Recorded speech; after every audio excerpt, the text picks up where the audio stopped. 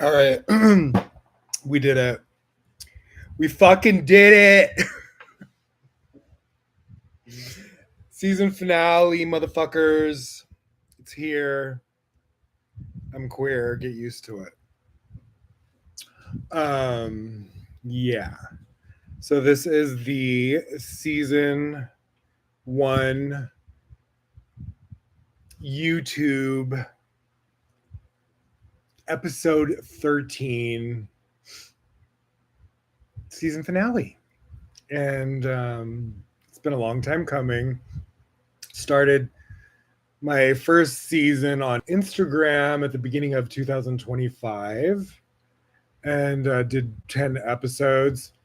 Did a couple episodes of a season 2 on Instagram and then nixed it because I was wanted to switch platforms to YouTube. And so I did, I think, 2 or 3 episodes. And then I was like, nah, I didn't like. There was things I did like about Instagram, the fact that I could do more like musical things. That was fun, but then they started being like really strict about you have to have like a gazillion followers to go live, which I didn't really build up a following on Instagram. um, and Yeah, or even try to figure out how to. I'm just like, I don't get the whole these. You watch these videos of do this, do that, do this, do that, and it's just like, I don't know. I feel like it half the shit they say to do doesn't work. Honestly, I think God was like cloaking me for a bit for protection purposes. And yeah, just whatever. Um, Now I kind of feel like the veil is like lifting as this podcast is coming to a close and things are about to shift and change with kind of like my visibility, which is exciting. I'm ready for it. Going through one full season on Instagram and a full season on YouTube has been just a great experience for me. I've learned so much. Um, I really enjoy it. I'd enjoy it more if I had more financial resources to kind of do it on a grander scale. Not like anything like outlandish or like wasteful or elaborate. I just like to be able to do things a little bit more my way, um, and have a little bit more freedom financially to kind of like do certain things. Nothing cray cray. I'm never like, I'm really not a wasteful person when it comes to like money. Um, when I was younger, I didn't really have like a good understanding of like the energy of money, but studying Kabbalah for 20 years and going through like getting myself in debt and going through poverty and homelessness and shit like that, that'll teach you really quick to appreciate abundance or sustenance, money, whatever the fuck you want to call it. And so now, yeah, I'm like definitely like I could see if I were to maybe be like rich when I was and successful or famous or anything like that when I was younger, which I was like really trying to do that when I was young. Um, but not in a way with like purpose. I didn't have as much of a spiritual understanding of life back then, obviously, like I do now. And so I'm kind of glad, a lot of celebrities will say that too. They're like, they'll either say, like, I remember, I think Sharon Stone saying that. I used to watch a lot of interviews of her when I was younger. And I remember her saying she was like, trying to make it as an actress for like many years and a model. And she didn't get her big break until she was like later in age, with Basic Instinct. And she was saying, had she had that level of fame at a younger age, she probably could have like imploded or, self destructed, so to speak. And And so I think in my case, that could have been, you know, a problem as well. So I feel like the timing is good because now I have learned enough like lessons about what's important and how to restrict myself and boundaries and like like I don't have addiction problems like I did when I was younger, and I'm not so affected by what people think of me, or I'm not, I'm not trying to keep up with the Joneses. I'm not materialistic. I don't even think I know for a fact, even if I was rich, I wouldn't be the type like, oh, I'm gonna spend $20,000 on an outfit. Like I'm just not built like that. I'm not saying I wouldn't have like a nice car or a nice house, or there's certain things that I will spend on, and then there's certain things that it's like makes me cringe to think of what people waste money on, what they could use that money for something else like so much more important. So whatever the case, you know, not to judge anyone else. You can make your own decisions and you live your life the way you want. I'm not I As I get older, that's one thing I don't do. I mean, I may be like sarcastic or make jokes or point out hypocrisies, but I'm definitely not like in the business of judging people. You piss me off, I could clap back, but it's never coming from a place of like wishing anyone harm, or I just let God do God's thing. Let karma do karma's thing. It's not my job. I am not a judge. I'm not paid to be a judge. And I may have like an influence with my connection to God or the creator, but that's not something I'm in control of. It's just I think God trusts my opinion on things. And I think God kind of has like anointed a certain level of me in my vision because I am a fair judge of character. And I am highly forgiving whether people know that or not. Even if you think I don't like you, or or even if I don't want to be friends with you. Say you have like I've had friends that have done some really fucked up things to me where it's like I don't ever want to be friends with them or be in the same room with them or talk to them. But no, I wish you well. I don't wish anyone harm. I don't even wish the horrible things they did to me on them. You know what I mean? I'm just not that type of fucking person. Anyways, let's not get too far out on a tangent. We got lots of things to talk about, and we are going to try to make this under 5 hours. No, maybe like 3 or 4. But I do have a lot of fucking content. It is the season finale. So if we do go a little bit over, I'm down. I prepared, I rested, I ate a good fucking meal. Yesterday, I was just too exhausted. I was going to go live last night.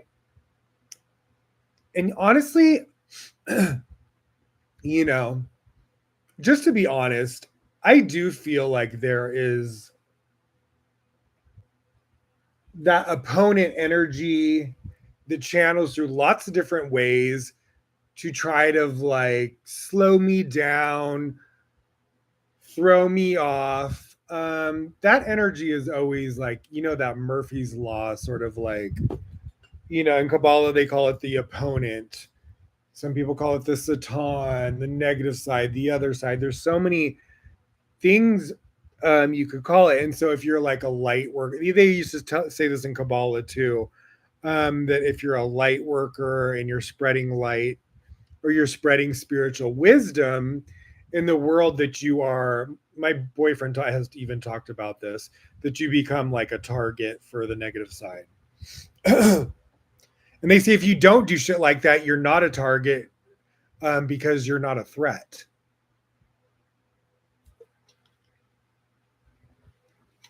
Doing good in the world is a threat to the negative side that wants to do negative things to people in the world, or doesn't want people empowered, doesn't want them to know spiritual secrets to like heal or protect themselves, or you know what I mean. And so it's like there is that sort of like risk factor that you have to kind of be willing to put up with. And over the years, you learn to just like build up your armor.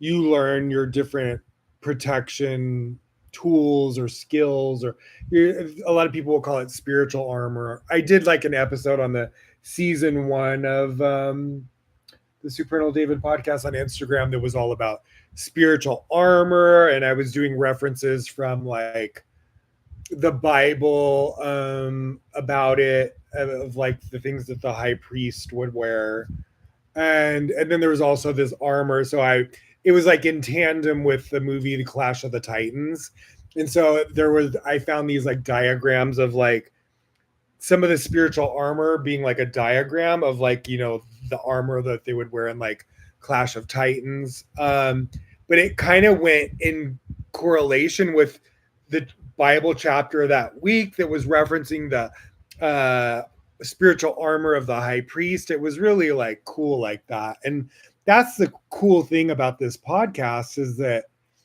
I've always noticed, because I I was going to speak about this too, Kabbalistically. In astrology, they go by the lunisolar calendar. Hold on, let me pull up the information, because I was going to talk about this, and this subject we're on is just leading to it anyway.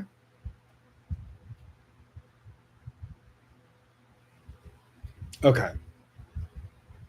And so you go through, when you study Kabbalah, they go through this like sort of calendar that coincides with the 5 books of Moses and the Holy Zohar. The Holy Zohar also has the same chapters within all the 5 books of Moses. So say it's like Bereshit, which we were just in, Bereshit A, and what is it, Genesis? That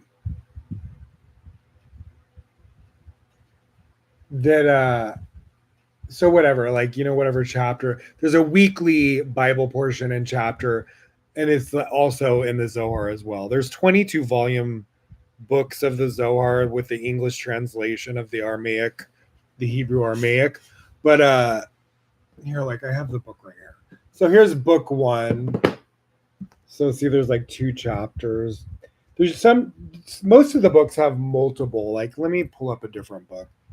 But Bereshit, we were in, I believe we're still in that.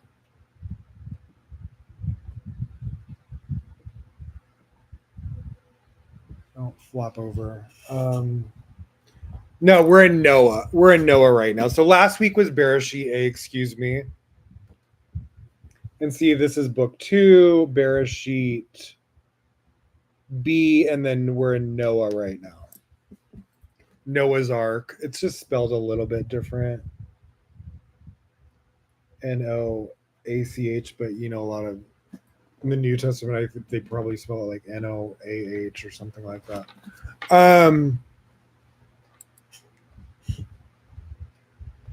But some of the Zohar books have like multiple of the Bible. So, and here's like the Kabbalistic Bible. So this is, we're not in this book anymore. This is Deuteronomy. Let me show you like the table of contents. So there's, I believe, 5 books of the Kabbalistic Bibles.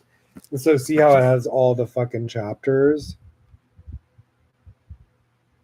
So in these 5 books, like this is one, Deuteronomy is one of the 5 books of Moses, like Leviticus, Genesis, Numbers, and then you'll have like all the chapters. So all these chapters will be in the Zohar books as well.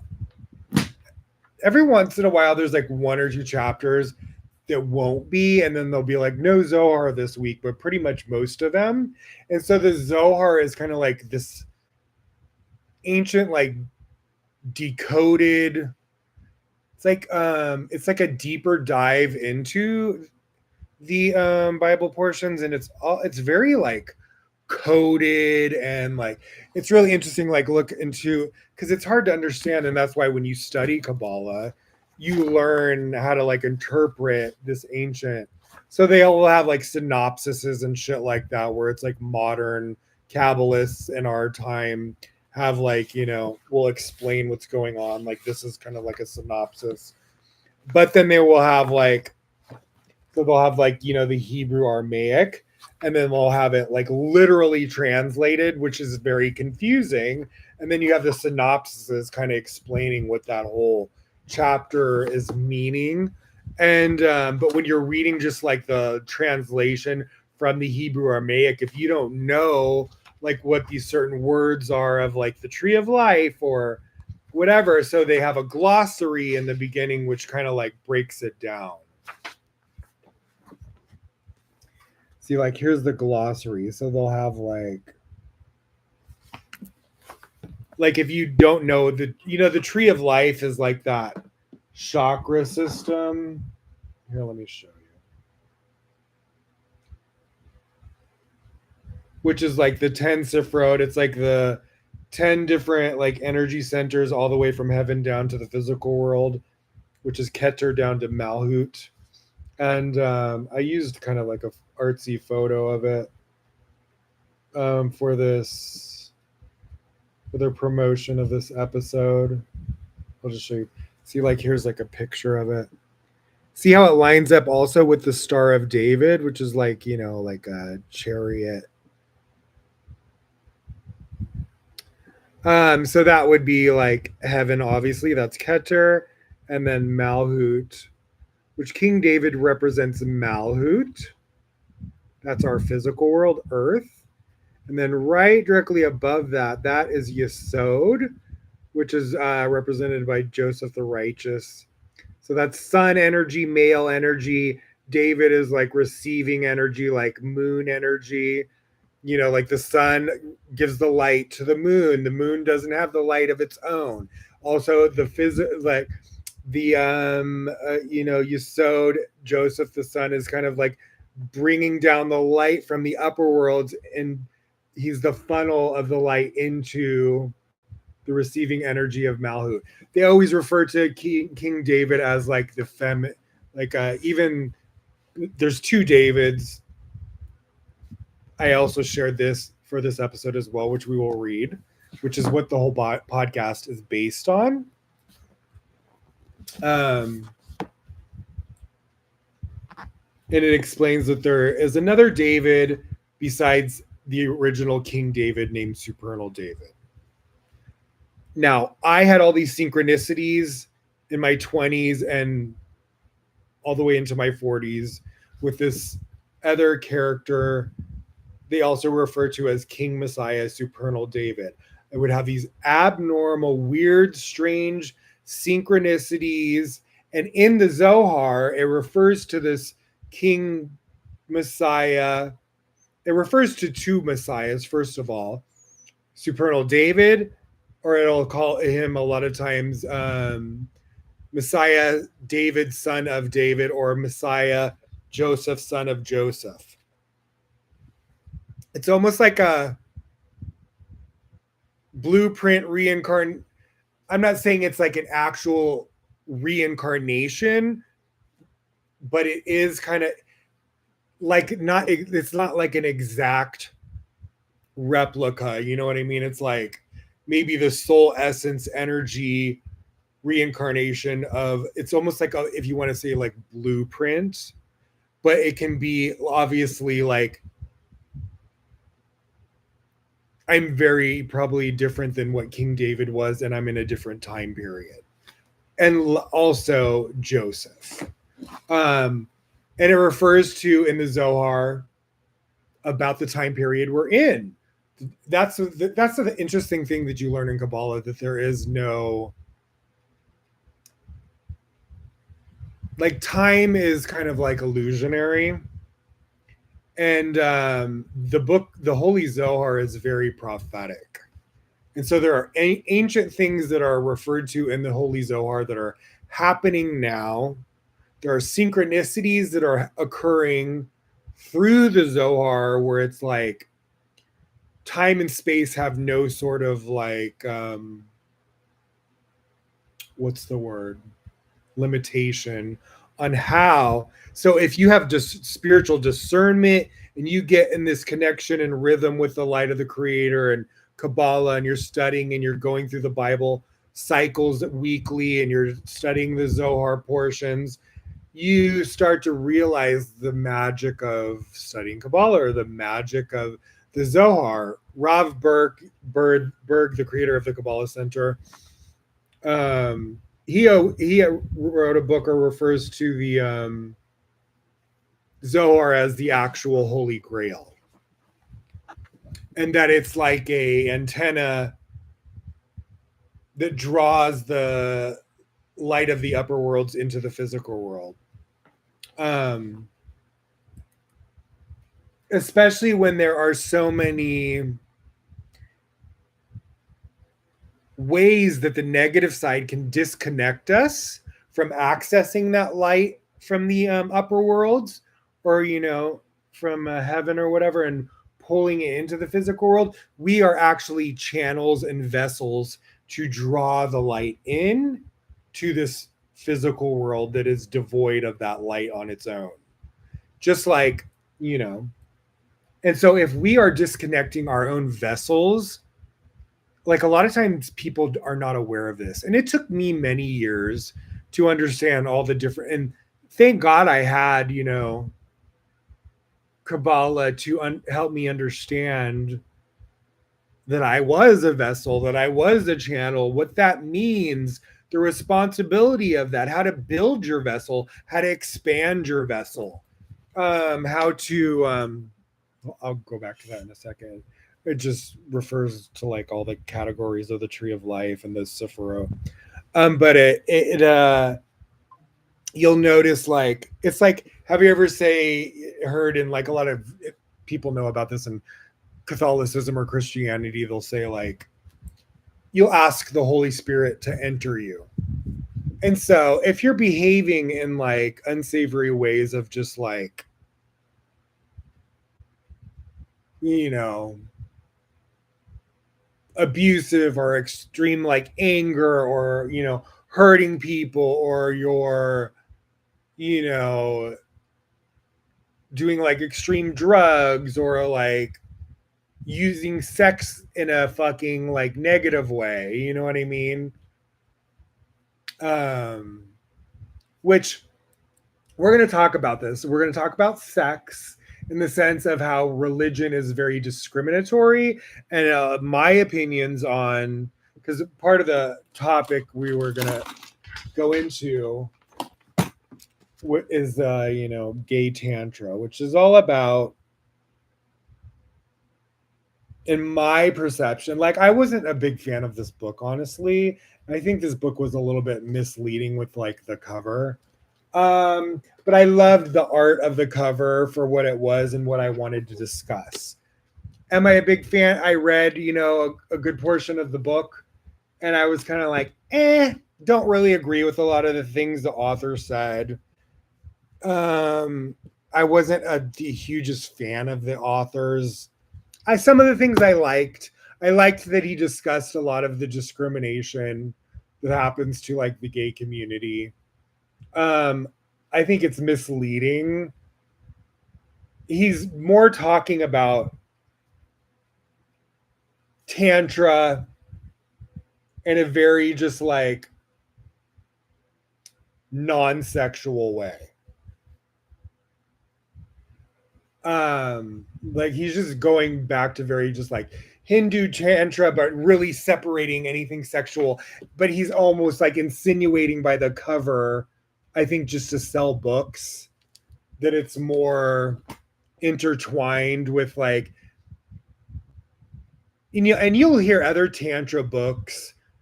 I remember the first time I heard about tantra was from Sting and his wife I think her name's Trudy Styler or something like that. Um, he that was the first time I heard about it, and he was saying how he would have these long, intimate sexual meditative yoga like 8 hour encounter. No, I think he would I think he said shit like in the interviews about it going along. Like, and I'm like that too. Like I can like go for a very long time. Like like that I find that to be like I don't like how a lot of religions try to portray sex as a bad thing. That's why I was a huge fan of Madonna when I was growing up. I may not like agree with everything that was in her sex book, but I think that was more an exploration of like the fantasies that exist in society. But whatever. We're not going to get into that whole book. But I remember when that came out. Um, and what I thought of it when I was younger and when I thought of it when I was older was definitely two different perceptions. But whatever. I love Madonna unconditionally. She's a badass for like really kind of like paving the way to be able to express yourself sexually, especially for the gay community. And so we will always give her props for that. I'm not saying I agree with everything she's ever done, or no, nor do I expect her to be the fucking patron saint of the gay community. And so whatever, you know what I mean? I love her unconditionally, end of story. And even though we've kind of clashed in the past. Um, love you, girl. And always will. And so yeah, I think that there is so much like oppression, especially to the fucking gay community, or especially to people that are in these religions where like I think it's a spiritual experience to like explore your soulmate's body and like go into these deep like almost like out of body experience forms of like pleasure and ecstasy and like massage and just like exploring different sensations in different parts of the body, or like um even on my first album 21st Century Psalms, I had a song called S&M, which was referred to like slave and master, but it was all about just kind of like being submissive or being dominant, but in a way that is like spiritual and trusting, or like feminine, masculine. I love exploring that. I love like, and that's what I love about my partner as well, is that there's like a beautiful natural, like wild essence about the both of us, where we're pretty much comfortable with our you know divine feminine and divine masculine. There is no like shame between me and him about that, or any sort of like I'm like completely so attracted to him that I could go either way with being like dominant, submissive, if you go in gay terms, top, bottom, if you're talking about intercourse, you know, foreplay, whatever, massage. Like, I'm a pleaser, a giver, a receiver. Like, I can do it fucking all. I'm dominant, I'm submissive, I can be feminine, I can be masculine. Like, and he's the same way. And, um, and so when I there's sometimes where, and sometimes even feminine and masculine is sometimes not even just, it's not even just like a sexual thing. It's just kind of like there's a sensitivity or a softness to the feminine energy that sometimes is so romantic and beautiful. And that just sometimes I'll get, because he does have a very masculine like demeanor, which I'm highly attracted to. And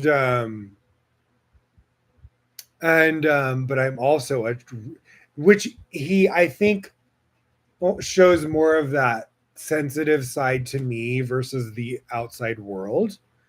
Um and so when he shows me that side, it is such a fucking turn on to me. I don't even think if he knows that. But there's times where when he is vulnerable with me, I get so fucking turned on. It's like crazy. It's like, I guess I've always thought when, like it's always been kind of like a turn on, um and not to even refer to anyone from the past because I find that like ugh. But I'm just saying vulnerability and like the surrender of the masculine to show and be vulnerable and show the feminine is just a huge turn on to me, and it really is with him. And so recently, it's like we have these like shells of afraid of getting hurt, and I think that we have a lot of those masculine sort of like the masculine is sometimes is almost like the protector, internal protector energy or shield of our heart. And the more you start to time and develop trust with a partner, um you start to see a little bit more of their vulnerable side. They start to trust a little bit more. And we have kind of had some really recent breakthroughs, which is like I am so just fucking grateful for. Because we had a little bit of a bumpy start, just a little bit. And but now we're like getting into this like, oh my god, it's just like what I have dreamt of my entire life. And I don't go into details about specifics with him, and I never will unless he allowed it. And he's okay. He's spoken about it's he's okay with me speaking about him in a neutral way or in my art. Like he's very like artistic, and he's kind of giving me the green light to like write songs about him or music, or like I think he loves to be like almost like a muse to me, and vice versa. And I feel the same way. And and I am very protective of him as well. And there's a little bit of an age difference, and I am a little bit more out there with my sexuality or my like no fucks given attitude. And he's in like an environment where I feel like he has to be a little bit more discreet, and he's younger, and I completely understand it. And it's not anything where he is shameful about himself. I think it's more of just for protection purposes, or to protect him from discrimination, honestly. And um and that's like all I'm gonna say about that. And I'm protective of him, so I always honor kind of like that.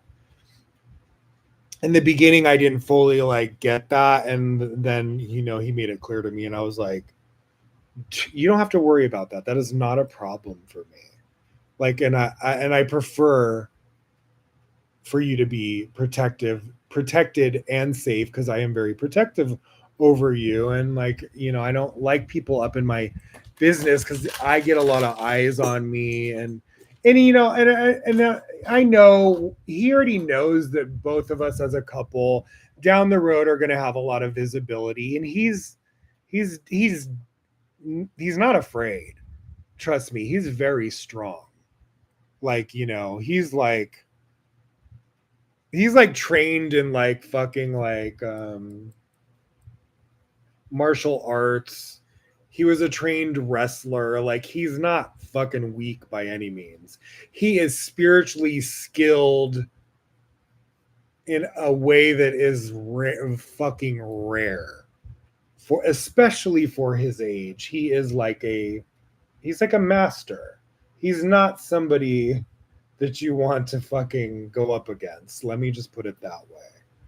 And he is my divine counterpart. So if you know the level of my spiritual power, the level of like how the creator does not fuck around or play, and my spiritual team and my angels do not fuck around or play when it comes to protecting me, the same way with him. He is the other half of my soul, and we both have that level of like backup from God, and we are both completely loyal to God. Loyal. We have the archangels, always backing us.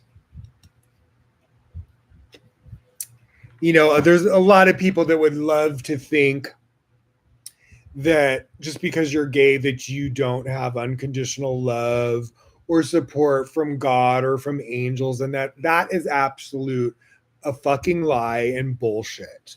And that is why I do the podcast and do what I do, to create a safe space for the gay community, for the trans community, to explore spirituality, to flip fucking the tables on the aspects of religion that are discriminatory in the world. And there is so much of it that, we need more platforms and people and,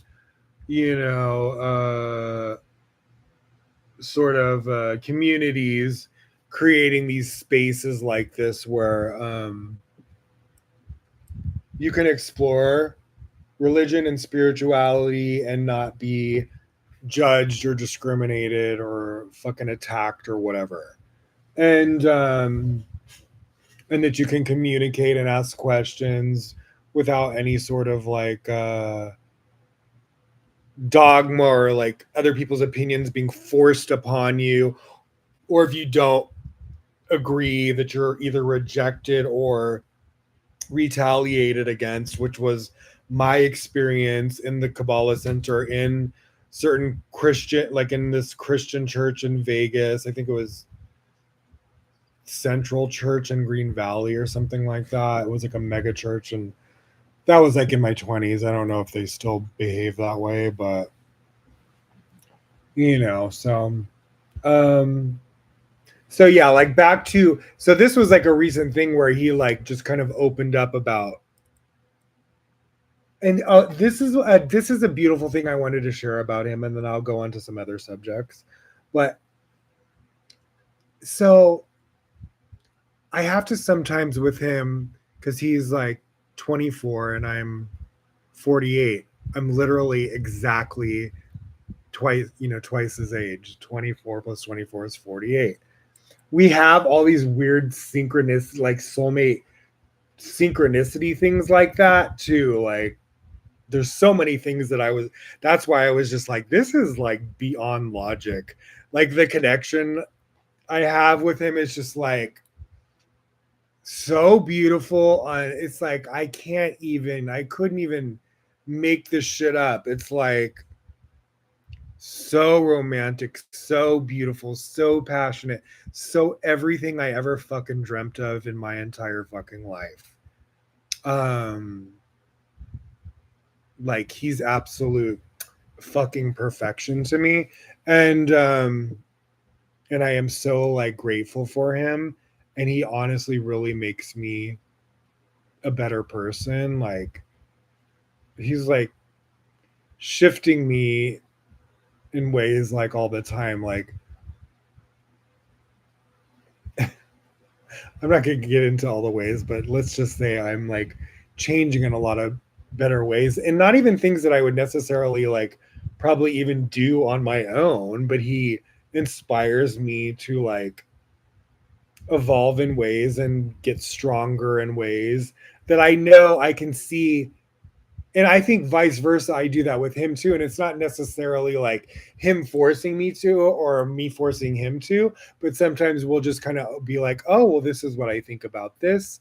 And this is what I do this. And then I'll see him sometimes ponder or learn things from me. And then maybe at first he won't apply something or agree with something, and then he will. And I'll notice it later on, and vice versa. Like he'll teach me things about me eating better, or me exercising, or the kundalini with like maybe not like masturbating, and keep saving that sexual energy. And so I've kind of stopped masturbating, I've stopped having like sugar, I've like stopped having carbs, I'm exercising more, I'm doing yoga more. He's had like a really positive impact on me.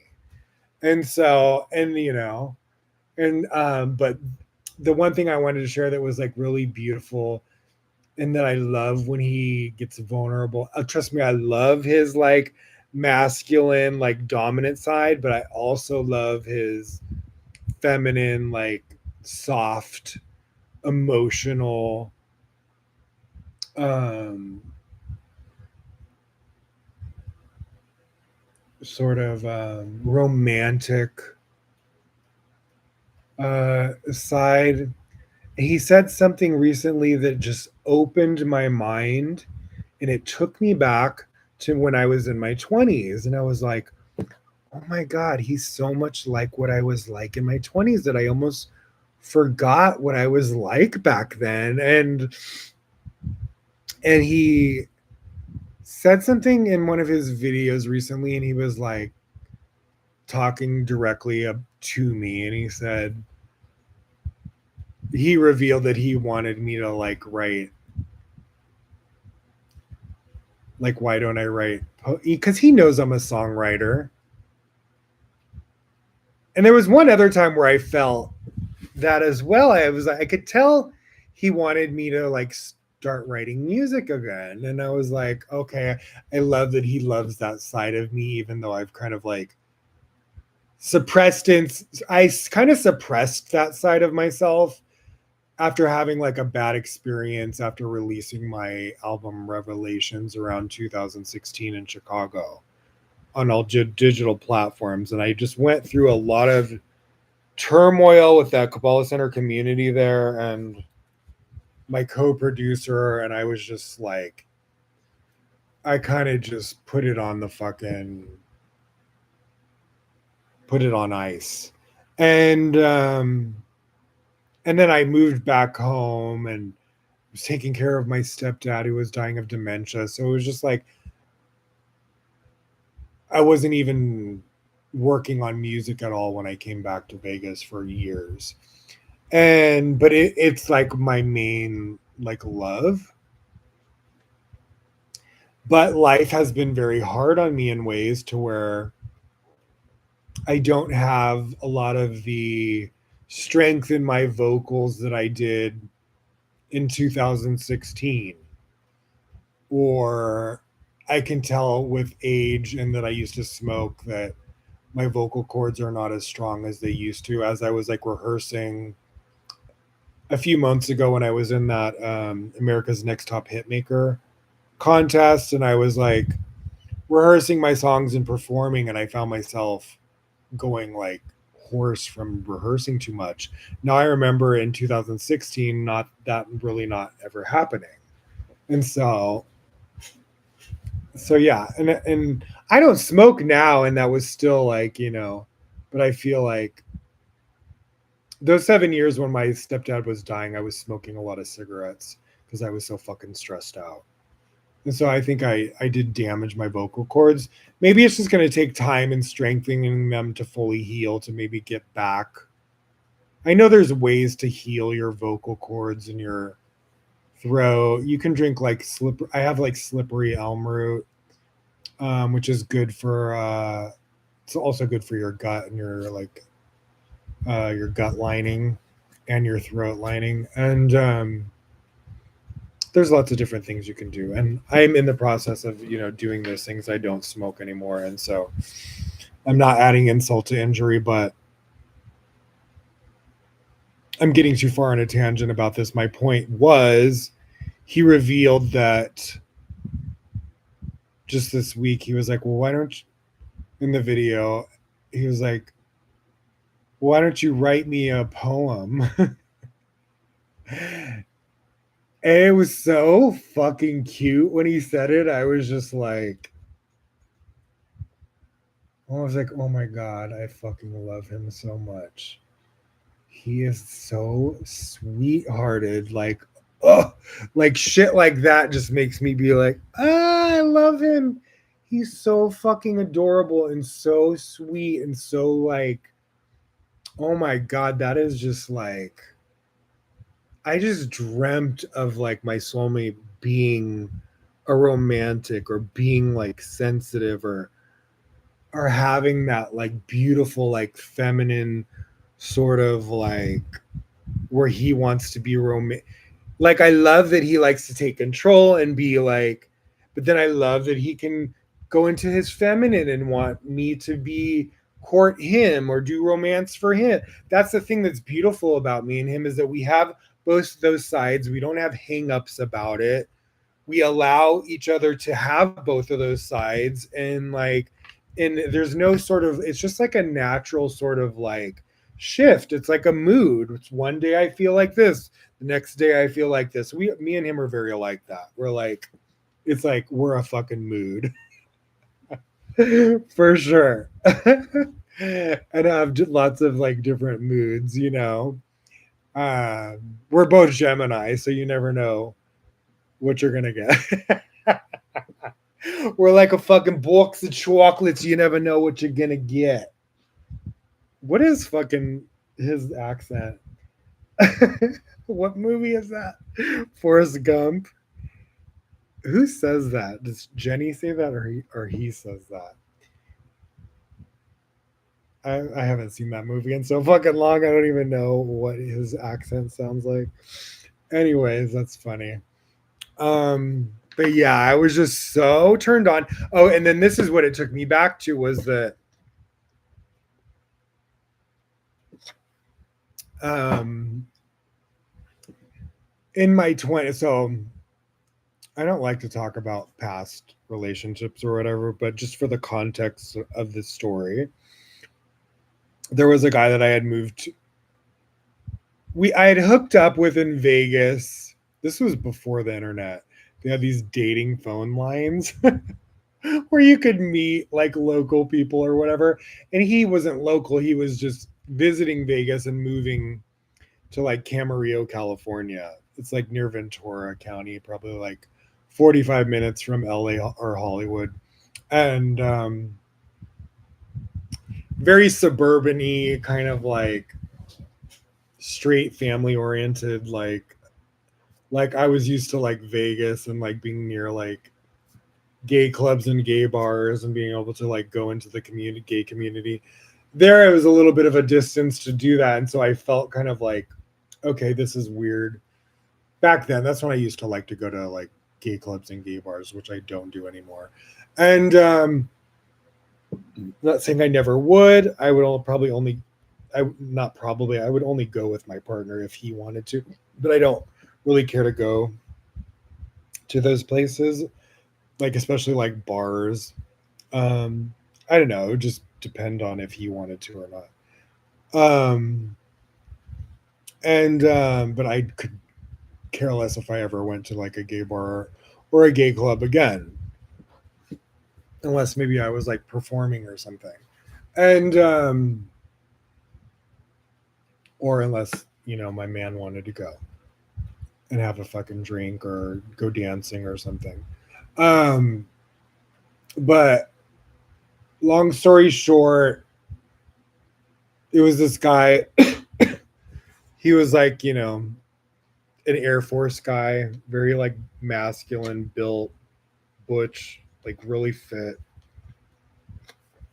And I was this young little 20-year-old twink. It's funny because, my boyfriend, he's very lean, and I used to be very lean like that when I was that age as well.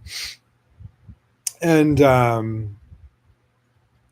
and so I remember just being I hadn't experienced like I had sex, I had messed around a few times with guys, but I was not experienced with having like sexual intercourse.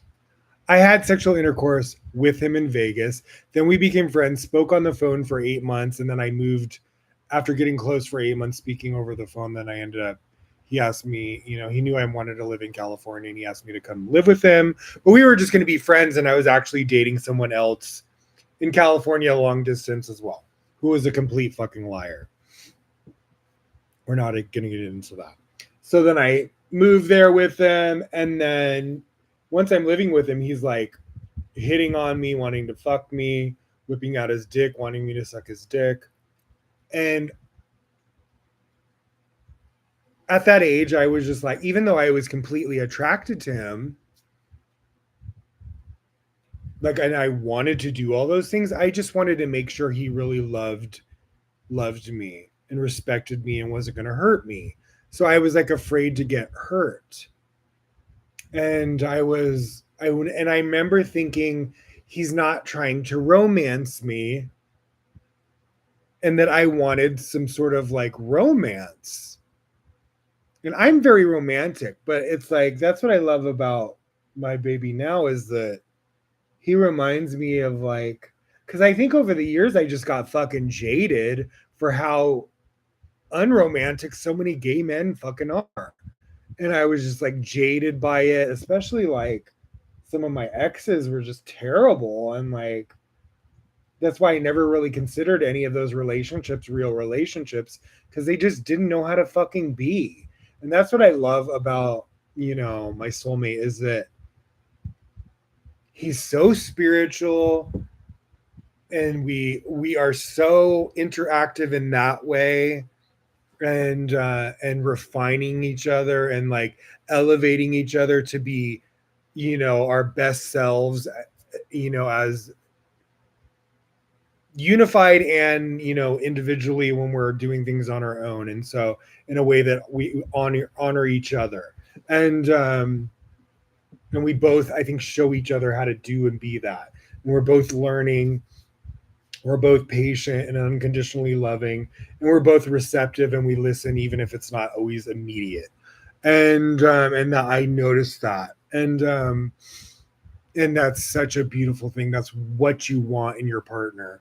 And um and then we're forgiving, as well, and which we have both kind of been with each other when we kind of were like being dumbasses, and it's, it's like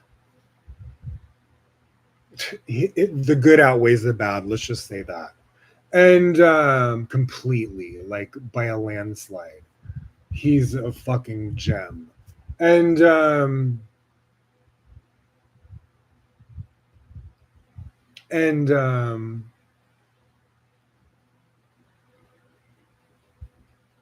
the thing was that he oh yeah, that's the thing as well, is he's like so romantic. Like I just love that about him, and I'm so that way. It was like I wanted, my partner to like match my energy on like romance. Like I'm the type who's like, he's has no idea what is fucking in store with the level of romance. Like, especially when me and him get to a point where we have like a certain level of like financial freedom. Oh, it's fucking on. Like he has no idea how romantic, and I love to surprise my soulmate. And I'm the type who's very, I listen. And that's what I love about him too, is that he listens. I can tell he's the type to want to surprise me, but he listens, he pays attention to things that I don't even think he's noticing, and vice versa. I'm the same fucking way with him. And so, he didn't know when he said that in his video that I had even noticed that he wanted me to write him a poem. So last night it was like this divine inspiration just came over me. I was going to do the podcast last night, but I was tired and I just didn't feel like ready to be on, and I wasn't completely done with my content. I wanted to finish the Andrew Lloyd Webber Love Never Dies opera, which I did today, and was great. I was like crying off and on throughout the whole thing. The end was like, I was like sobbing at the end of it.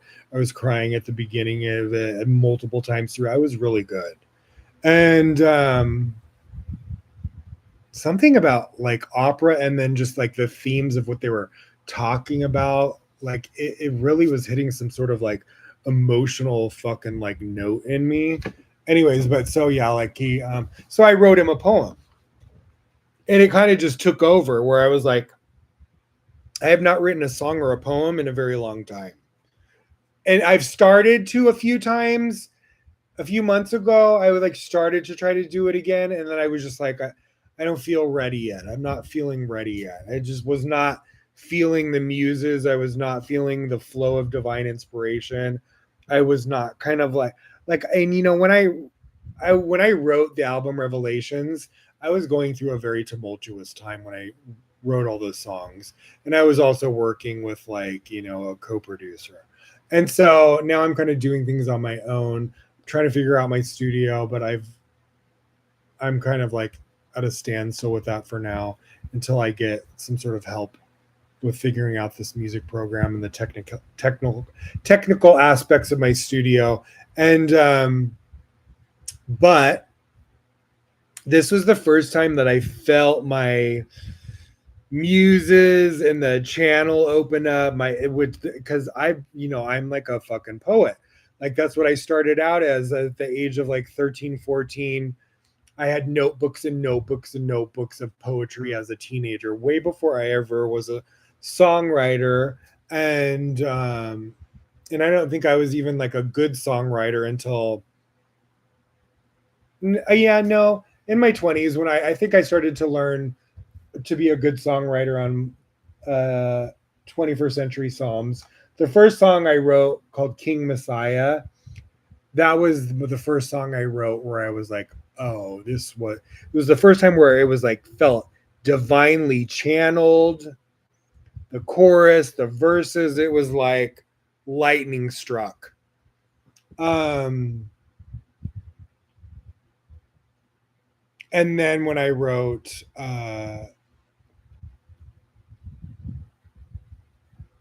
about half of the a little bit more than half of the lyrics on Revelations. Some of the songs were I completely wrote all of them myself, and some I co-wrote, and then some of them he predominantly wrote, and then I finished them up. And so if you look at my album Revelations, like it's like Love, Tethered, Syndustry, a lot of those songs like I predominantly wrote myself. But the other ones like Young Roads, Deliverance, like a lot of the slower ones were the ones that he predominantly wrote. I think Where You At we kind of co-wrote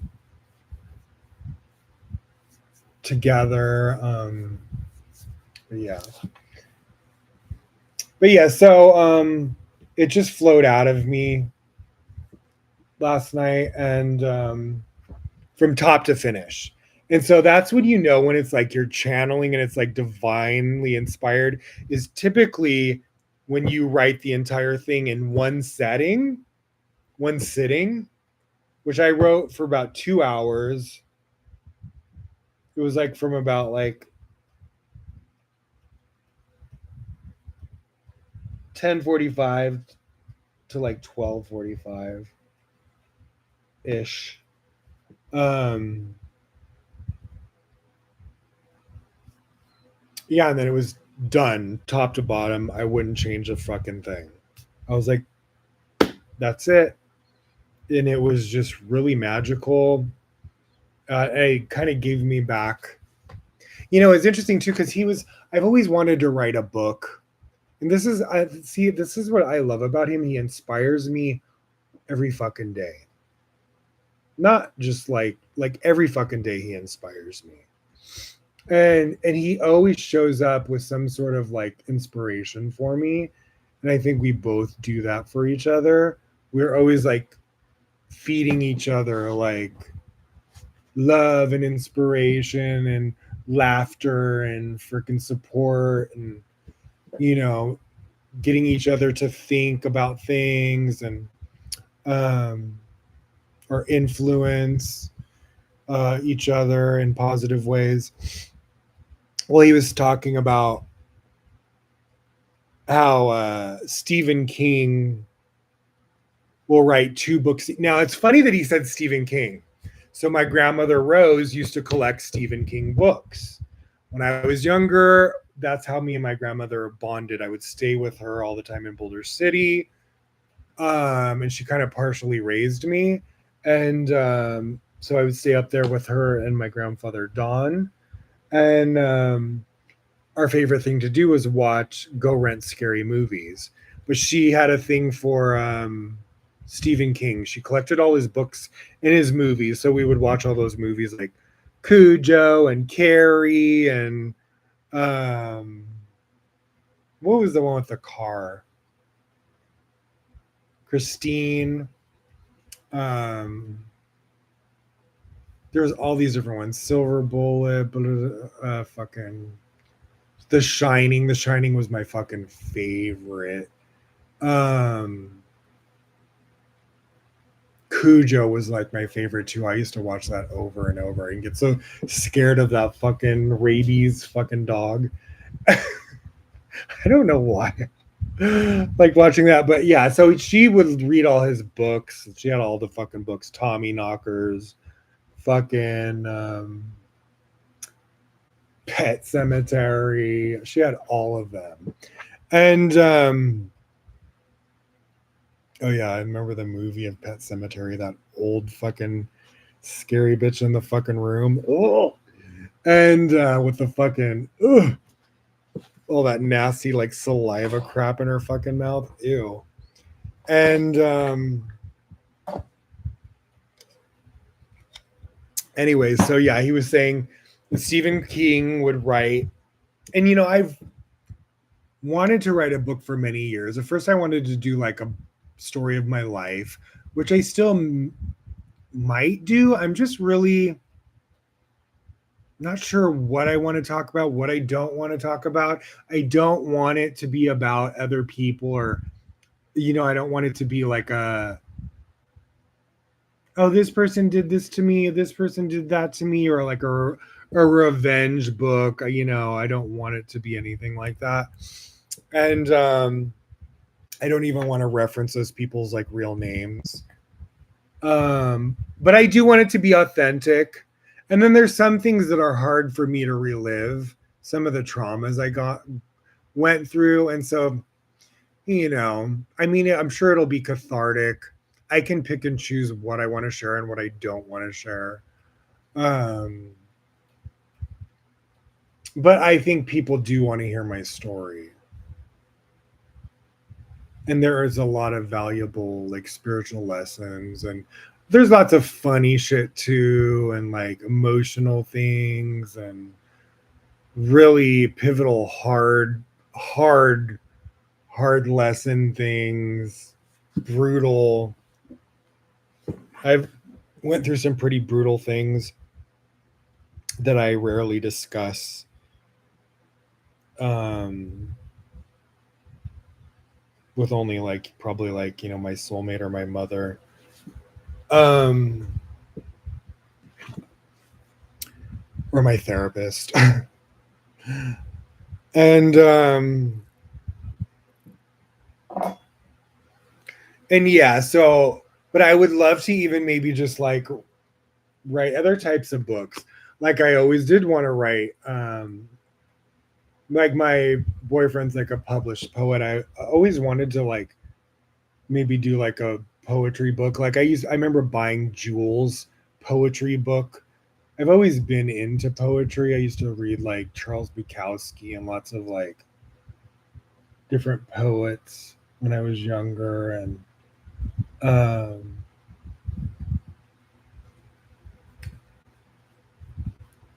and I do love, like, it is different to write poetry and then write songs. Sometimes you can morph a poem into a song, but I like kind of the freedom of poetry versus I feel like there's a structure that you kind of want to like chorus verse sort of, bridge, whatever the fuck things with like a songwriting that's different than, and there is different rhythms to like, poetry. Like you could do a fucking haiku or whatever, you know what I mean? There's like different outlines or whatever the fuck you want to call it. But for like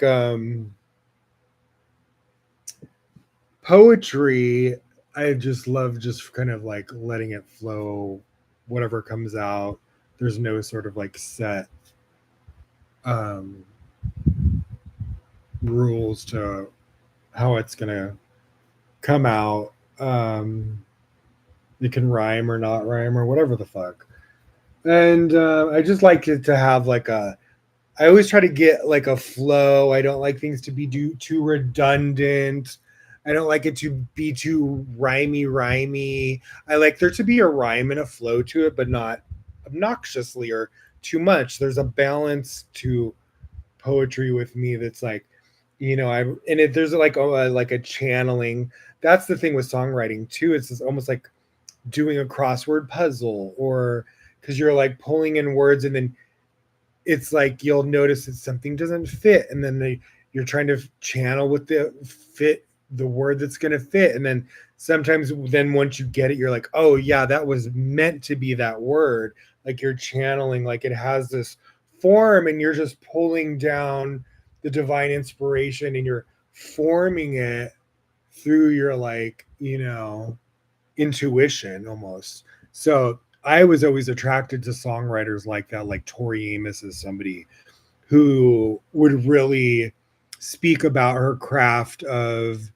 being a channel when it comes to songwriting, and that she was tapping into these like almost spiritual song beings or entities or muses that were translating the lyrical content into the melody.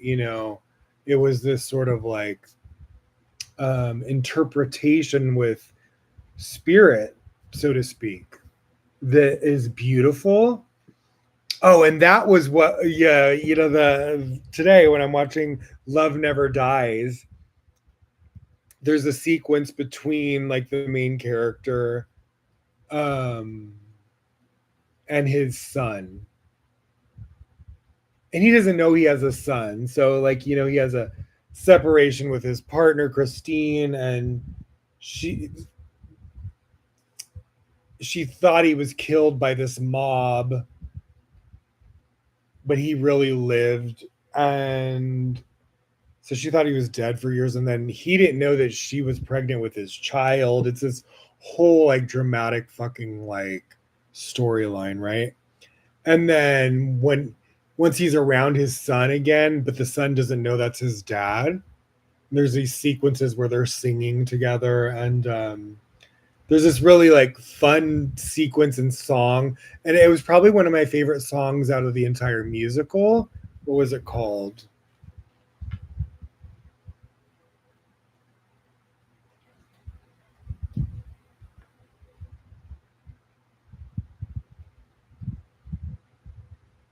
It's called The Beauty Underneath, but the lyric is "Let me show you the beauty underneath."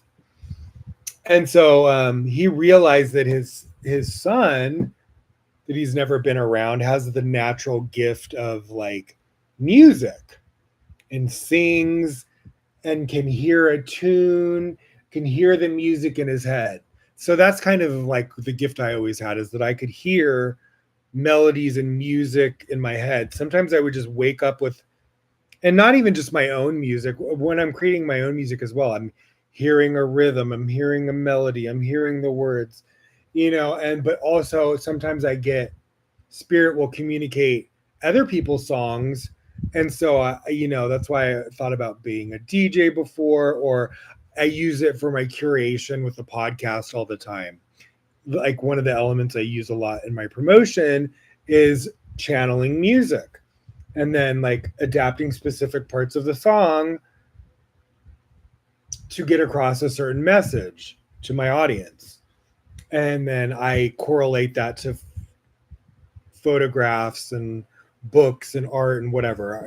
Whatever I'm curating that I'm going to discuss, I like to get artsy fartsy with it on my Instagram or TikTok. Um and so yeah, and that's yeah, I get, there's times where it's like there's times where I'll wake up with a random song in my head, and then I'll know I'm supposed to use that song for something later that day. And then when I go to use it, it fits like a glove. And then there's a hidden message in the lyrics that spirit is trying to teach me a spiritual lesson that maybe wants me to share with my audience or whoever's watching my content.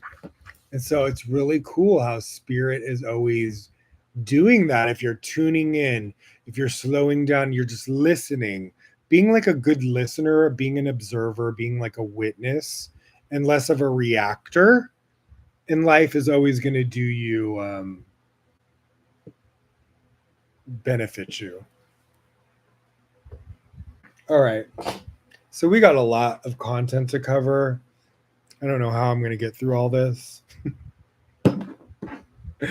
But let's jump subjects. I'm going to go into my outline and make sure that I start hitting my main points.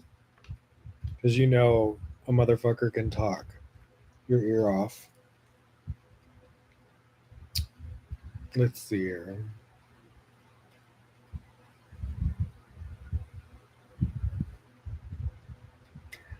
I'll end with like the book things. We'll read a little bit of Gay Tantra, a little bit of Whisper in the Heart, which is my boyfriend's favorite guru, Neem Karoli Baba, and the book is written by Parvati Marcus.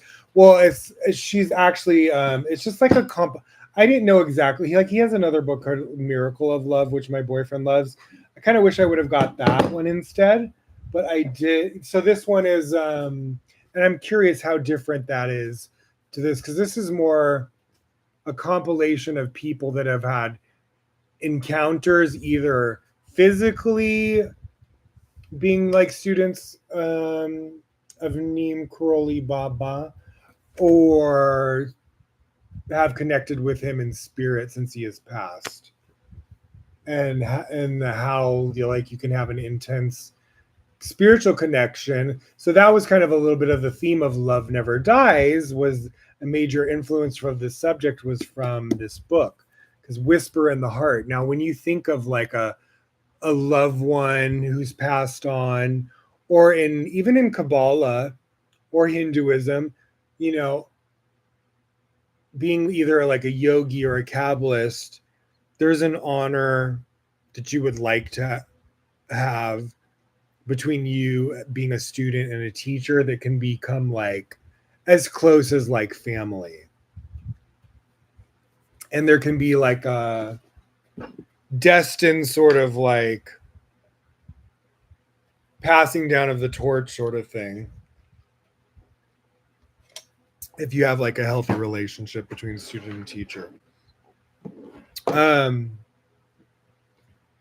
And sometimes, like when I've listened to lots of Kabbalistic teachers where their teachers had passed on, and they would have like such an intense spiritual connection with them in the afterlife or whatever, and where they come where they could still inquire to them, have questions, and that they would show up in dream state to like give them an answer or guidance. And even my boyfriend was talking like he has that sort of connection with Neem Karoli Baba, and that he draws like upon him for guidance or wisdom or support. And I did that for studying for 20 years in Kabbalah. I would do the same thing with a lot of the patriarchs and matriarchs from the Bible, or ancient Kabbalists, from the Ari to Rabbi Shimon, the author of the Zohar, to like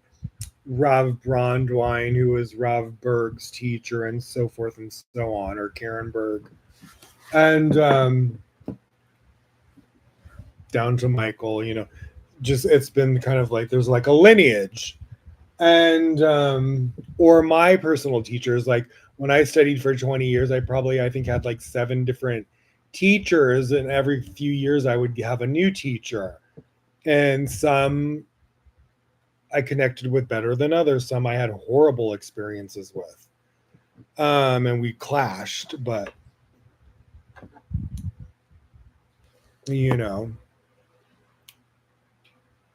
I just think there was a lot of stigma in that community with like gay people, and that was kind of like why I pulled out of that community, because a lot of the teachers there had like hangups with like how to deal with gay students or respect them or whatever.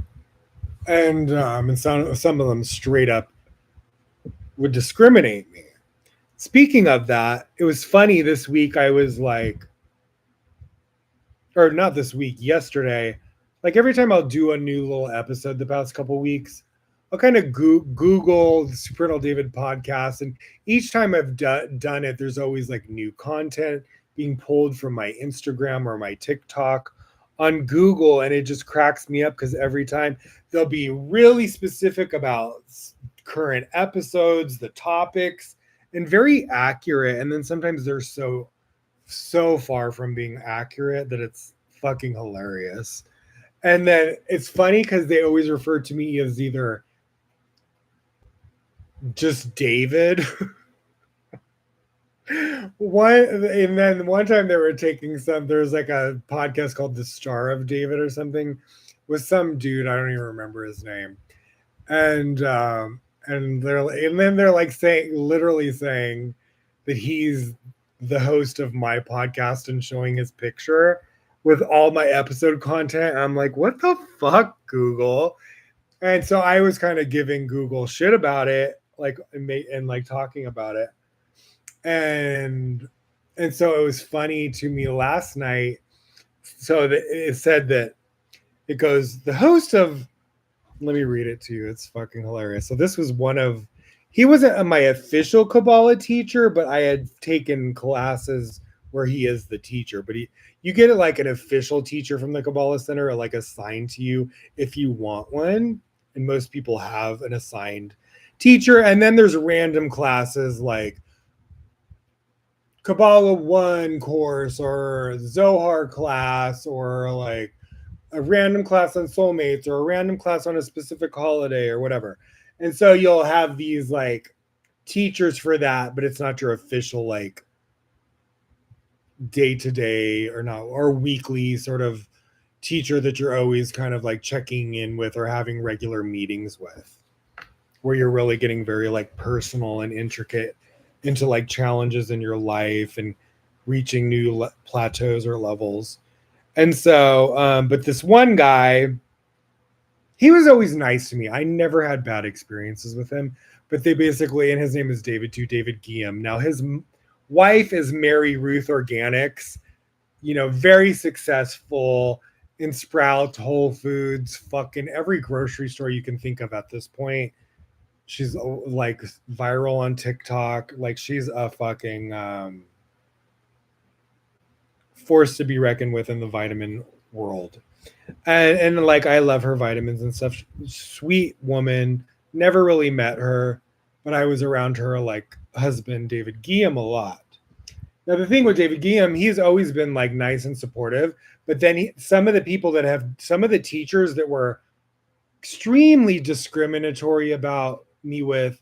He had to work in close quarters with. Like one of them, they had like a Kabbalah Center podcast, and the he was the host, and the other female host, her and her husband, tag team discriminated me for years in a brutal ass way, to where at that age it was like it really had like a devastating impact on me, because I didn't have the thick skin I do now back then, and it really had like a destructive impact on me, a negative impact on me.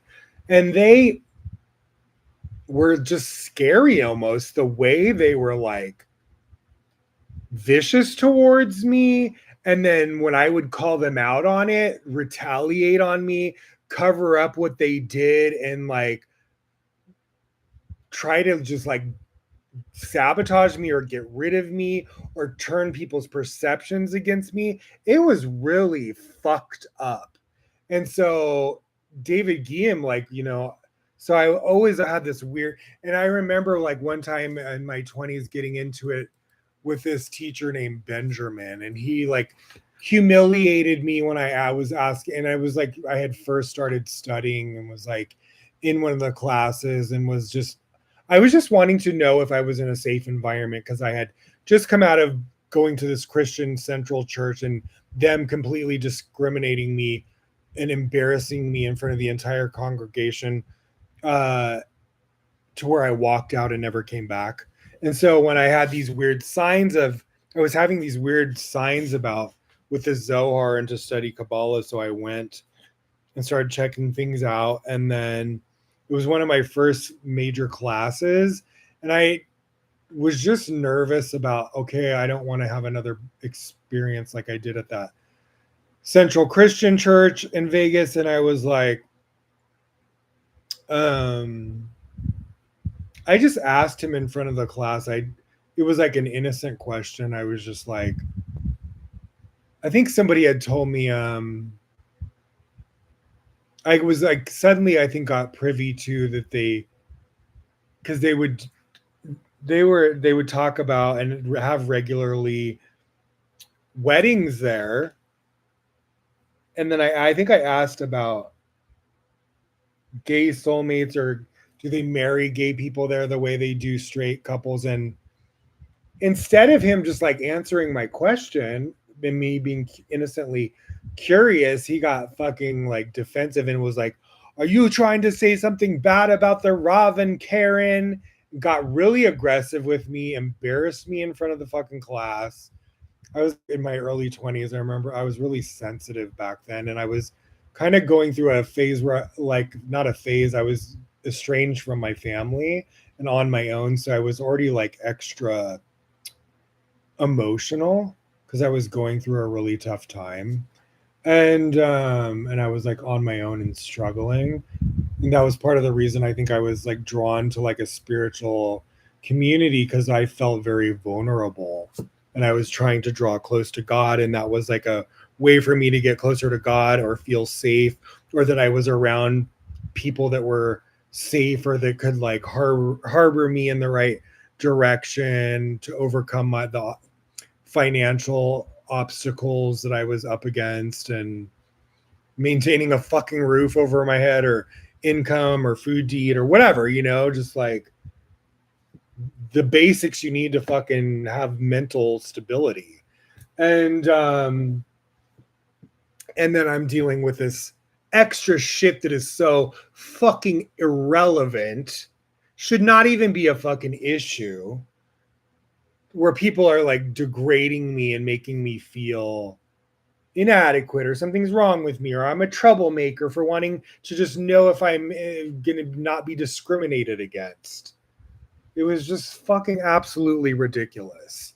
And I remember crying and walking out of the class that day when the teacher Benjamin embarrassed me. And he did this for years to me, that teacher as well. He really made me a target. And then when I stood up to him years later, he even got more intense and targeted me and tried to turn people against me and all sorts of fucking shit. Give me fucking evil eye. And I gave him multiple chances too, and he always fucking did shit like that to me. Even to the point with my ex who was abusive, got all buddy buddy with him. Multiple times people that I had problems with in the community that really like were fucked up to me. Like I had another roommate that wouldn't pay his rent, used me, didn't pay rent, and then when I had to like evict him after months of him not paying me rent of a condo that was in my name and I was renting a room to him, like caused me to be fucking homeless. And then the teacher was like defending him because they were buddies. Then he did the same thing with my ex-boyfriend, the really abusive one that I've talked about numerous times, who did demonic shit on me, fucked my roommates, fucked my bosses, fucking stole from me, tried to do satanic hexes on me, fucking kicked me when we were roommates, threw me when I moved to Chicago with him, threw me on the streets the first week I lived with him. He literally tried to fucking murder me. Let's just be very clear. One time he was drunk and assaulted me and grabbed me by the neck and had fucking a glass. You know, I don't speak his name, but this motherfucker tried to kill me multiple times. And this teacher, Benjamin, years after that, got all buddy buddy with him, trying to intimidate me because I had spoke out against the discrimination. Like they really, it got very ugly in that community between me and some of these teachers and them trying to portray me.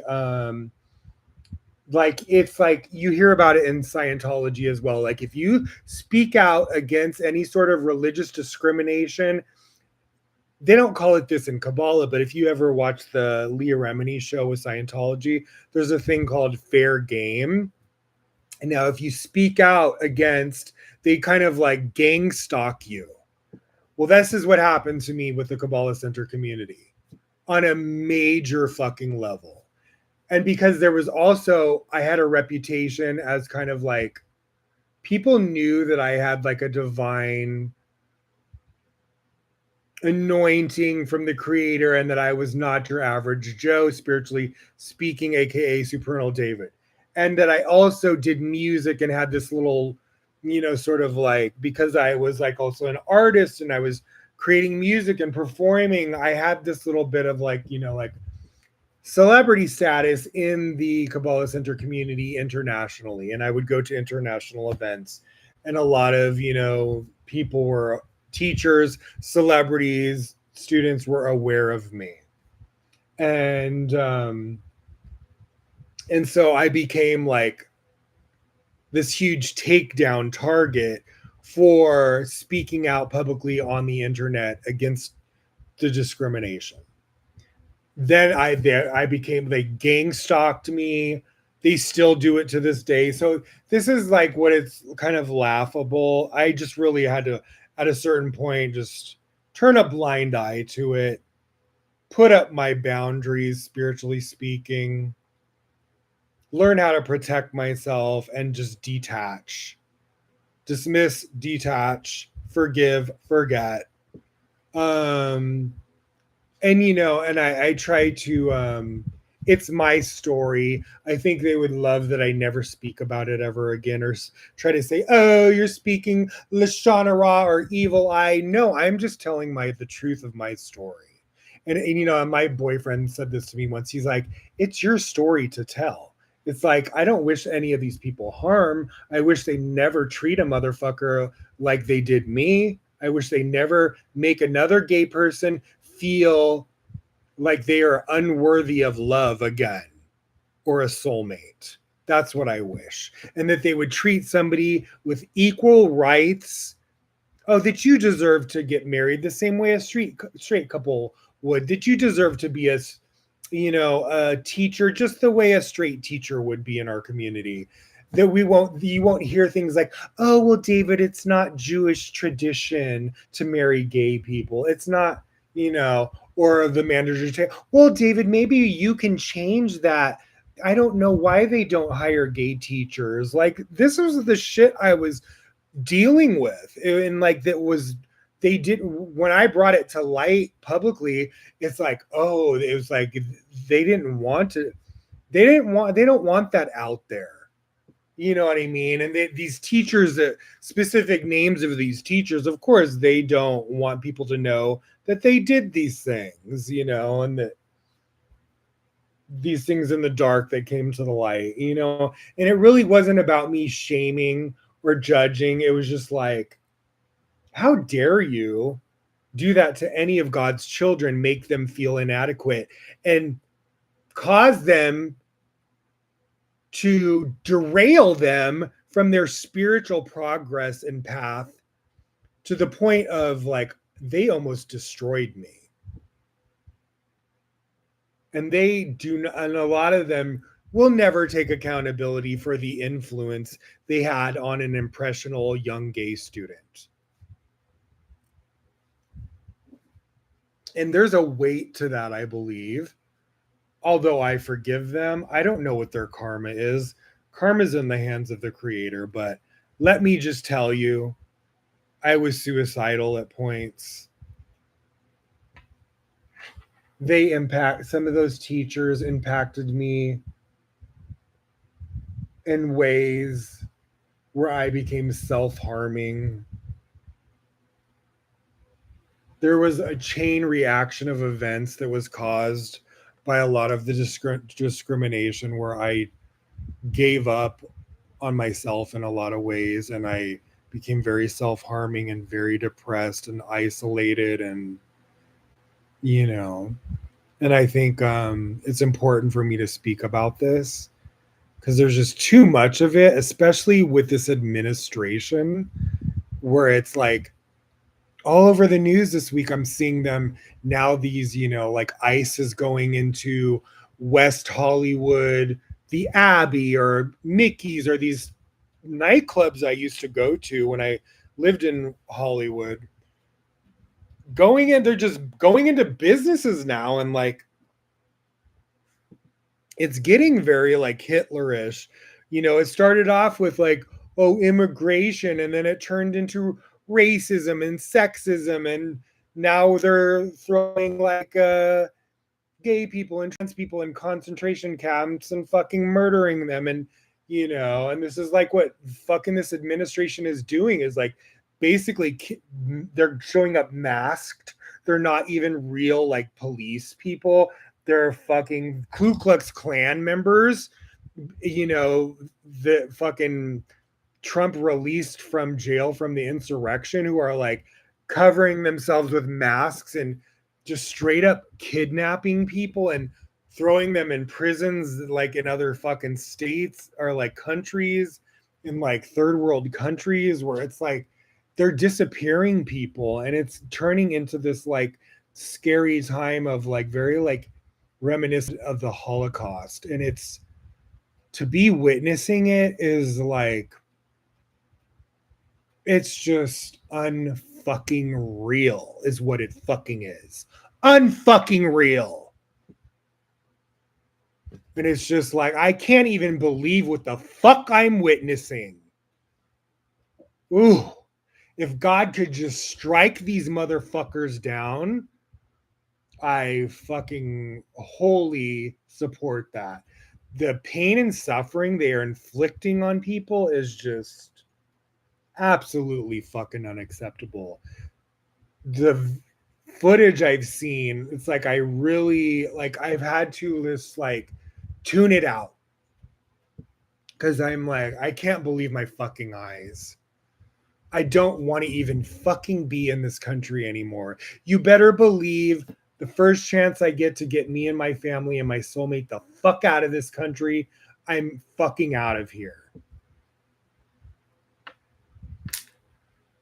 I am fucking livid. I'm to the point where I don't discuss it at all. I've discussed it on my podcast a few times, but it's just like these hateful ass motherfuckers attacking my community, the gay and trans community, is just,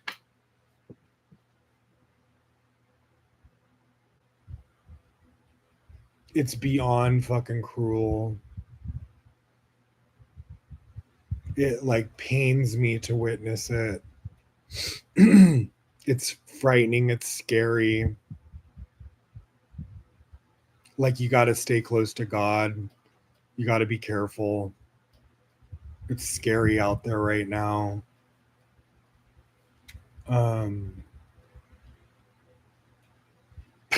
I even posted this video this week of Trump where he's like, and I rarely even speak about him or talk about him or share anything. I don't want to get in the crossfires of the ugly back and forth that's going on. This immature sort of like, you know, like between like Democrats and Republicans to where but it's getting to this toxic, like evil sort of like level where it's like people are fucking killing each other and like disappearing each other, and it's like it's going too fucking far. And the stripping, like the next, they just stripped. I can vouch for it. They took away, like my disability. They're taking away disability from people. They're taking away SNAP food stamps from fucking families. November 1st, they already did the disability to lots of people and just took it away. I just got a letter saying you are no longer disabled once his administration came in. And got these crazy aggressive letters all of a sudden after, my doctor's putting me on it for like years, and being approved by Social Security, and and so I was just like, you know what? I don't want nothing from this fucking government or administration financially. I'll figure it out. God will take care of me. And so I just was like, I'm not gonna fucking fight this. I'm just gonna let it go and let the chips fall where they fucking may. And but some people are not even as fucking resilient as I am. And that's what's so sad and scary, is that there's these people that are either older or more physically vulnerable,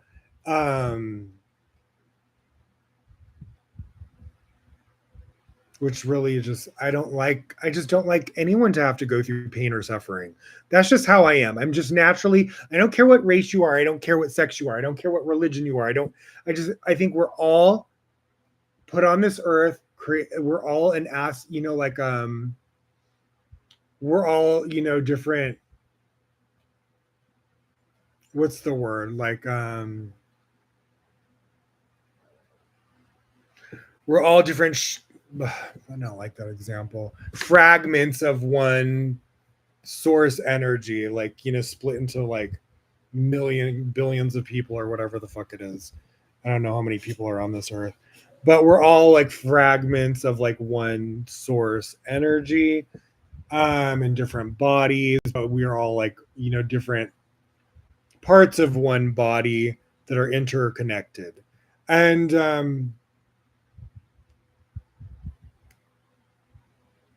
a lot of people don't understand that. They just look at everything through like a separatist view. They don't think that them treating one person a certain way affects the whole, affects themselves. That they're actually, when you hurt somebody else, you're hurting yourself. And so, and that there's a karma to that. And that's what spirituality is really meant to teach us, is that sort of like interconnectedness that is between us all, and to like be loving and, in vibrational alignment with each other, and be kind, and and it is hard when you see so much like vitriol and like hatred for no, that's what they call it in Kabbalah, hatred for no reason.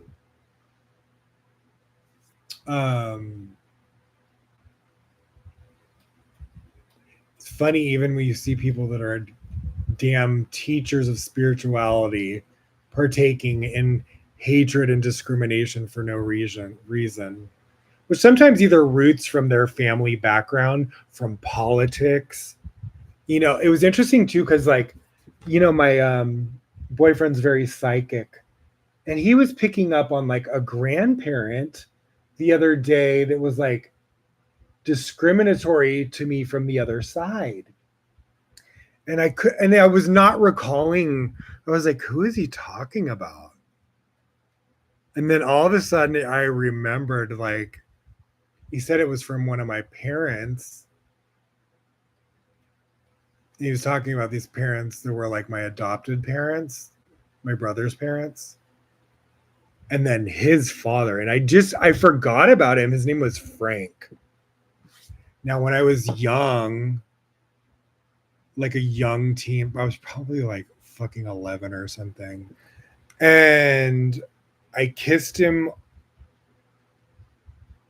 Like, my other grandfather, Don, was just very affectionate with me in a normal way, nothing weird. And I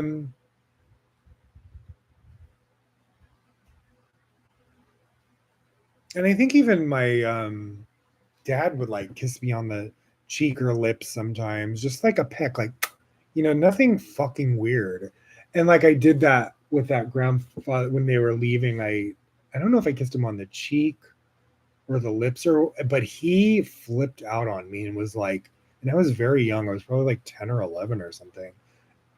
Embarrassed me, and I never forgot it. I don't want to say the word hate, but I could not fucking stand him after he did that to me at that age. He was like, boys don't kiss other boys or something, like, or men don't kiss other men. Never looked at him the same after that. Again, I never wanted anything to do with him after that. And he was so mean about it. And I think he knew I was like going to be gay. Like they all did. Like even my mom said that at one point, my adopted dad was like, do you think, because my adopted name is Jeff, my birth name is David Jeffrey Taylor, and then my adopted name, that my brother's father changed my name, and so they would call me Jeff, which is still my middle birth name. Like, do you think Jeff's gay? Newsflash. You think? And it's interesting because like a lot of times you can tell. Some guys you can tell, some you can't. But when I was younger, I was very like sensitive, and my feminine side was more pronounced at that age. So it was a lot of people could clock me at that age. But and then it dawned on me, and sometimes it's funny because that happens a lot with my boyfriend. Like he's very psychic. I am too, but like it's funny because I'm very psychic with him. He's psychic with me, but we're psychic in kind of just like different sort of like ways. Like I don't like to compare it. I just think we're both very intuitive, and it just happens in different ways with different things, and there's no sort of like rhyme or reason to what I pick up on or he picks on, but we're always like having aha moments. And so yeah, and he kept singing. I was like, grandparent that's treated me this way, and I'm like, then it was like, hello, McFly, Frank, just came to me, and I'm estranged from my stepdad and my stepmom, which is, he's still alive. My stepdad, Steve, adopted dad or whatever. And so his father, Frank, was the one who was really nasty to me, and he's on the other side. And my brother, who's like my half brother, because we have different dads, but the same mother, he deals with, they only treated me that way because I was in blood, but of course they didn't treat my brother like that because that's his blood. And so there was this sort of like fucked up thing of like the way they got rid of me was like, oh, because you're not a real blood or you're gay. It was just like, it was very like black sheep sort of thing, even though they raised me my entire life. It was like me and my brother were with my mom throughout the week, and then on the weekends all the way till I was like 17 or 18 every weekend, Friday, Saturday, we would be with my brother's father and his, new wife, Michelle. And they were like, had raised me since I was like 1 years old. So it was to me, he was like my real father. So for them to disown me, it was like a slow burn, if you will, from 18 to like 23. And then they completely severed our relationship around when I was like 23, 24. And then they never spoke to me again. I tried to reach out to them and I was like, basically like blacklisted. I mean, that's more like a thing you would refer to in like a business sense, but yeah, I was blackballed by my family. It was really fucking cruel. Um, because I didn't deserve it and I wasn't mean and I never did anything to them to deserve that. It was coming from a place of prejudice and control. The fact that they couldn't control my decisions, they didn't want anything to do with me. The fact that I was choosing to be openly gay, they didn't want anything to do with me because of that as well, and they didn't want to admit that. But that's exactly what it fucking was. Anyways, enough about this. I want to talk about some of the cool little Bible synchronicities that have been happening in the past 2 weeks, because these are some of the interesting things where this is what I want to focus on. Like, enough about all that. I want to talk about, there was a lot of synchronicities the past few weeks, or themes, and that's what I want to touch on, is the themes that Spirit was showing me. So yeah, I was starting to do that with the whisper in the heart. So when you think of a past, this is why I called it Love Never Dies. Whisper in the heart is because you can think about a loved one, whether it's a teacher, a family member. You know how they say when somebody dies that they'll always be in your heart, or that's where you find them, is in your heart. And so when you're younger, you're just kind of like, huh? And it's not sometimes until you get older and spiritual and intuitive that you're like, oh, that's what they're fucking talking about when I was younger. And so it is like that. It's like their voice, it's like tapping into the intuition of hearing their voice through your heart space, but also through your third eye and your intuition. And so that's what I loved, was that because spirit, we are all connected in spirit of one source. I love that. That's where the epiphany for the title was. And there was also a theme of the content that I was getting, channeling. I was getting like season 2 of Interview with a Vampire, where it said something like on Netflix, and it was like, love never dies, but blood always costs, or something like that. Or every Halloween, which we're in the month of October, I would watch Bram Stoker's Dracula with Keanu Reeves and Winona Ryder and Gary Oldman. And that's one of my favorite fucking movies of all fucking time. Classic. I watch it typically every fucking October. And so there was a theme of Love Never Dies with that. And then the new thing was the Andrew Lloyd Webber musical Love Never Dies, which is like the sequel to Phantom of the Opera. So it was weird because I was getting just like how I tell you I get specific channeled songs, I also get very specific channeled books, movies, TV series. Like Spirit is always translating spiritual lessons in so many fucking ways. It can come from books, the Bible, different religions, like a song, a movie, a series, a lyric. and I can see a pattern sometimes or synchronicities, and that's how I know, oh, this is what the subject and spirit is wanting me to translate to people. Like Moses, in a sense, for the Israelites, if you look back into some like biblical texts on like Mount Sinai, he was, translating and the Ten Commandments to the Israelites. And so, um, also, they say that that is like the third party to bring Messiah, the final redemption, the end of pain and suffering. So it talks about the two Messiahs, David, son of David, and Joseph, son of Joseph.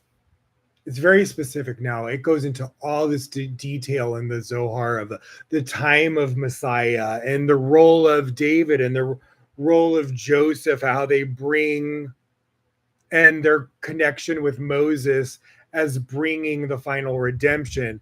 And Joseph is kind of like more like the he brings a different energy than David does to judgment of the negative leaders in the world. So that's like a major role for in the talks about in the Zohar in the time of Messiah of Joseph is that they basically bring down the evil leaders in the world that are like doing destructive things in the world through God's anointing and through there's also this connection of like, Moses the shepherd.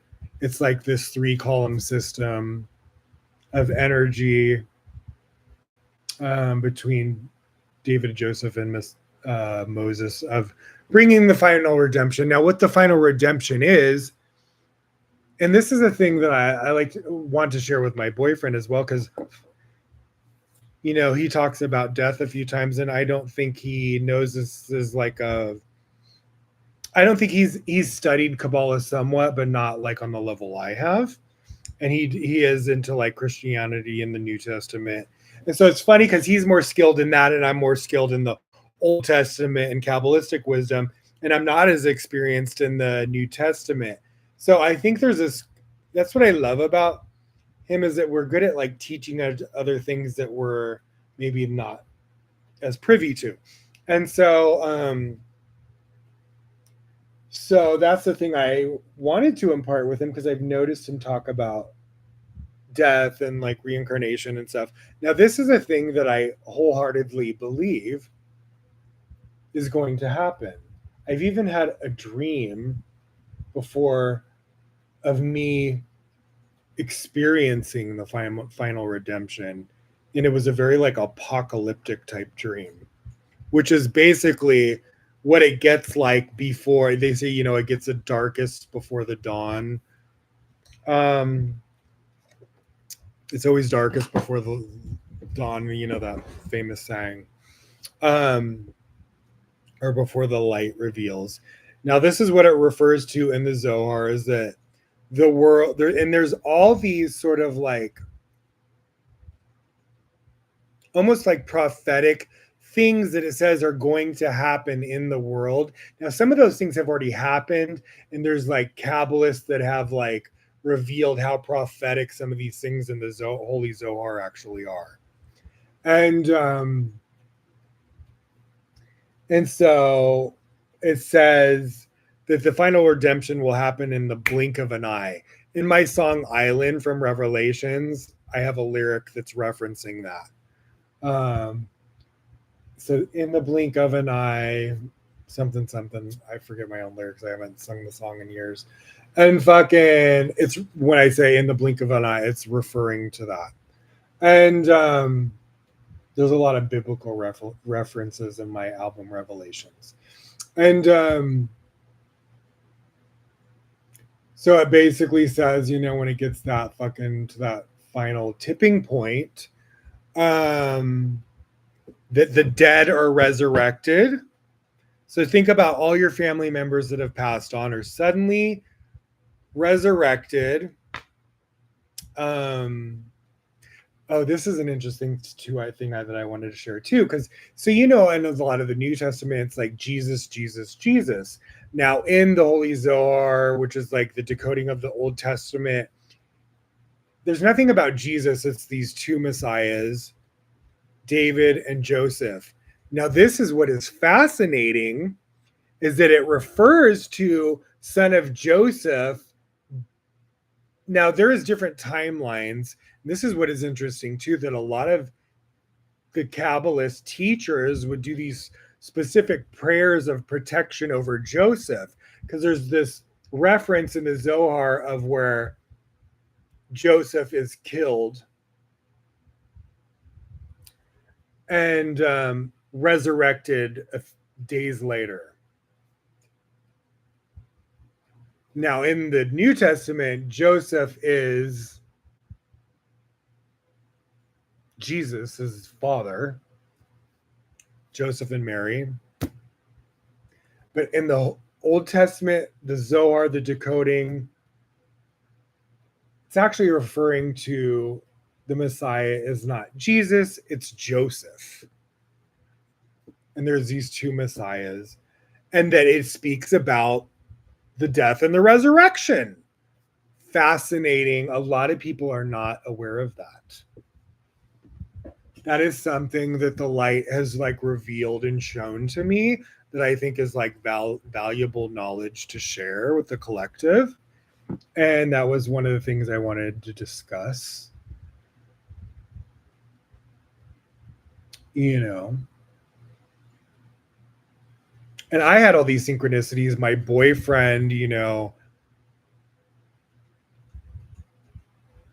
as well, and has these gifts, and like his name is Joseph, and he's experienced lots of similarities to Joseph the Righteous from, just like uncanny, strange things. That's gifts and experiences, and like that I'm not going to really like detail. But it's just so interesting when you study different religions and Old Testament, New Testament, like a lot of like, there's so many different holy books, and you see how things from different religions are like twisted and turned and rewritten and reincarnated, or like you'll hear a lot of things too where it's like even my soulmate was talking about this week, that he channeled this specific spirit that was like from the Bible that was like helping me, and I'd never heard of this name. And he was basically saying that he was a reincarnation or a version of Jesus. And I don't think my boyfriend knows the stuff about Joseph in the Zohar actually is almost like basically referenced as like Jesus. And so I'm just curious, like Old Testament, New Testament, like which came first, the chicken or the egg? You just wonder how things get weaved in these like tapestries of like theology and like religion and government and like man versus like divine inspiration, or you know what I mean? You catch my drift? So this is where discernment comes in. This is where the Holy Spirit comes in. There's a lot of information out there. There's a lot of my religion's right, my book's right, my Bible's right, you're wrong. Don't get sucked into that. Use your own discernment. Explore, study it all. Let divine inspiration, synchronicities, and let yourself feel free to learn about it all. Learn about different cultures. We're all connected. We're all children of God. Like, like be open, be loving, love your neighbor. Now, there's the interesting thing too is that they would do all, like when they would have certain holidays or Shabbats, or there's very regimented prayers that they would do, like morning prayers, afternoon prayers, minka, this, that. There's all these different prayers they would do throughout Shabbat. Now I would do these things like, even though I'm not religious, I was at certain points going through a lot of these religious like formats with Kabbalah for many years. And it was grueling for me because I'm naturally not religious. And even Karen Berg one time, she saw me that I was, the men were doing these specific things during a Shabbat in Vegas at their house. It was like a private Shabbat at their house. So it's like having a Shabbat at like the Pope's house. And Karen like came up to me. It was funny too because I was in a sling at the time in my 20s and I had fractured my collarbone. I don't want to get into how that. I got into like I've only been in probably like 3 physical fights in my entire life. Like twice when I was like in school when I was young, and then one time in my 20s when I was drunk and got into like a fight with this bartender, and I fractured my collarbone because we fell on the ground and I just landed wrong. I like landed kind of like this, and landed on my arm, and it did like a fracture on my collarbone, and I had to be in a sling. So it was weird when I met Karen Berg because they always reference like King David with the sling, like how he like kills Goliath. And it was funny, like one of the rare times where I'm up close and personal with Karen Berg, who's kind of like, the Pope's wife, if you will, of Kabbalah. And I'm like in this sling. I just thought it was very symbolic. There's a lot of symbology that happens with me all the fucking time with Supernal David, or even with King David, the other David. And like constantly for years, like crazy synchronicities. I could go on and on with all of them. Like they're in my fucking brain collected because they were just like, they stun me every time it happens. And they're so obvious that it's like, okay, there's no way that is just coincidence. No fucking way. There's too many things, way too many fucking things for way too long for it to be mere coincidence. I'm not trying to convince anybody about it, but I'm not trying to hide it either. And it only comes from a place of wanting to live out my purpose and do God's will and bring healing and peace and love and harmony to the world. I know that's what I'm fucking here for. For people that are negative, what I say may sting because it's like the antidote is like the poison to people that want to like be evil, people that want to hurt other people, the people that want to discriminate other people. Me speaking truth and love is like poison to them. Healing is like poisonous to them. To love people unconditionally, to not judge them. It's like they're like they can't stand it. They're in a fucking uproar. They want to silence you at any fucking cost. You need to take a look in the mirror.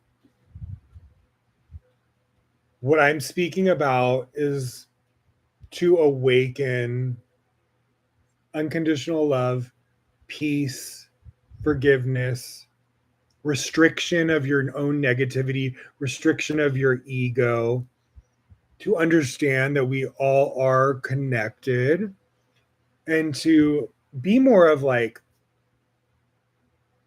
it's okay to release your sadness, your frustration in a way that is like, like holy fire, in the sense of like, don't because when you bottle up anger, it can be like cancerous, you know what I mean? And so it's okay to like yell, but it's like you don't want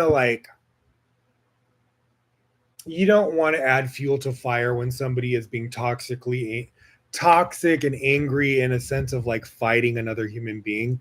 You never want to, you always want to disengage with that, diffuse that. But there's healthy ways to release the frustration, the sadness, the anger, the discrimination, the targeting, whatever. Um, so it's okay to yell or do it and release your like frustration in ways that are like a healthy release. Um, where it's not like face to face directed or like at somebody to like, and it's okay to like be passionate and express yourself to someone in a sort of like neutral way where it's like, look, I want to let you know I'm upset and how hurtful this is, but I don't wish you any harm. To me, that's the fucking like sort of like point you have to like check yourself with is that you know you're not making a situation like worse because that it's like that negativity is already out there. You don't want to add fuel to the fire of it and then cause yourself to like have a disconnection or a retaliation or a reaction or make yourself a target. Sometimes you don't even have, sometimes just being loving and happy go lucky makes you a fucking target, which is really sad. It's really fucking pathetic that just being, but look throughout history, people like who were like Martin Luther King, John Lennon, people that were like out there speaking love and peace and like were like major targets. Um, and then you see these people that are doing like heinous things, evil, corrupt things, getting away with fucking murder. And so they only get away with it. This is the thing. They talk about this in the Zohar and the in Kabbalah too, that it seems as though people that are evil in the physical world are getting away with it. But in the world to come, they don't get away with it. And it seems as though that the righteous in the physical world that we're in right now are the ones who are suffering. But in the world to come, they are not. And so don't let the illusion of time and space fool you to think that if you are being hateful and discriminatory and evil and hurting people, that you're going to get away with it.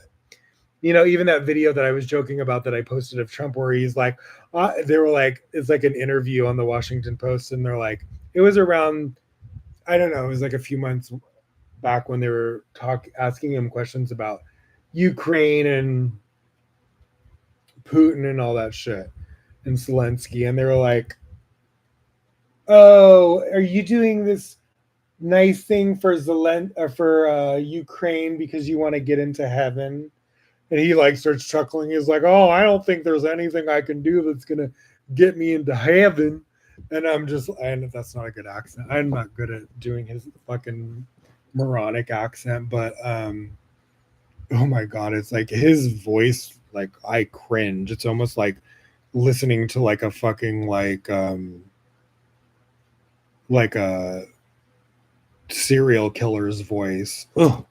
Do you know when you hear like certain serial killer interviews and they have like this certain sort of like evil like fucking tone in their voice? He fucking has that to the point where I like get the fucking chills. Ugh. I can't even listen to that man speak. And I know what he's doing. It's like I said it in 2016. I was like, he's a reincarnation of Hitler. People thought I was just fucking talking shit. No, I was definitely tuning into something about that man because lo and behold, he lived right up to that reputation. It was weird. I think it was like a year ago. I had a dream that I met him. It was almost like if it was at like a sports event or something. Like those sports events And it's like you're up in the watching where all like the celebrities are, and you're like watching in the stadium, but you're up there having drinks and socializing and eating. And it was almost like a setup like that, and I get introduced to him or something. There was nothing bad that happens in that moment of the dream. It was just very weird. Not, maybe it was a premonition dream. I hope it's not. I hope I never fucking see that motherfucker. But stranger things have happened. Um, and I do have a lot of prophetic dreams. Um, where was I going with this subject? Oh, so yeah, like another thing with like I'll pull up some of the recent biblical Zohar things that were being spoken about with Joseph and David just recently, like in the last portion we were in. So I'm going to go through these synchronicities I was having with the Zohar, which to me are probably the most fascinating things to share on the podcast, because there's always these weird synchronicities. So this was one from this week. I'm going to start sharing all the synchronicities right now. And I log them on my Instagram so I'm able to pull them up. So this was a cool one. So I had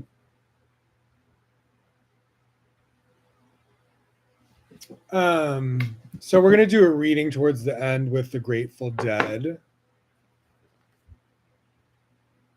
deck, which was an homage to Joseph. And then I just happened to put this rainbow thing on top of it when I was setting like the desk altar for this episode. And then I came across, I have set my rainbow in the cloud.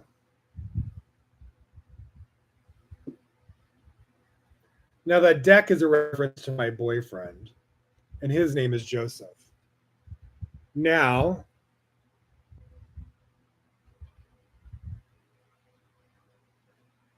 says the Zohar explains that the rainbow is a sign indicating a great destruction was forthcoming, but has been prevented by the hand of God. Reading this section infuses us with the same light of protection expressed by the sign of the rainbow. So it's interesting. I put it on top of the thing that's the reference to my boyfriend, which is a sign of protection. Now listen to what it says in the Bible portion. He asks, "What is meant by my rainbow?" And he replies, "It is similar to what has been said about Joseph, but his bow, rainbow abode is strength. The rainbow suggests Malhut. Malhut is the physical world, earth. That's the name of Supernal David. They say his other name is Malhut. Now Yesod is Joseph in the tree of life, in the 10 Sephirot. Then it goes, and since Joseph is called righteous, which is the attribute of Yesod, like I just said, Yesod, and then the light comes down from Yesod in the tree of life to Malhut, from Joseph down to David. So it's almost like sun, moon energy, like giver, receiver, male, female. Do you get what I'm saying? It's like it's almost like technical, like the way battery, like negative, positive, male, female, da da da da. Give, take, receive. It's like it's just more like technical. It's not. This is the thing that people get hung up in about sexuality and physicality. That they get hung up in these like stereotypical like things where it was never meant to be like fucking, like there was never meant to be a prejudice or like this sort of like stereotypical rule um of male and female. Like male and female is so like deeper than just the physical. There's a song tonight too that was from this musical as well that I shared as well, that was like from Andrew Lloyd Webber, Love Never Dies. They really encapsulate what I'm trying to say right now. And I posted the lyrics with it because I was like, oh, these lyrics basically say what I want to say. So there's a song in the musical called Look With Your Heart. How do I shut the volume off? Look with your heart. Now listen to these lyrics. Look with your heart. Love's a curious thing. It often comes disguised. Look at love the wrong way. It goes unrecognized. So look with your heart and not with your eyes. The heart understands. The heart never lies. Believe what it feels and trust what it shows. Look with your heart. The heart always knows. Love is not always beautiful, not at the start.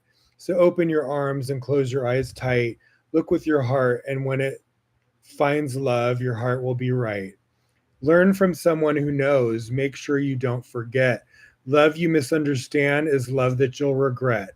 Love with your heart and not with your eyes. The heart can't be fooled. The heart is too wise. Forget what you think and ignore what you hear. Look with your heart. It always sees clear. Love is not always beautiful, not at the start, but open your arms and close your eyes tight. Look with your heart, and when it finds love, your heart will be right. Isn't that beautiful? And that's like when it comes to like homosexuality, trans, genderism, what they a lot of people call it that, transgenderism. It's like shut the F up. Um is that even a real word? Or do Republicans just make that up? Transgenderism.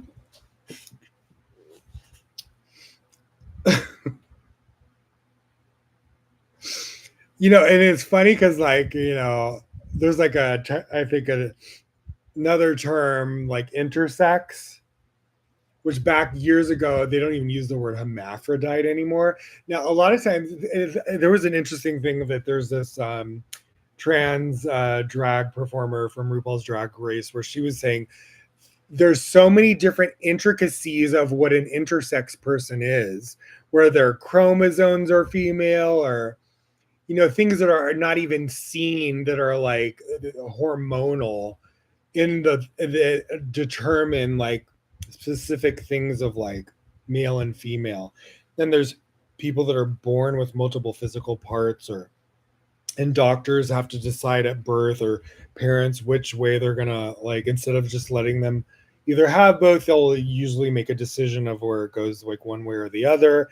But it's weird how there's these people that are so moronically ignorant that they try to torture people just for being born who they are, or having like into it's not even necessarily like a disability or a deformity unless you perceive it as such. Like I don't even think you should sometimes like look at like sometimes you look at somebody as like disabled, like whether they have Down syndrome or they have, it's like Rain Man, like they may have something that about them that's different or more challenging, but then they also have gifts that are beyond comprehension. Like in Rain Man, he was like a freaking genius and could do things that not your average person could do. And so honestly, a lot of things are just like perception and ignorance, um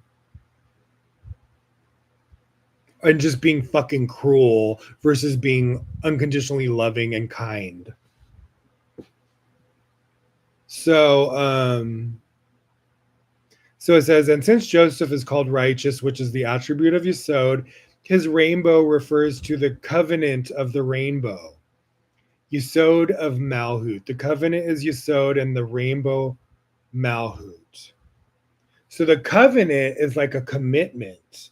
So, they would say, oh, David's covenant to God, or whoever, Jacob's covenant, whoever it was.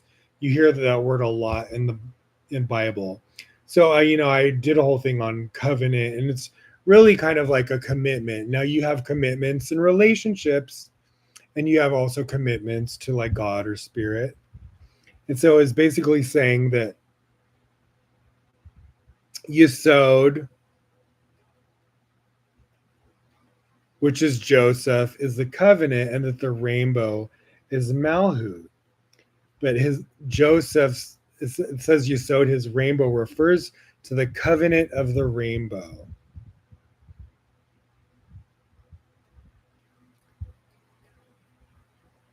The rainbow is incorporated in the righteous. Rainbow suggests Malhut, which is the physical world, David. And since Joseph is called righteous, which is the attribute of Yesod, which is like the funnel channel of light to the physical world, his rainbow. So it's almost like he's channeling. What's interesting too is that Joseph is referred to his rainbow coat of many colors. So it's symbolic of like channeling light from the upper worlds into the physical world, or it can be like in a loving relationship of like the two messiahs and soulmates, or like, commitment, rainbow being symbology of like the gay community. There's so much beautiful symbology and poetry in source and spirit, and even biblical terms and like ancient texts that you just have to read between. This is one of the lyrics in my song from 21st Century Psalms called King Messiah, was read between the lines. Which meant learn to discern what spirit is really saying, the essence of truth.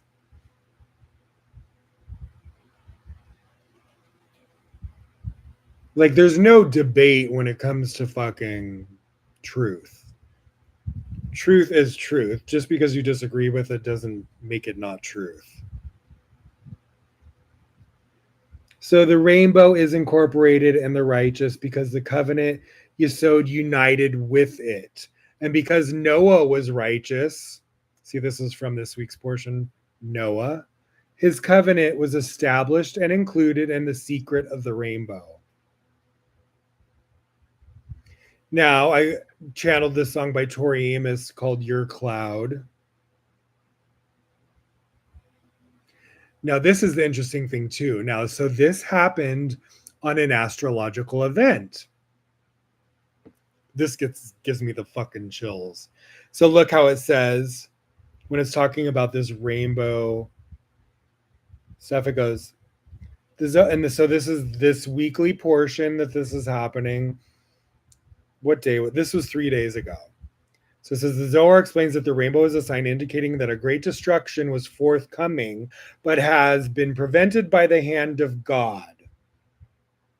Reading this section infuses us with the same light of protection expressed by the sign of the rainbow. Now they say that righteous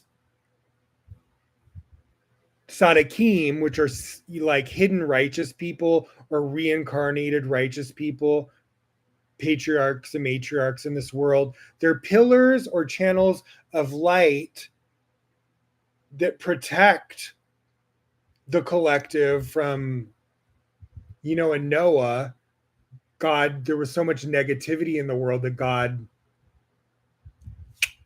and that's why it was like a start over, like a reset, flood, and a lot of people died. They call it a lot of times with the mixed multitudes. And so there's a lot of people that are not connected to the light, that sometimes, like if you are disconnected from the light, you're vulnerable to negativity. And so you always want to make sure that you are staying your vessel, you're drawing light into your vessel. And sometimes we do things to disconnect us from the light. And you'll notice sometimes things when you're not connected, things are maybe negative things happen more often. And so the more you stay connected and you use your tools and you use your prayer and your ceremony and your practice and your daily practice, it's wise in the morning to like reconnect every morning. I'm not saying it has to be some sort of religious hours of prayer. No, it doesn't have to be that. It can be a very simple. It's like there's more. A little bit goes a long way. Sometimes it's more just the act of making the connection. Um, whether you do like the Anna Bacoa prayer or whether it's your, you light a candle. There's lots of different things.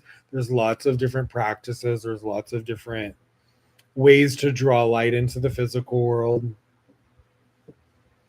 And I by no means judge anyone's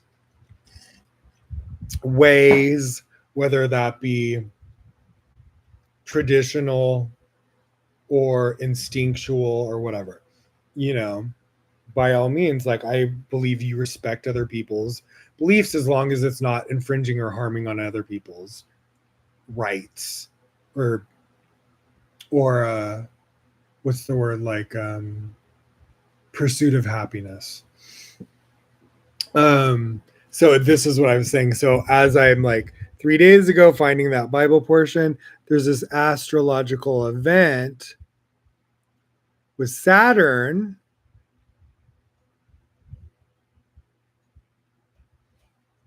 So listen what it says. Yes, Saturn is relevant to the new moon tomorrow. So that was like the new moon. People were saying it's still in Libra, but Kabbalistically in the lunisolar calendar, we're in Scorpio. So it could also be referred to as the new moon of Scorpio. I'm Scorpio moon. So I'm Gemini, Sun, Leo rising, Scorpio moon. So I'm in my fucking element right now. I'm just kidding. The finger of God. I'm right-handed. So listen what it says right here. You're gonna find this so fucking interesting. Yes, Saturn is relevant to the new moon tomorrow, both in terms of astrological configurations and its visibility in the night sky. Astrologically, the new moon in Libra forms a rare yod, which is basically referring to Yud, which is the Hebrew letter, with Saturn, but it also could be referring to Yesod. And then it goes, making it a significant moment for fated transformation and addressing imbalances. In terms of sky watching, Saturn is visible in the night sky alongside the new moon and is currently located near the Great Square of Pegasus and the Pisces constellation. Early at that week, I used a song called Pegasus from, I forget the artist's name. See, a lot of times I'll channel things and then I don't even realize it's lining up with all this shit. So this is the point I'm making right here. Astrological relevance. The new moon in Libra is part of a rare astrological configuration called a yod or finger of God. Now, yud looks like a finger, the Hebrew letter. Now, what did it just say in the Zohar for this week's Bible portion? So this is just a Google thing talking about the new moon that said this. The new moon in Libra is part of a rare astrological configuration called a yod, Y-O-D. Yud is Y-U-D, which is the Hebrew letter. But then Yesod, it was also referencing that with that finger of God. And Yesod is kind of like, the Sifrot for Joseph. And then it was comparing the rainbow to Joseph and Malhut. So it's interesting, right? See all these synchronicities. Finger of God. Now let's go back. What did it say in the beginning of I have set my rainbow in the cloud? The Zohar explains that the rainbow is a sign indicating that a great destruction was forthcoming, but has been prevented by the hand of God. Now get this again. Later I see this post. Oh, I gotta fucking find this because I don't think I posted it on my Instagram, but I think I snapshotted it. And it was some other thing referencing some sort of like like NASA's capturing some sort of strange. There was like another similarity with the hand or thing of God, and I was like, oh my God, this is getting too fucking weird. It was something that was like, look, oh, here it is. A powerful cosmic ray hit Earth, and scientists don't know where it came from. Damn it, I didn't get the fucking full post. I just got the it was from a post, and then it had the text of what it was referring to. Did I fuck? Yeah, I don't think I got the attached article details of it. Yeah. Look, also, since I was talking about that before, this is the funny thing. Look, the Supernal David podcast is a spiritual, it's getting blurry, is a spiritual and entrepreneurial podcast hosted by David Guillaume, a co-founder of Mary Ruth Organics and a Kabbalah teacher. I was like, are you fucking kidding me? Um, I'm like, sure, bring his following my way. The podcast, which recently concluded its first season on YouTube, features discussions on spirituality, wealth, and self improvement. This was what I saw on the fucking Google yesterday. With content often inspired by Kabbalistic principles, host David Guillaume. Oh, he's gay. Your husband's gay, I guess, Mary Ruth.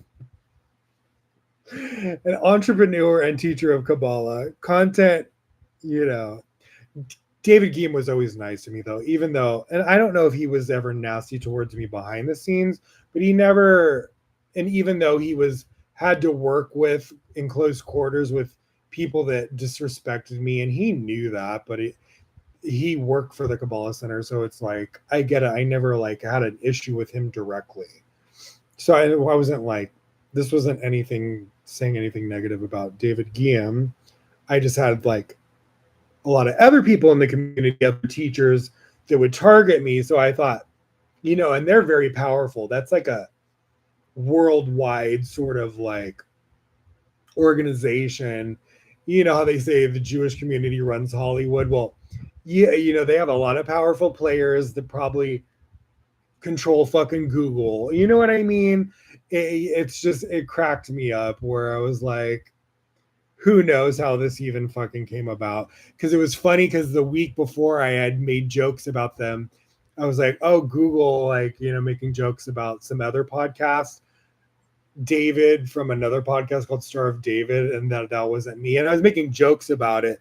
So this even cracked me up even more that they changed it. And now they're saying one of my old, somebody I actually fucking knew from the Kabbalah Center and took some of his classes before, either online or in person.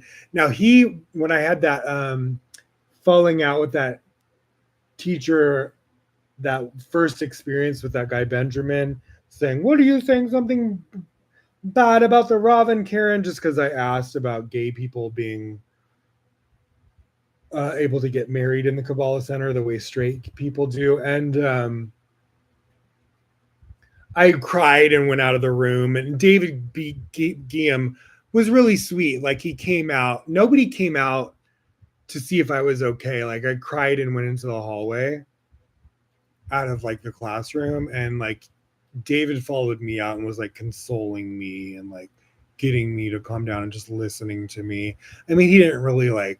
It wasn't like he was like defending me or saying anything, but he was being compassionate and nice. So I never have anything bad to say about David Guillaume personally. You know what I mean? He was, as far as I know. Now, do I know if he knew about, there was a huge awareness about who I was in reference to Supernal David. It wasn't just me having these synchronicities about myself. It was the teachers, the Berg family, community members knowing that I had this, and there was an anointing on me. So it went like wildfire through the community. And I was, that biblical reference to King David where it says the stone that the builders rejected became the cornerstone. Well, it's almost like this reincarnated sort of like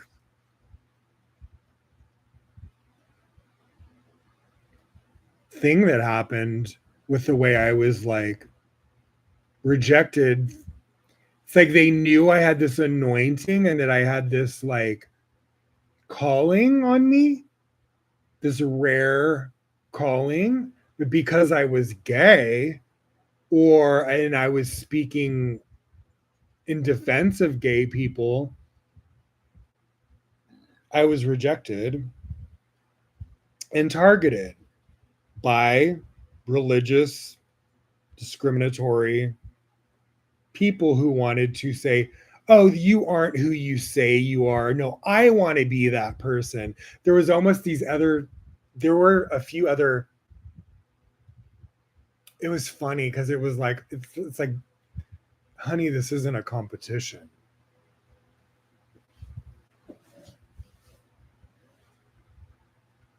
You either are or you're not. But it was funny to me that there was people that, I'm not going to name any names. Let's just say there were other Davids that were celebs,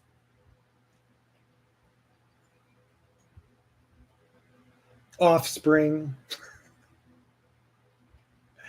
that you would think, oh, because they are rich or the child of a celebrity or, offspring of lineage, that surely they're the one that God has anointed because they're straight. And I want to,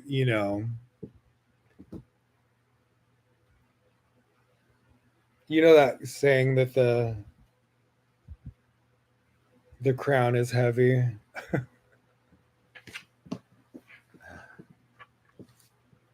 It's like, oh, you really want to take on my frequency? Do you know what I went through? I don't think you really want to go through what I went through.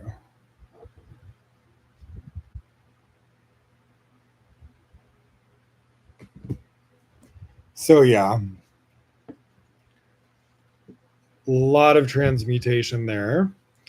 So back to some more biblical references.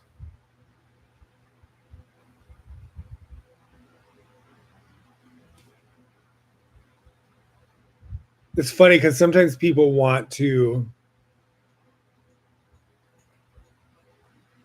compare themselves, or they're like, why does this person have this sort of like destiny or this position or this, where they're not even taking into account any sort of past life thing. You know what I mean? They're just looking at it from a very limited vantage point.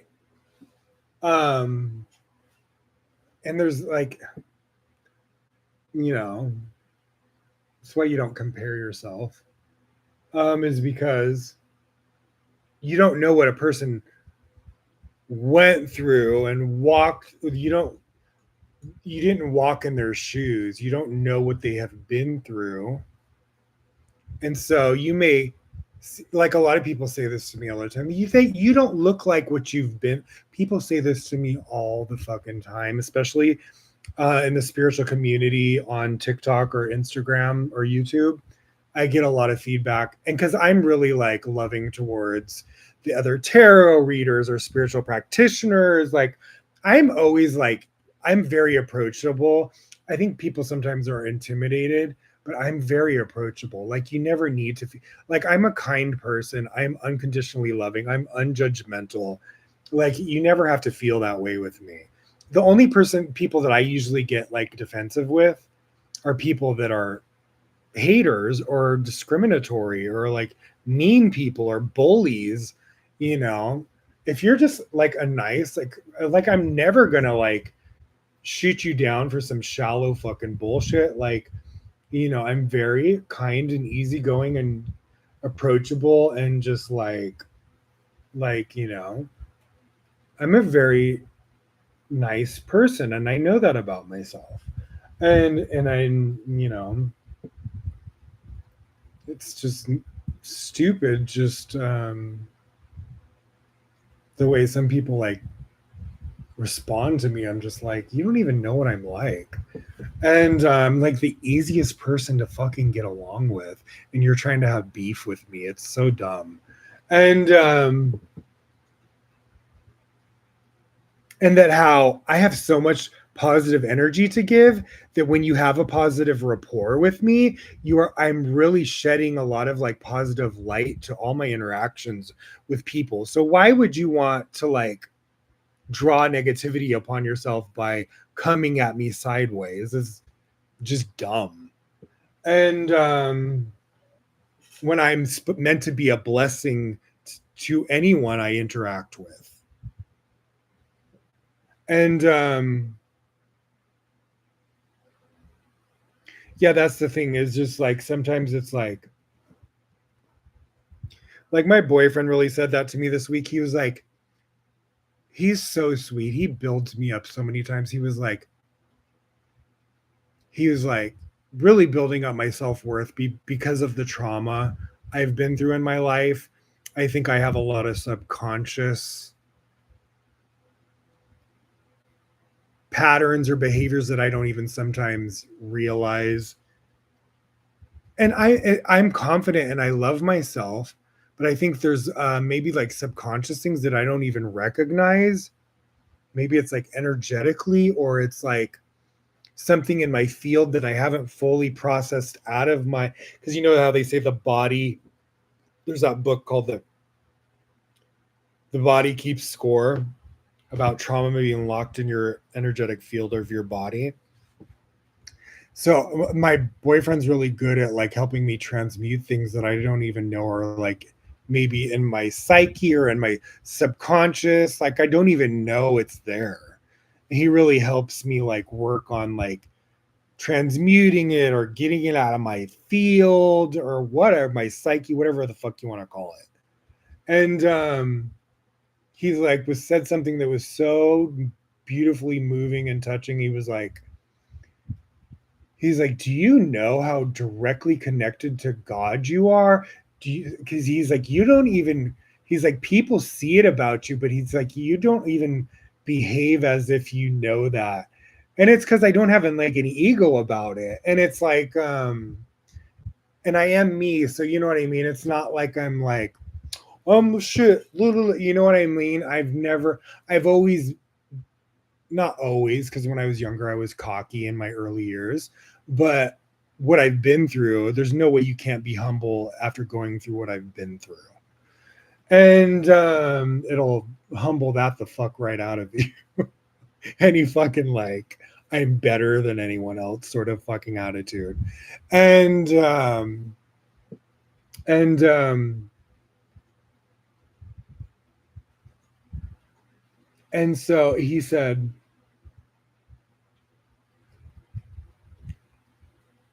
there are people that are not even half as experienced, intelligent, wise, creative, or connected directly to God as you are, that are making so much more money than you. Like, and it really made me have to be like, and I had a beautiful like offer today, and the subject that I led to after that had really was a separate issue. You know, like I had a lot of people, or a lot of my psychic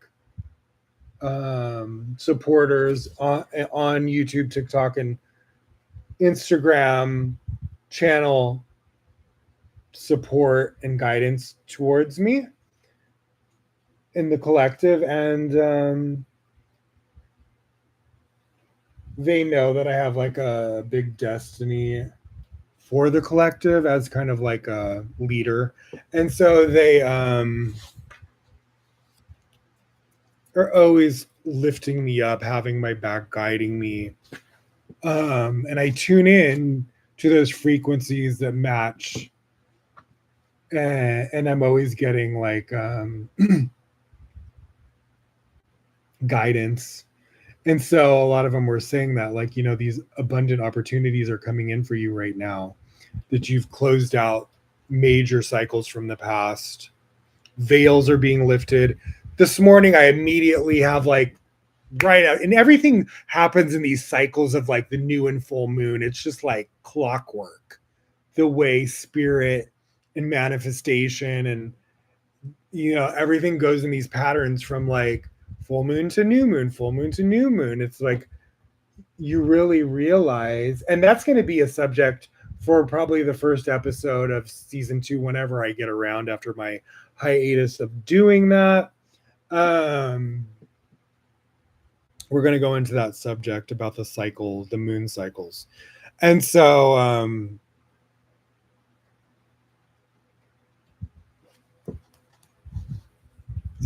they're just saying, so yeah, this morning I get like this, you know, and Aaron Doty, he's like a big time spiritual practitioner who's very successful. I've taken a few of his free courses like a year ago and maybe probably like 4 months ago or something like that, like a 3-day one. And then a year ago, I think I took like a 2-week course. And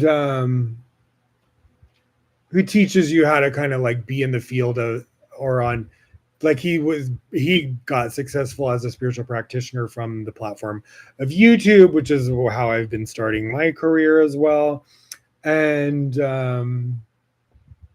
I mean, I'm taking a little bit different route. He was doing daily videos. I'm doing like the podcast format, which I may pivot into just more content in different ways, like shorter content, maybe like daily random videos, and then also do, you know, the podcast seasons as well, because I do enjoy building worlds. And what I do with this podcast is that I do build a world, so to speak, somewhat. It's almost like an encapsulated like artistic tapestry of like different elements that I just like to like mix up together and create this sort of like experience. And it's almost like you know, whatever you want, a curation or whatever. And so this morning I get like a private text inviting me. He says, your invite today at 8:22 a.m. I'm looking for beta testers to go through a $2,000 course for free in exchange for feedback, or a testimonial. Starts November 3rd. It's for aspiring coaches and coaches who want to learn how to help people transform from the inside out. Since you are here, basically, like he's saying, since I am at that level of being like an aspiring coach, he will move me to the front of the list and approve me here on text message. And I was just like, you know, even though I'm not looking to go through that course again, um just the fact that that's like showing up right now was awesome. But I also wanted to make it clear, I did this post about knowing your worth. And my boyfriend kind of made me aware of that I'm too nice sometimes. There was a lyric that came across me today too with a song too that kind of reiterated that statement. And it said, oh yeah, it's from Lana Del Rey, Mariner's apartment complex. There's a lyric where she says, they took your kindness for weakness. And I think I've been a little too nice and kind or settled. And even though I knew my worth, I was never like, maybe like a go-getter about like going after it, or maybe demanding my worth, or like asking for, you know, asking for what I need or would want, even though that may seem like unattainable. According to who, though? You know what I mean? And so there was always this sort of like, I got into debt very young in my 20s with my first boyfriend, when he would like sabotage my living situations, my college situations, to where I got, and he would leave me to fucking like pick up the fucking pieces. And I was already estranged from my family, so there was no one to like get me out of it. And I had no college education, so I was only getting these like 10 $8 an hour jobs or tip jobs, and it was just never enough to like, and you know, once you get in debt, it starts snowballing because the cost of living just keeps, and then it's like I could never get out of it. And so I became like a slave, like sold into slavery sort of thing. Like, you know, how Joseph was sold into slavery. Well, I experienced that in this lifetime for years, with homelessness, what it feels like to be sold into slavery, and for people to treat you like that for many years, and to have everything taken away from you, and to be treated like you're like a slave, and you, anyone that helps you, you owe them, and that you are under their control, and that the level of abuse that garners.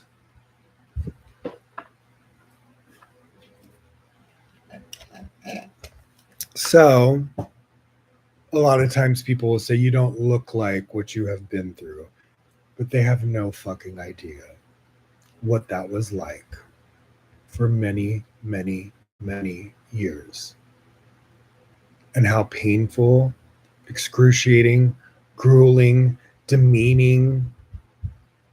Like, imagine just like a stray fucking animal at certain points. There was one point where I felt so demeaned, like a,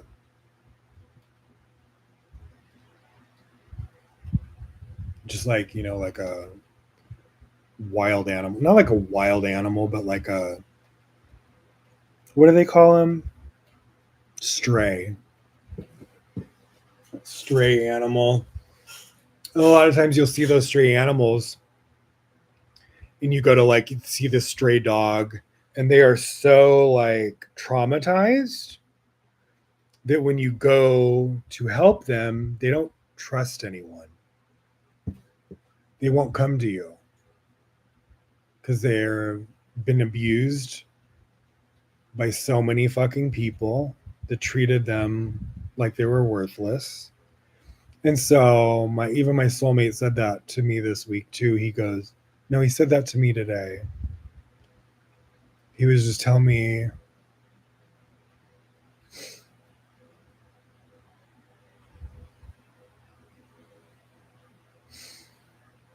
just like how much he loved me and how loved I am, and that a lot of it's just in my head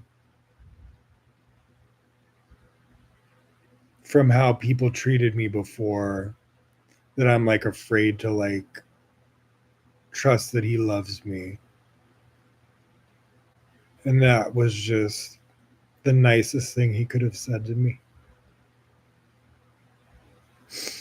Because it's so fucking true. And it's like, I'm not going to like get all sobbing right now, but it really meant a lot to me. to like hear him say that and like acknowledge it, but then be just like in part of the poem I wrote him the other night, I talked about that, what I've been through, and that he loves me even though I've been through that. That he knows what I've been through and that he still loves me. Cause you there's a part of you that when you go through that, you feel like you're like damaged goods. Cause I went through like physical assault, rape, like homelessness where I was sleeping in like really uncomfortable situations, or lost all my belongings and had nothing, and like was on drugs and intoxicated and like verbally abused and frightened, and like, you know, there was times where I was like staying with these fucking strangers that were like not mentally well and like abusing me and using me and making me feel like I owed them my life and that I was like under their control. And some of these people even behaved like scary. And so there's a lot of those old, I'll get flashback memories of like, I mean, it doesn't really affect me. It's not like when I say a flashback memory, it's not like, oh, I'm suddenly like angry or reenacting anything. No, nothing like that. Not like an acid flashback or something. It's more just like I'll get a vision of just like a memory of being in that situation, and it's just like sometimes you just wish those memories were just like wiped clean. Um, but I think I've processed it enough, and I did like stuff with. I've been in therapy for almost 2 years now, and I did some EDMR, EMDR, whatever the fuck it's called, where it's like you kind of process some of those really like I went to like the darkest, most degrading memories that I experienced in those senses with my therapist, and she takes me through the memory over and over and gives me a different sort of perspective on it to kind of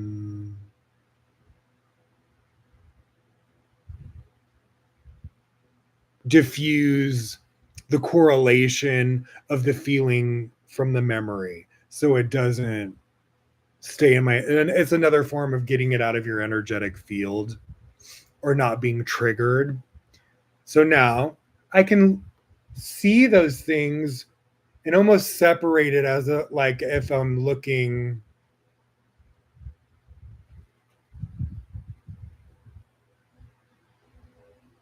at not myself, you know what I mean?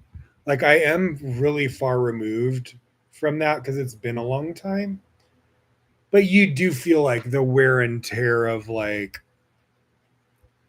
you know, I'm not like a spring chicken, so it's like I used to be able to work out really hard and not be as sore. The older you get, you just feel like you work out, you're a little bit more sore, or you just don't have as much of the chutzpah and energy that you did once did.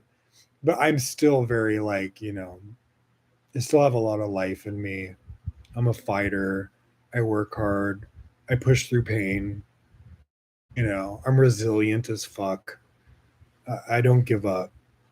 And and I'm learning to allow God to heal me. What's beautiful too is that like my soulmate as well as like a healer, not only is he a spiritual healer, but he knows how to physically heal. He's skilled and trained in Reiki. So it's just I mean, I honestly couldn't have prayed for like a more perfect soulmate to like love me and like heal me and vice versa. Like he's been through his own trauma and shit too.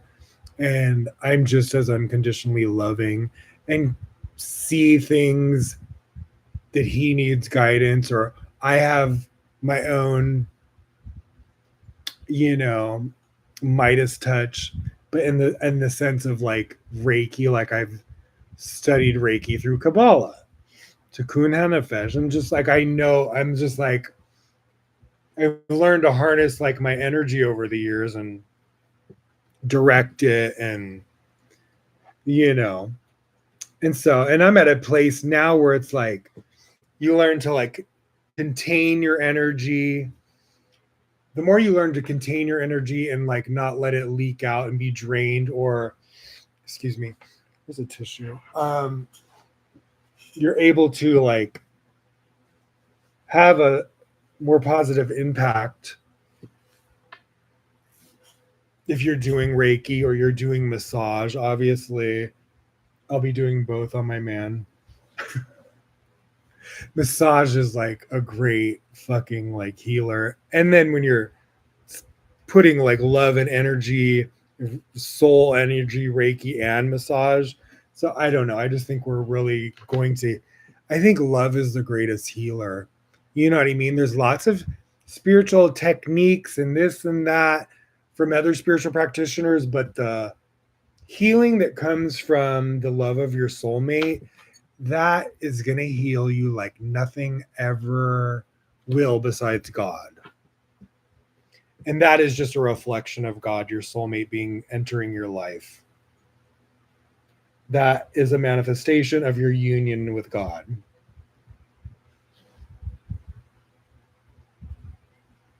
All right, so let's go on to more of this other synchronicities. Oh, wait, so like let me read this part about the lunisolar calendar. So it says, yes, Kabbalah astrology relies heavily on the lunar calendar, specifically the Hebrew lunisolar calendar. It is distinct from Western astrology, which is based purely on the solar calendar. Here's how the lunar and solar cycles work together in Kabbalah astrology. Months are lunar. The beginning of each Kabbalistic month is determined by the new moon, known as Rosh Hodesh in Hebrew. Each new month is seen as a unique cosmic window in time that holds specific spiritual potential for the weeks ahead. Years are solar.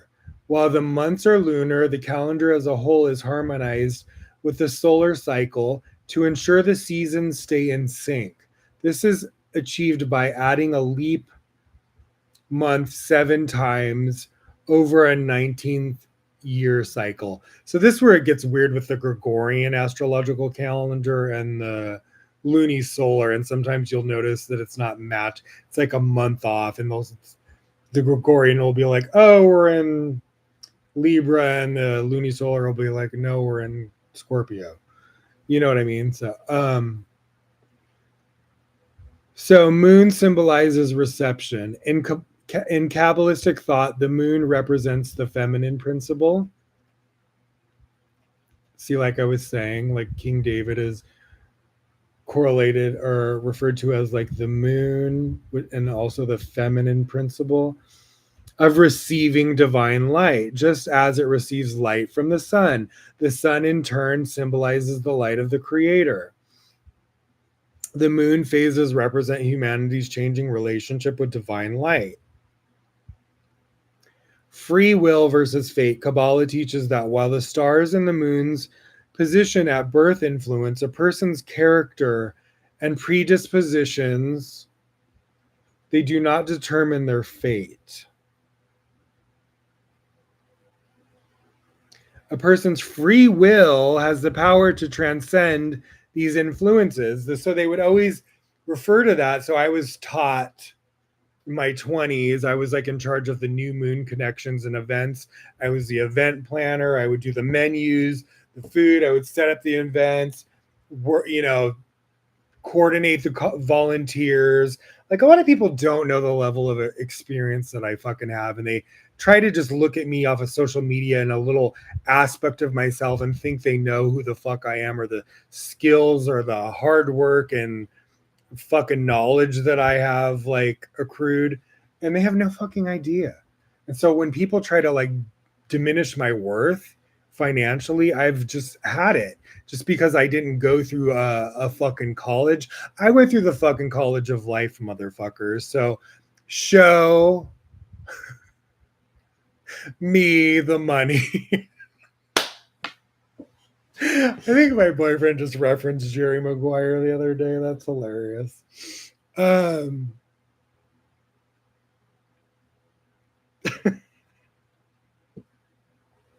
it's funny.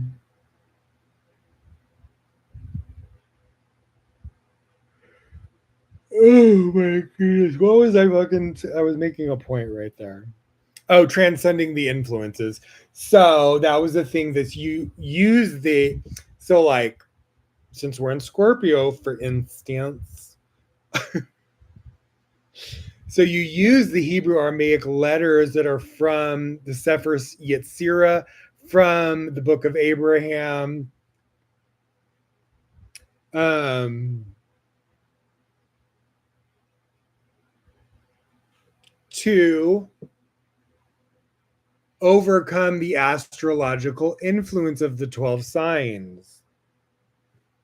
So, like, for instance, so this is Scorpio, it's these two letters. And then there's the Yud Hey Vav Hey, which is another aspect that you can draw the light of the creator. But the main two letters that correspond to, so for Scorpio, so I have my Dialing God app. This is a great app from the Kabbalah Center, even though I still, use a lot of their tools, even though I don't study directly from Kabbalah.com or a physical center. Um, the Dialing God app, you can go into, which is very affordable. Go to your app store, download it. So many Kabbalistic tools on there. So you go letters of the month. So it's going to show you all the 12 signs and the Hebrew Aramaic letters that Abraham said created the astrological sign and the corresponding planet. So the planet for Scorpio is Mars, which is the letter Dalid. And then the letter for Scorpio is Noon, so Dalid Noon. And then the name Scorpio in Hebrew is called Mar Heshvan. So let me show you Dalid Noon from the bigger letters so you can see what it looks like.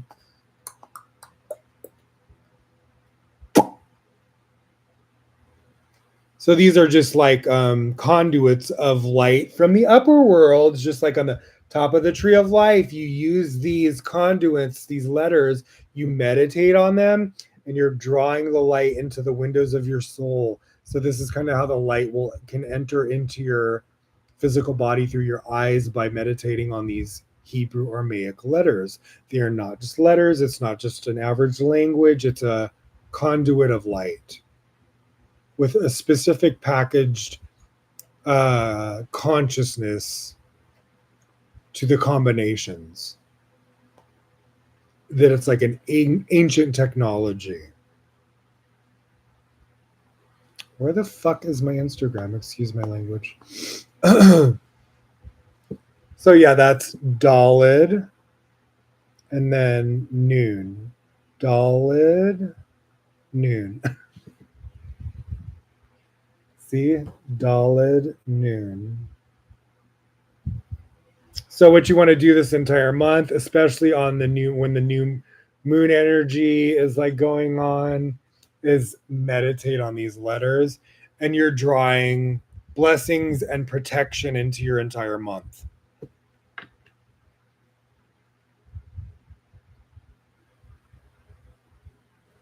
All right, what else?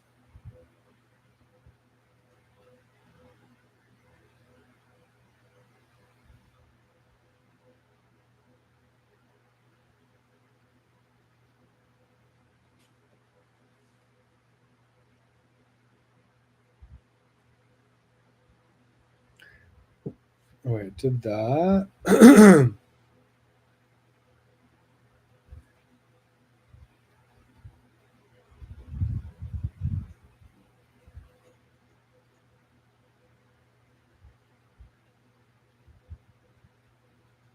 Okay, here we go.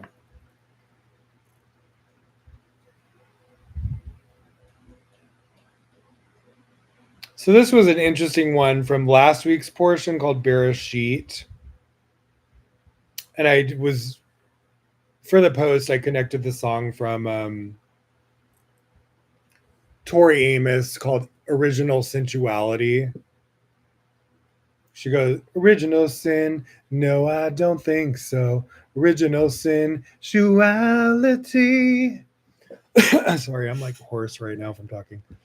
Original sin. No, I don't think so. Original sensuality.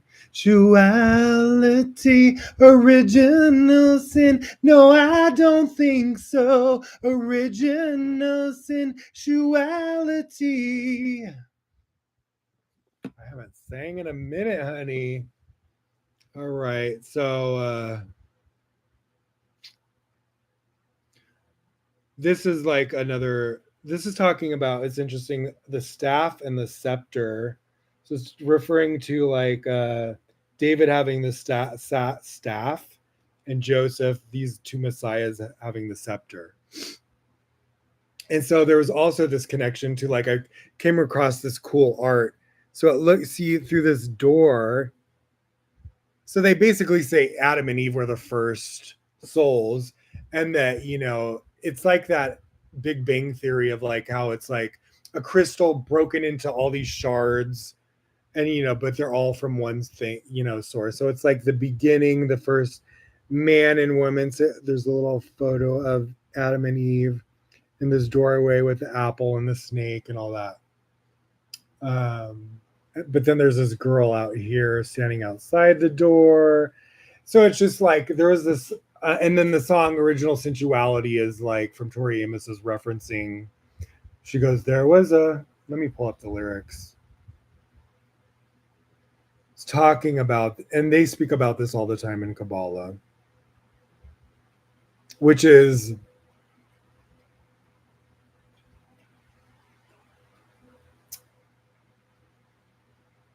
like a level of correction.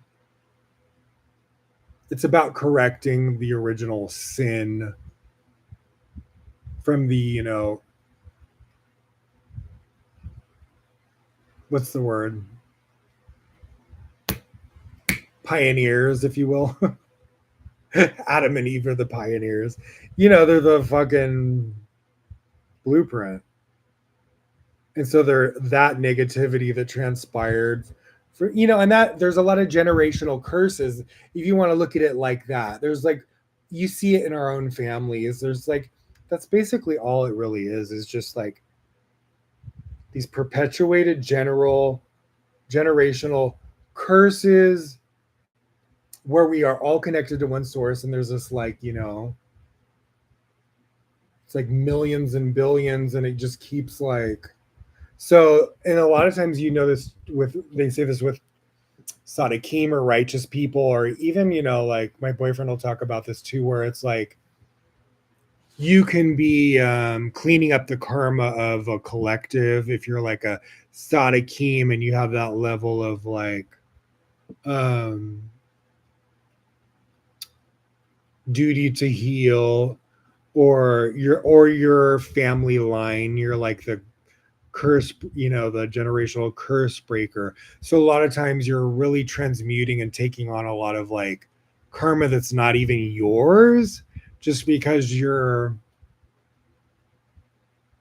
it stops with you. You're the one who's breaking it, but it's not the easiest thing to like be able to take that on or do that. So it's kind of like it's an honor in a sense, but it's also like you get your purple heart.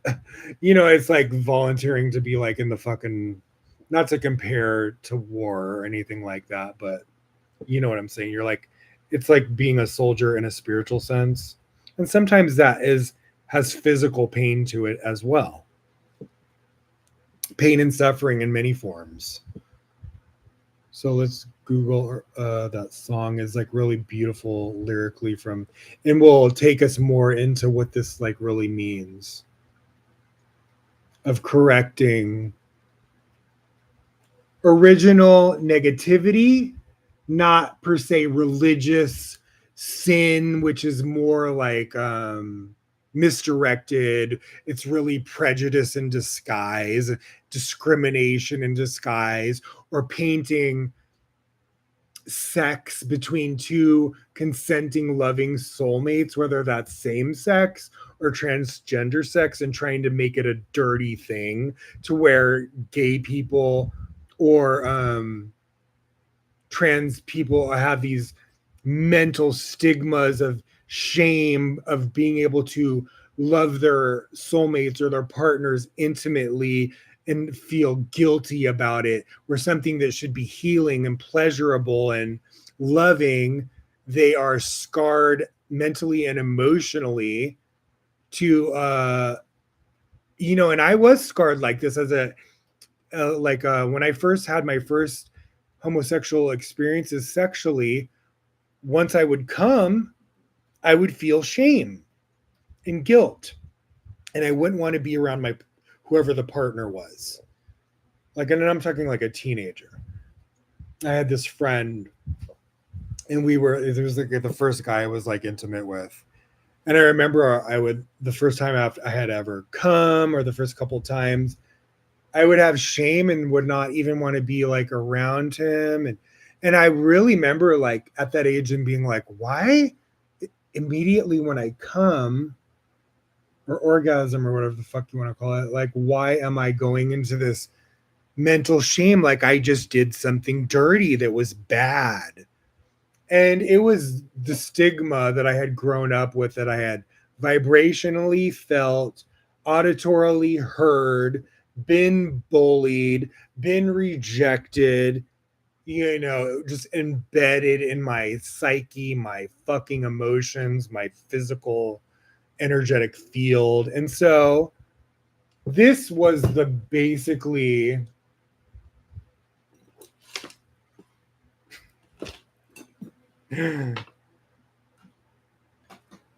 what the motivation for me to go into this subject was about. And I'm not really happy with this book. I'm going to find, not that I would be like showing the poses anyway on the podcast, but I could describe things in a way where it's not like too vulgar. Or describe it in a way that this was so like PG that it was like, it wasn't even, they was making it sound like it was like about the interweaving of spirituality and sexual intimacy with gay couples, and it was anything but that. It was very just like nothing sexual in this form of tantra, in just like ancient like Hindu. And then I'm like, well, why are you even trying to promote it as if it's like incorporating that into for gay couples when it is already incorporated like that for straight couples? There's like Kama Sutra like books on like these like you know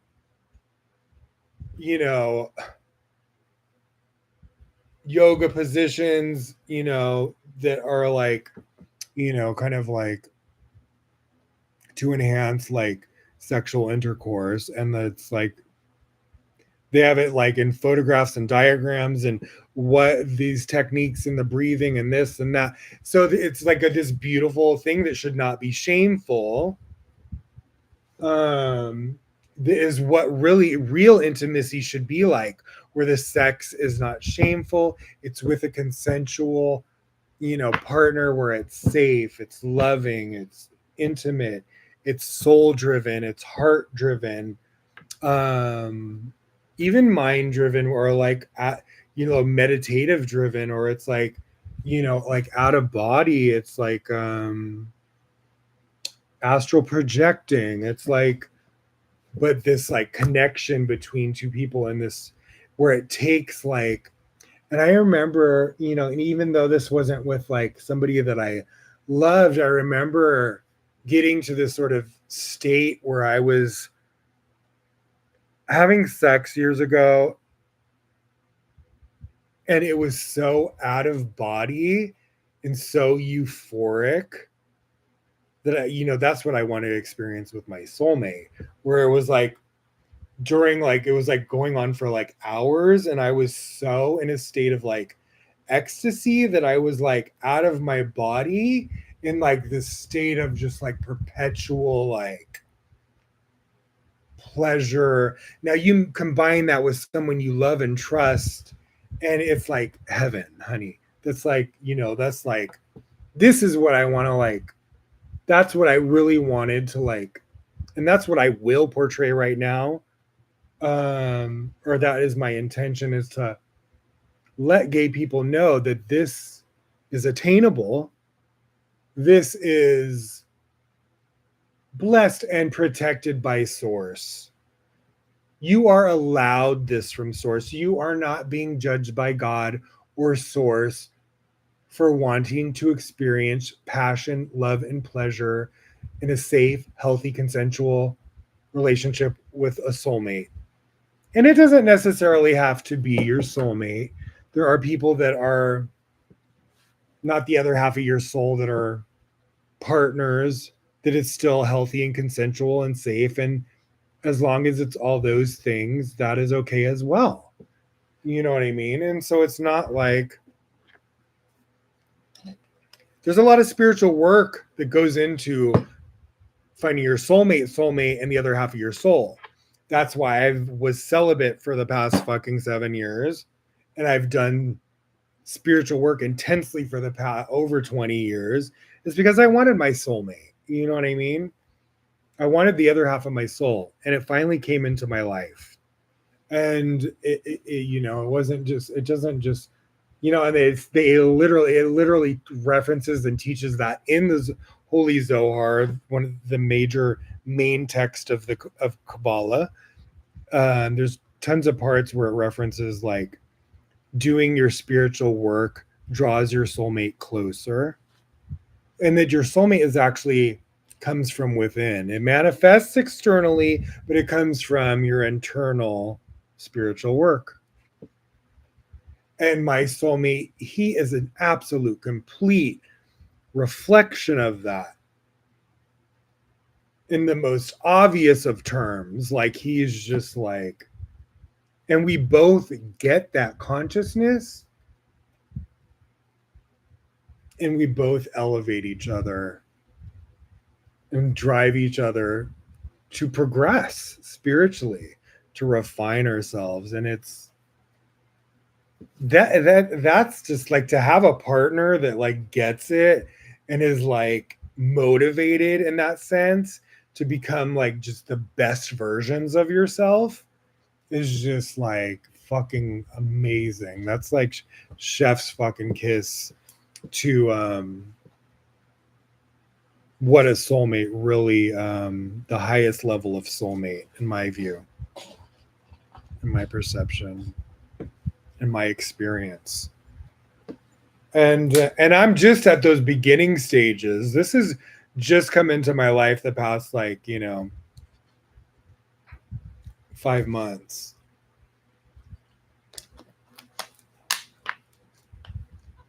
Since like April. And where's my Gatorade?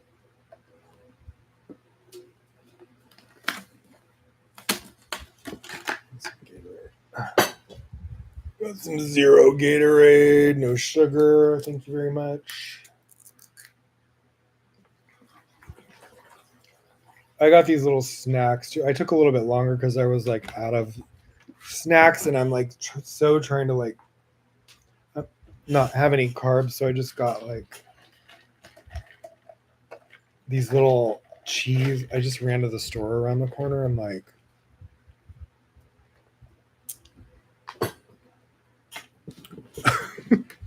I have a little lunchy thing. I need something to munch on. Sorry, guys.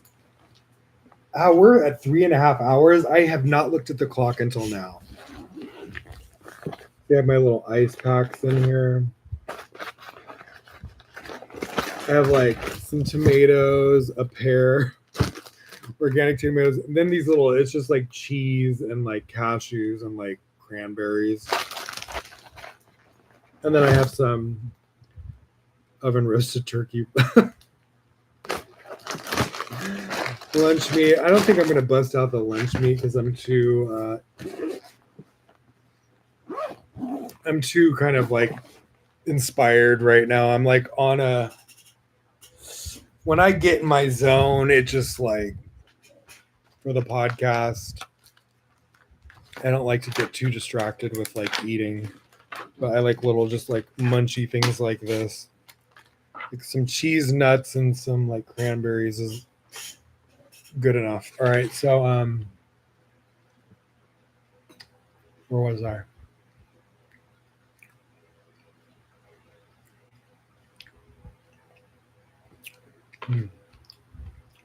Oh yeah.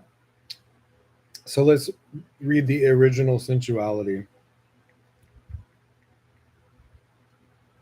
So yeah, that was the gist, is that I want to take away the shame and the stigma that Republicans and different cultural, you know, beliefs in the world that are hindering the gay community and trans community. I want to take back our power and call out the hypocrisy and help rebuild and be a voice for my community that helps heal their psyche, their internal shame, their internal like that negative voice in their head that tells them. And sometimes it's not even just a voice, it's like a feel. Like I remember being at that age and that's how thick it was in my body, was that I would feel like it was like a feeling would come over me of shame after I would have a sexual experience. And it would take me a while to shake it off. And it was like fucked up because it was like, you know, when you're intimate with somebody that you're attracted to, and of course, if you know it was your partner and you love them, obviously at that age I was just experimenting, but still, how awkward that you're making the person feel uncomfortable after you guys share this intimate experience, and then you're like, get away from me, you know what I mean? And I wasn't like get away from me, but we would have the sexual experience, we would get off, and then I would want to be like, I would go into the bathroom and just not even want to be around. And this is like young. I'm talking like teenager. Um, but I remember just being like, why? And then, you know, a day goes by and you're like wanting to do it again. It was some weird thing with after I would come and orgasm, I would feel shame. You know, I really, as I got older, looked back on that and had to unpack like what was going on with me. It was so deep. The shame from society and like was so deeply ingrained in me at that age that it was like I was having like a physical something, you know. And as an adult, when I would come, I weeded. Sorry, I'm spitting nuts. I weeded. I wed out. No, what's the word for that? I eradicated the shame. I really did. Thanks, Madonna. No, she was like at that age. There was nobody else. You know, I used to collect everything of her, and she was kind of like the only celebrity out there that I was like at that age was like standing up for my community and made me feel like empowered. Um, and so yeah, I was like, I guess I worked through it. Practice makes perfect. I'm just joking. But yeah, eventually, like, I could obviously have an orgasm with somebody and not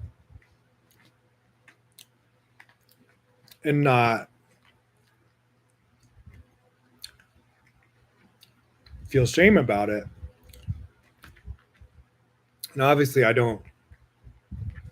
Any of those experience, the only thing that good that came out of them is that I'm really good in bed.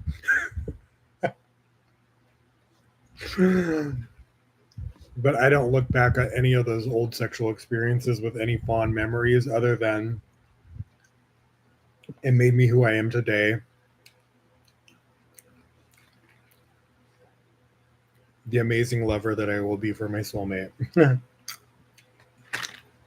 That's the good that came from it. But I had a lot of trauma from even after the shame. I had traumatic sexual experiences because it wasn't love. Like a lot of it wasn't loving. It was degrading. People, certain guys would just treat me like a fucking object,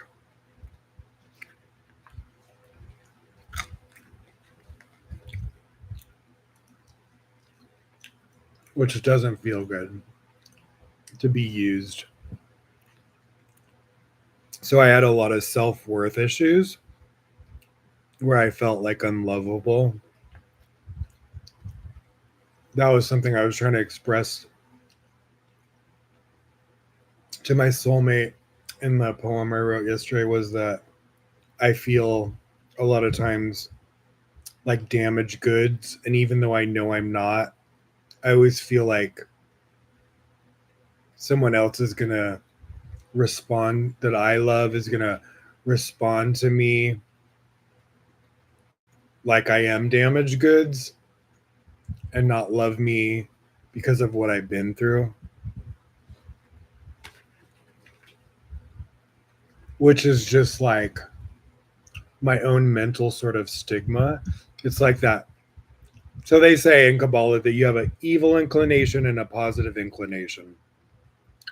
It's like the devil and angel. We all have it. It says you're when you're in the mother's womb, you're assigned an evil inclination and a good inclination. Everyone has it.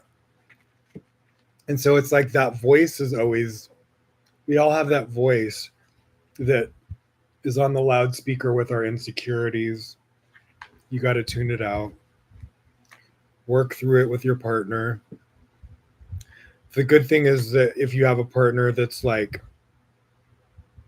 able to love you unconditionally, that is not afraid, like that's the thing with my soulmate. Like there's nothing that he could say or do or have gone through that I will ever judge him or not love him or not give him affection or not be attracted or be afraid or like nothing. There is nothing ever till death do us part, sickness and in health. I don't fucking care. That's the level of like love and loyal that I am and that I am capable of. And I'm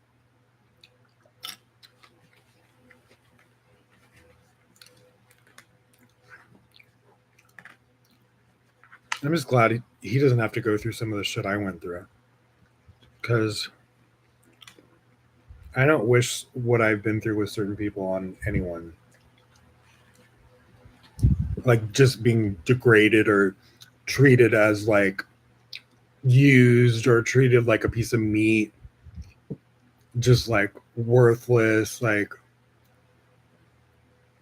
I don't know why I had to go through that. but I did. I try to take the wisdom from it, extract it. And maybe this is a way for me to do that, is to like help other people not go through it, or even help people heal that have gone through that, empower them just by like sharing whatever my story or my healing journey. I know my community needs a lot of healing. And this subject is beyond physicality. This can be attributed to a straight couple. Like I don't have any sort of like boundaries when it comes to like this is applicable to physical male and female cisgender couples.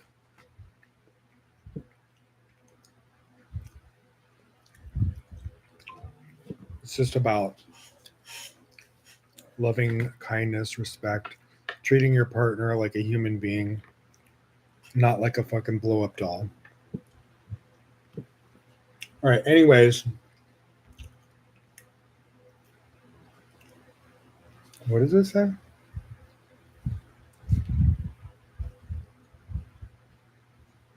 Oh, my Connie astrological app. It's all don't roast them yet. And then it shows a chili. It's like, this is fun about the app. It gives you little updates on what's going on astrologically. The moon is conjunct Mars. The urge to react is real. Pick strategy over power plays. Well, yeah, we're in Mars. Like Scorpio is Mars energy, which is like war energy. So you obviously don't want to be fighting. All right, let's. Did I pull up these damn lyrics? Okay. Tori Amos. Excuse my language. Um,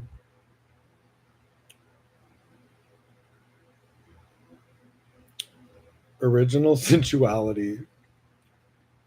I'm not even tired. I don't know why I'm getting so like distracted. All right, here it is. I just think the song is really empowering. She was a minister's daughter and she was like rebellious against, she's into like fairies and like, you know, gods and goddesses and different, exploring different beliefs and religions and mythology. And this is why Tori Amos is like, she's been like my favorite, you know, and she's like a fucking Beethoven or a Mozart. She's like a child prodigy. She like rarity of, and like a living legend. um she has a new album coming out next year called something with dragons, in the time of dragons or something, that I am so fucking excited about.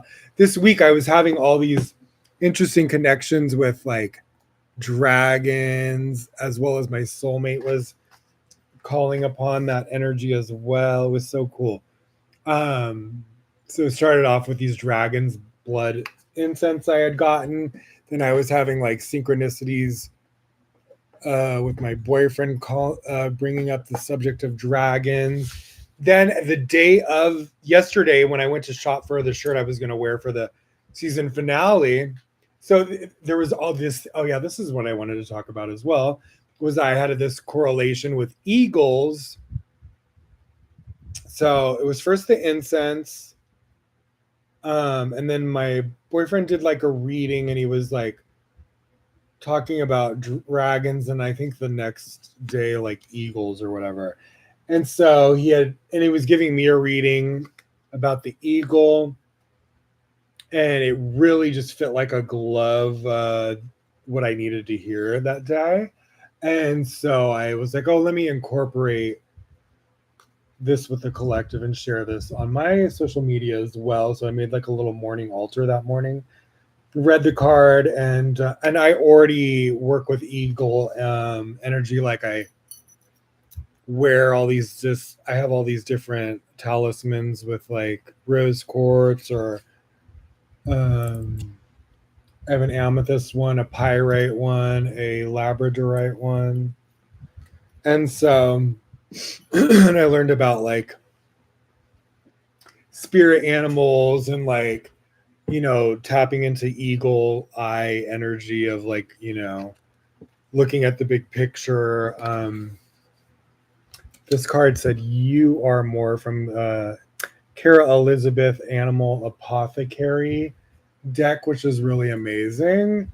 And so yesterday when I went to go, oh yeah, and so then my boyfriend also did this topic about dragons, and so the next day I made a post with this Tori Amos song Dragon, and then more of this like theme started to like make its like way to me through the lyrics, and just kind of like, then the day of when I went shopping for the shirt to wear for the premiere, I find this Ed Hardy shirt um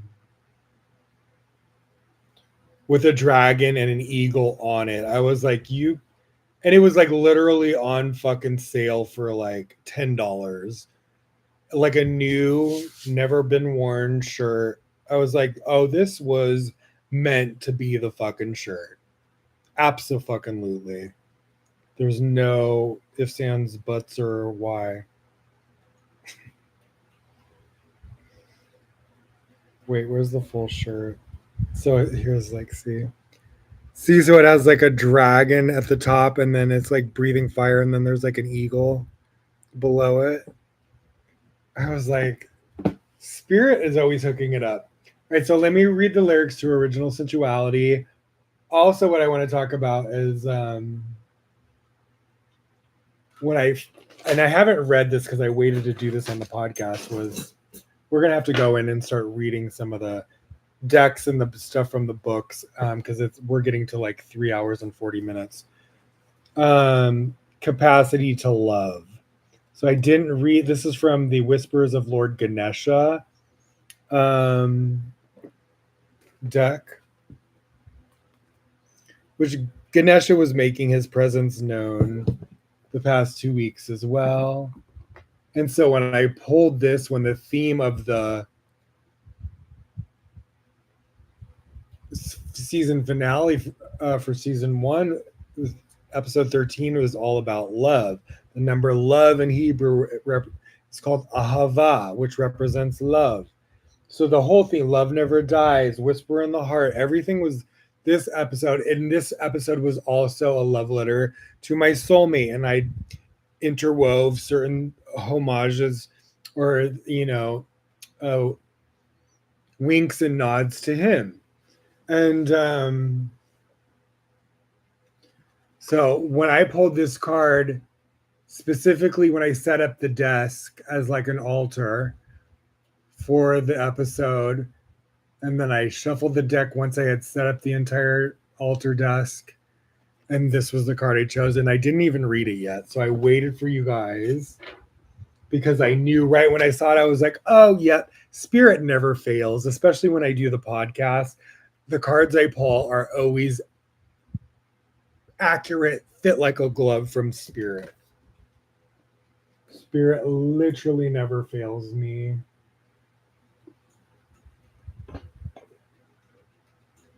So I'm going to read you the lyrics of Original Sensuality, and then we'll read that Ganesha thing. I think there's another. Oh yeah, I'll read you a little bit from the original Kedoshim Supernal David Zohar text. That was my first interaction with hearing about, my purpose in Supernal David. And then we're going to go into. I'm not going to go too much into this book. I talked about Tantra the way I wanted to. And I'm telling you, I wasn't a big fan of this book. But I am a fan of Neem Karoli Baba.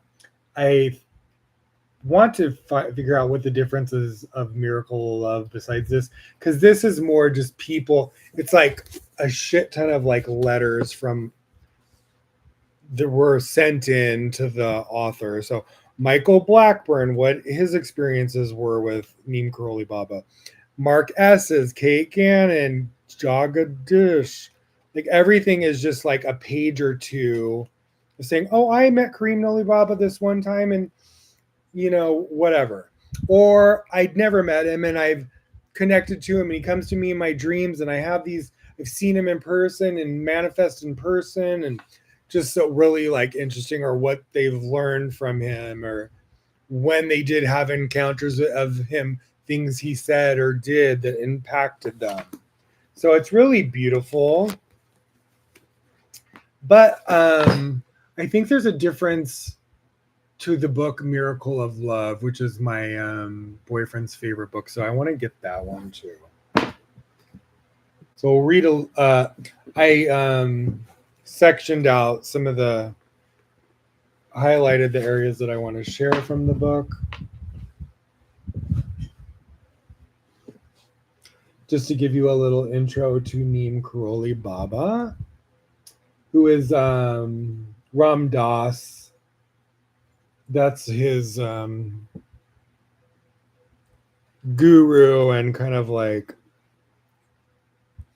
in America, he really brought like the knowledge of Neem Karoli Baba to the Western world. Okay, so original sensuality lyrics from Tori Amos. There was a garden in the beginning before the fall, before Genesis. There was a tree there, a tree of knowledge. Sophia would insist you must eat of this. So this was interesting over the last so many years. I started learning about Sophia and that she was really Eve. And I had these synchronicities a few years ago of Sophia's presence coming to me with this synchronicities with Oprah and the color purple and her character Sophia. I had this strange synchronicities about that, which I'm not going to fully get into right now. And then tree of knowledge. So in Kabbalah, it says the tree of life and the tree of knowledge, good and evil, which is kind of like they consider it two different dimensions. Now, when you're connected to the tree of life, it's like you're connected to source energy and it's running through your vessel. Now, when you're disconnected from that light, from the upper worlds and the light of the creator, you are connected to or disconnected, shall I say, to that other dimension, the tree of knowledge, good and evil, where it's more like you're connected just to like things decaying and like you're connecting to end and destruction and decay and like separation and like the negative aspects. So then it says original sin. No, I don't think so. Original sensuality. Original sin. No, it should be original sensuality. Then she goes, Yalda both, sockless, I'm calling you, Samael. You are not alone. I say you are not alone in your darkness. You are not alone, baby. You are not alone. So I think that's the element of like she's referring to. You want to look within what aspects of you, your shadow sign, your darkness, healing and loving that part of you that is dark or damaged or unhealed, and in your soulmates as well, or in collectively transmuting a lot of those generational shadows. So doing shadow work, love is the antidote, obviously, to shadow work, just like she said right there. In your darkness, you are not alone, baby. You are not alone. I think that's such a beautiful lyric. Because there is this yin and yang to all of us and to our counterparts. Not only is there male and female energy, but there's like give and receive in different increments. We all have our yin and yang, our dark and our light side. It's all about love and healing, transmuting, recognizing. Okay, and now let's read this capacity. I'm excited to read what this, because I love that title. I almost was going to switch the title from Love Never Dies to Capacity to Love. Because if that's how instrumental or how powerful I think that statement is, it's like expanding your vessel, expanding your capacity to love is honestly really like a general, like the general antidote on all levels. All right. Why am I setting this over here?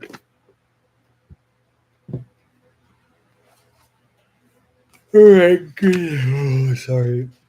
Ganesha. Can I zip that back on?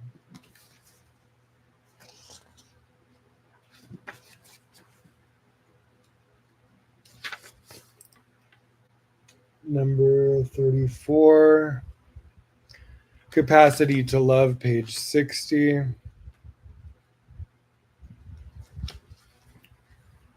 Capacity to love. It takes courage to open up and heal areas of deep vulnerability. You're telling me. Each human individual is created with a profound longing to feel loved. Out of this need for love, you may exaggerate and parade your fascinating qualities while masking your weaknesses or fears. I wanted to talk about this too, and I was thinking about this earlier. If you are not committed to looking at your root issues, you will feel disconnected from your true self. Take a moment to look at how you are handling yourself. Are you being open and honest? Are you withdrawing from a situation?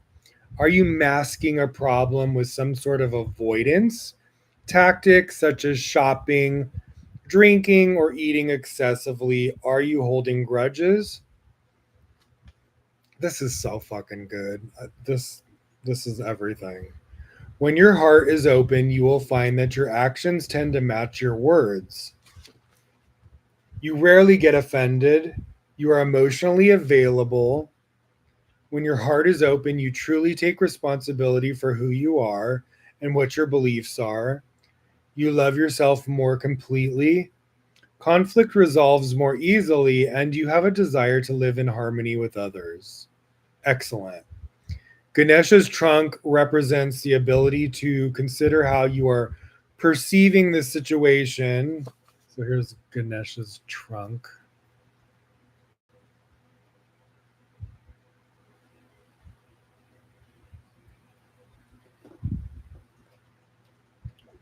How you are perceiving the situation.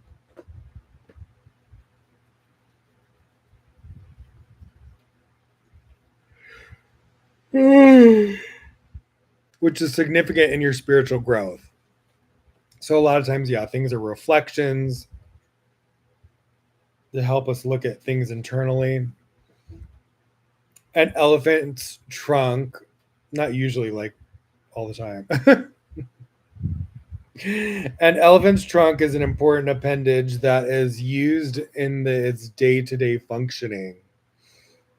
It serves to remove trees and other large obstacles, as well as for more fiddly tacks, fiddly diddly do, tacks such as breaking open fruits to eat. An elephant has the capacity to handle a range of tasks from minute ones to those requiring great strength. In this way, Ganesha's trunk is an emblem of his great intelligence and his extraordinary capacity for love. Rely on your own vast array of abilities to tackle your problems and know that Ganesha is supporting you in the process. For real, like Ganesha's presence is like a Neem Karoli Baba. Honestly, too, when I like was connecting with Neem, I was also connecting with Ganesha at the same time, and I was like felt their energies are very combined. It's almost like Neem has this very Ganesha like energetic uh frequency as well. And obviously they're both connected with Hinduism.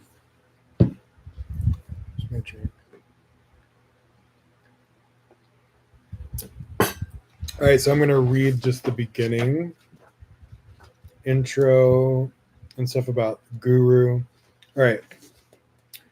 Over the last so this is the introduction by Parvati Marcus. Over the last 5 decades, since my time with Neem Karoli Baba in India in the early 70s, I have loved to hear and share stories of Maharaji, and as he is known.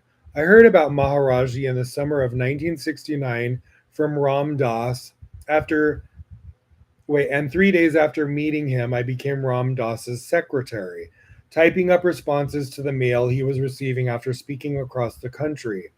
Later, I edited his story, the opening section of Be Here Now, in which Ram Dass describes his journey from Harvard professor to psychedelic explorer and finally to devotee of Maharaji. 2 years after meeting Ram Dass, I was sitting in front of Maharaji in India. Baba, they refer to him as Baba, told me I was no longer Ram Dass's private secretary, I was his. He would call me over shouting, "Private secretary," in English. Never had I thought I'd be so thrilled to be a secretary. It turns out that my private secretary mission has meant helping to birth some of the other devotees' books that share stories of Maharaji's love, Dada Mukherjee's By His Grace, and The Near and the Dear, Chance of a Lifetime, Krishna Das, Heart Sourcing, Ram Giri Braun, and Deva Bhumi, KK Sa, all passed through my hands that led to a desire to gather the stories of those of us from the West who had been with Maharaji in India before we all take leave for the big Bahandra, a festival meal in the sky. I interviewed over 70 Westerners about their journey to the East and their experience with Maharaji, and the book Love Everyone was born. But the stories didn't stop after Maharaji left his body. Countless seekers who never met Maharaji as a physical being are experiencing his presence to this day. As you will read in the stories here, they are being called to him in so many different ways. Now, this was what happened with my first experiences with Ganesha. I had learned a little bit about him, like since I was back in Vegas in the past 7 years when I was moved back with my mother and was helping her take care of her um, husband with dementia. And so I had gone to the store and I found a Ganesha statue and bought it. It was a different one besides this one. But it was from the same store. Just it was like a different pose. And of Ganesha.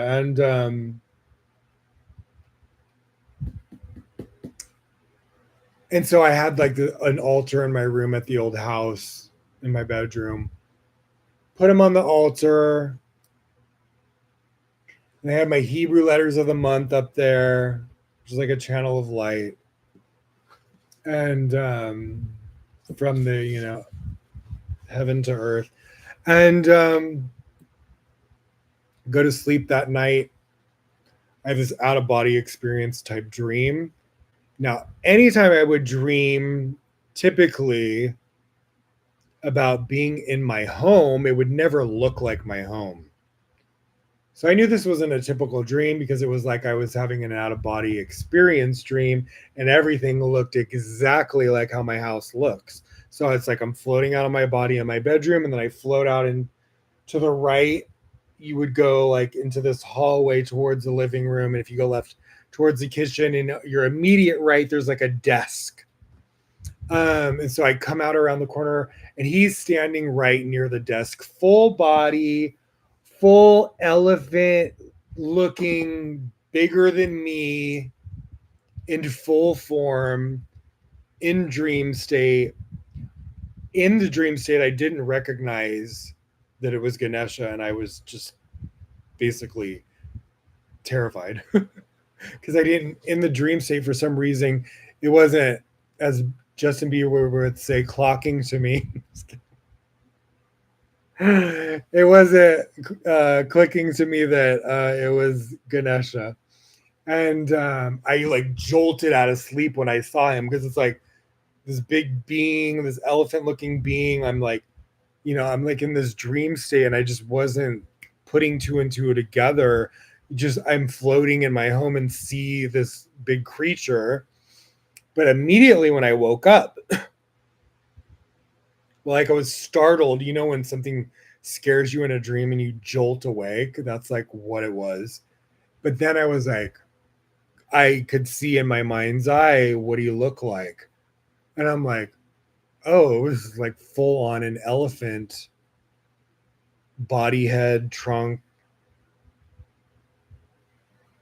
The fact that I was able to, I still have the image in my head. It'll never go away.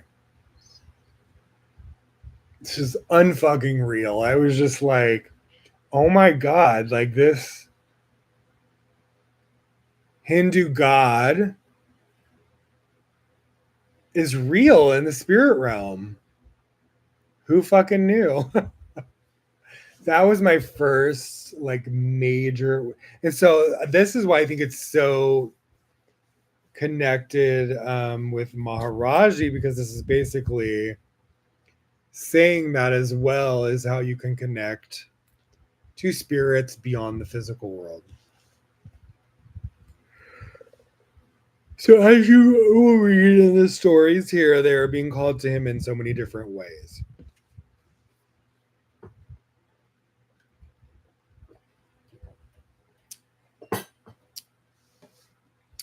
Many of us went to India to be with Maharaji after meeting or hearing Ram Das.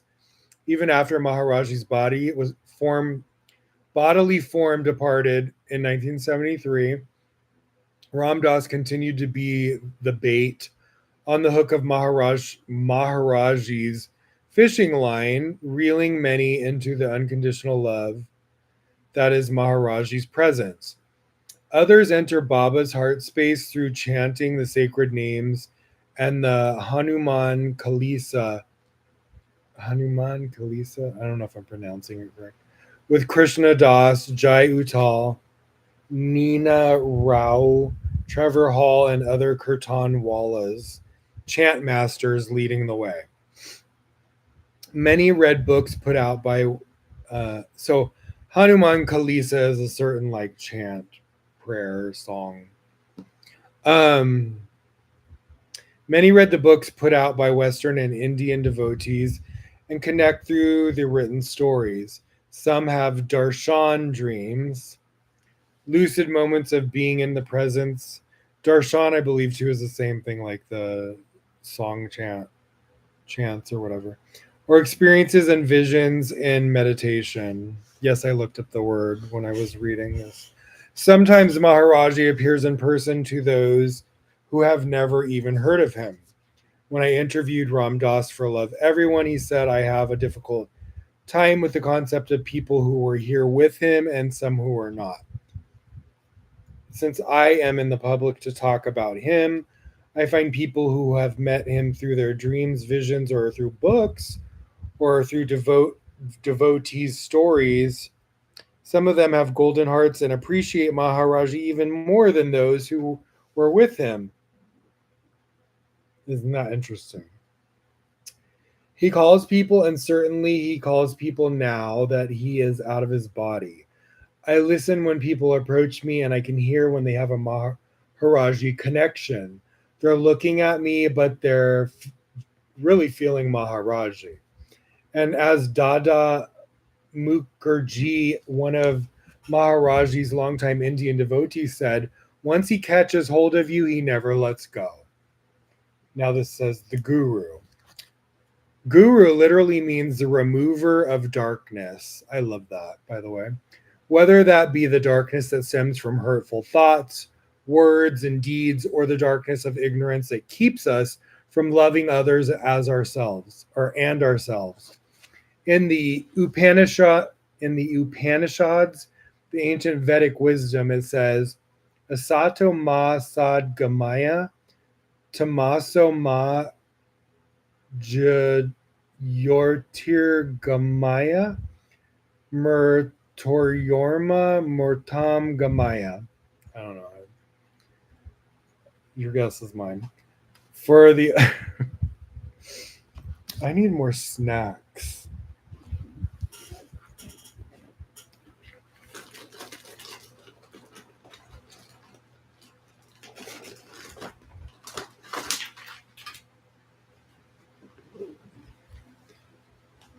Sorry. From the unreal led me to the real. From the darkness, wait. From the unreal, so that prayer that we just said means, from the unreal lead me to the real. From the darkness lead me to the light. From death lead me to immortality. Sorry, my mouth's getting dry.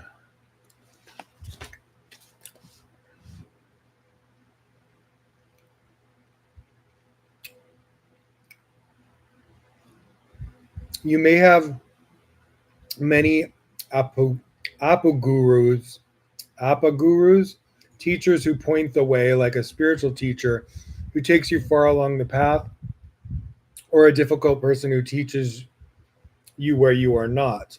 But you have only one Sat Guru, the true Guru, who takes you home. The Sat Guru takes you from living in duality, the realm of pleasure and pain, good and evil, rich and poor, the Sabek, where it's all one, where form merges into the formless.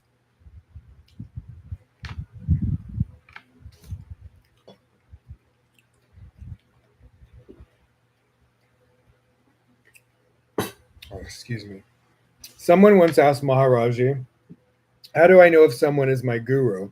Maharaji said, do you feel he can fulfill you in every way spiritually? Do you feel he can free you from all desires and attachments? Do you feel he can lead you to final liberation? When you feel all these things, perhaps, then you've found your guru. Those of us who are Maharaji devotees feel in our deepest hearts that he fulfills all these requirements.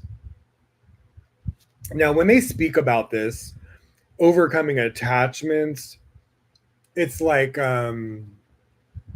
not being a slave to the it's not, it doesn't mean never enjoying the physical, whether that be sex, food, material things.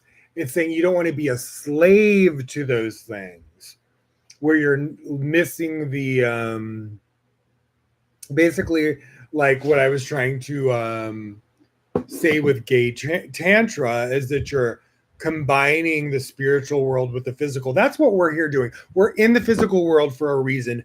We are drawing the light from Yesod into Malhut, from the spiritual worlds into the physical worlds. We are, connecting souls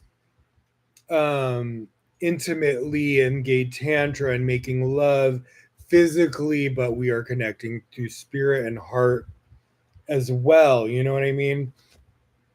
So it's like you want to be able to enjoy the physical in a way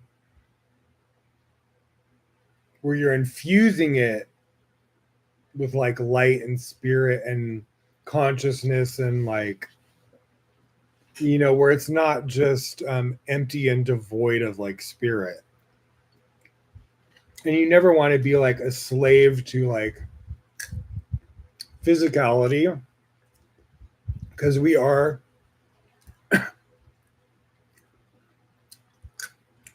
life will do that anyways, whether you want to detach from certain things at certain times. Life does that in general. So it's like you don't really have to be so like, you just want to recognize when you are negatively attached to where it's like it's becoming toxic or abusive or self-destructive or whatever, or like out of balance, like obsessive compulsive. Um, but some people, this goes back to shame of enjoying physical pleasure and intimacy sexually. There's a lot of shame that I think in lots of different spiritualities, even in Hinduism, where and they've done this in Catholicism, where priests won't have sex or partners, and they are monks and they devote their nuns, they devote their lives completely, and they become these like asexual beings. Is that the word? Asexual? I believe so. Let's look it up. Let's look her up. Asexuale. Yep, experiencing no sexual feelings or desires, not feeling sexual attraction to anyone. How unfortunate. Sex is one of the most beautiful things when it's connected with love, in my opinion. That's why I went celibate like 7 years ago, because I was like, I don't enjoy sex without love anymore. I was like done. I was like, I will literally wait until I fall in love with my soulmate. And I did. Well, I'm still, that's my private business, but no, you know,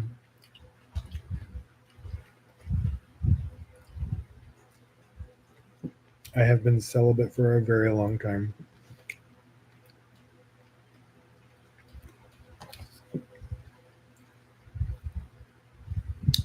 But yeah, I think that's the thing is, I just feel like there's so much like stigma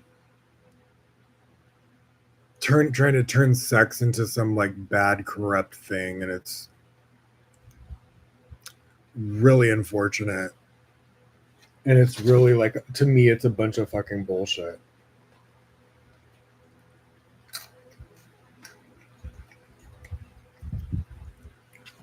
So don't fall for the hype. You heard? What's next? So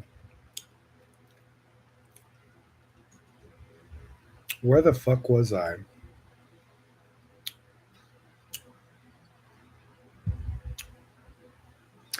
Those of us who are Maharaji devotees feel in our deepest hearts that he fulfills all these requirements.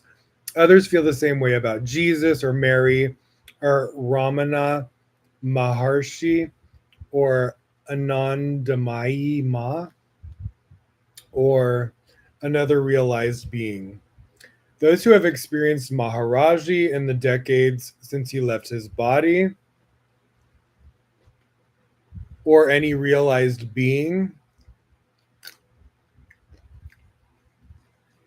that no longer walks the earth, know that a physical connection is not necessary for the soul connection.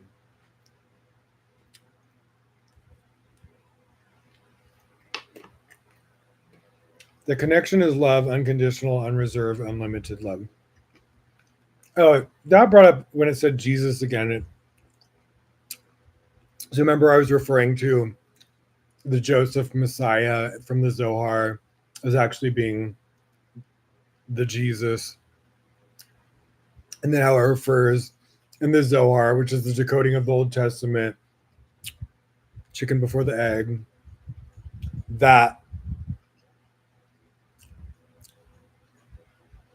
they try to kill him, and then he's resurrected days later.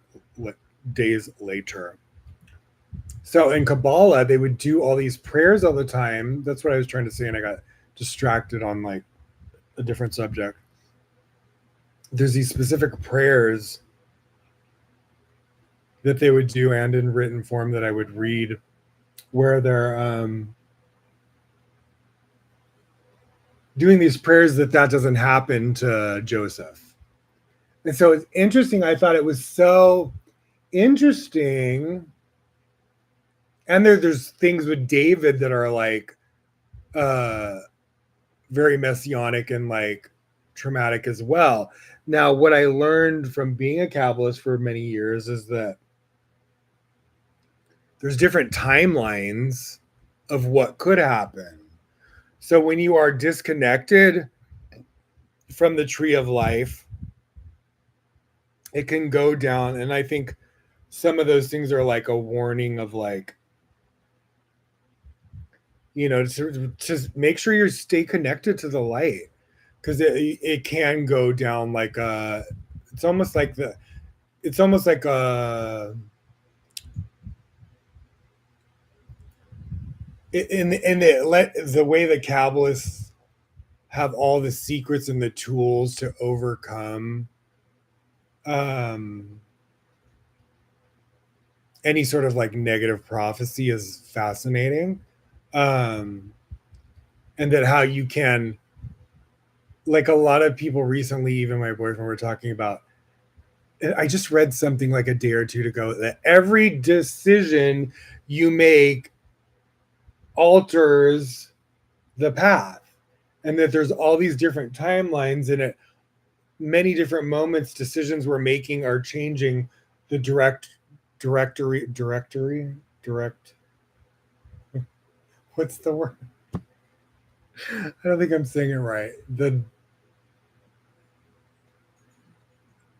What's the word? Not directory. Oh my god, I'm gonna go nuts. Duh. Why am I spacing what that word is? Not dichotomy. What the fuck is the word? Di. It's another word for like direction.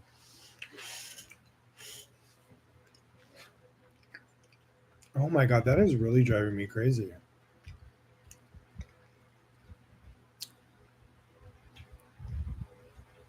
Trajectory. Sorry. Trajectory of your timeline. It's like butterfly effect.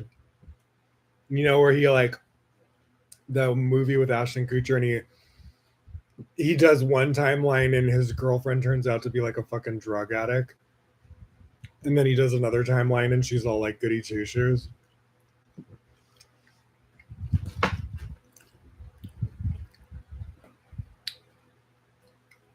Lesson is stay connected to the light. Be good.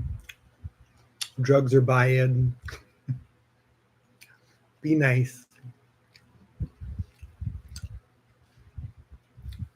Fuck ice. No, I'm just...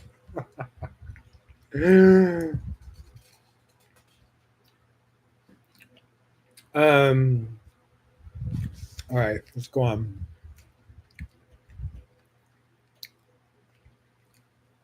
Ram Dass talks about the method of Guru Kripa, the form of Bhakti Yoga, the path of devotion that focuses on the Guru and the Guru's blessing of grace, Kripa. He says the essence of a relationship with a Guru or spiritual teacher is love. The Guru awakens incredible love in us, then uses that love to help us out of the illusion of duality. Sorry. I got some giblets up in my teeth.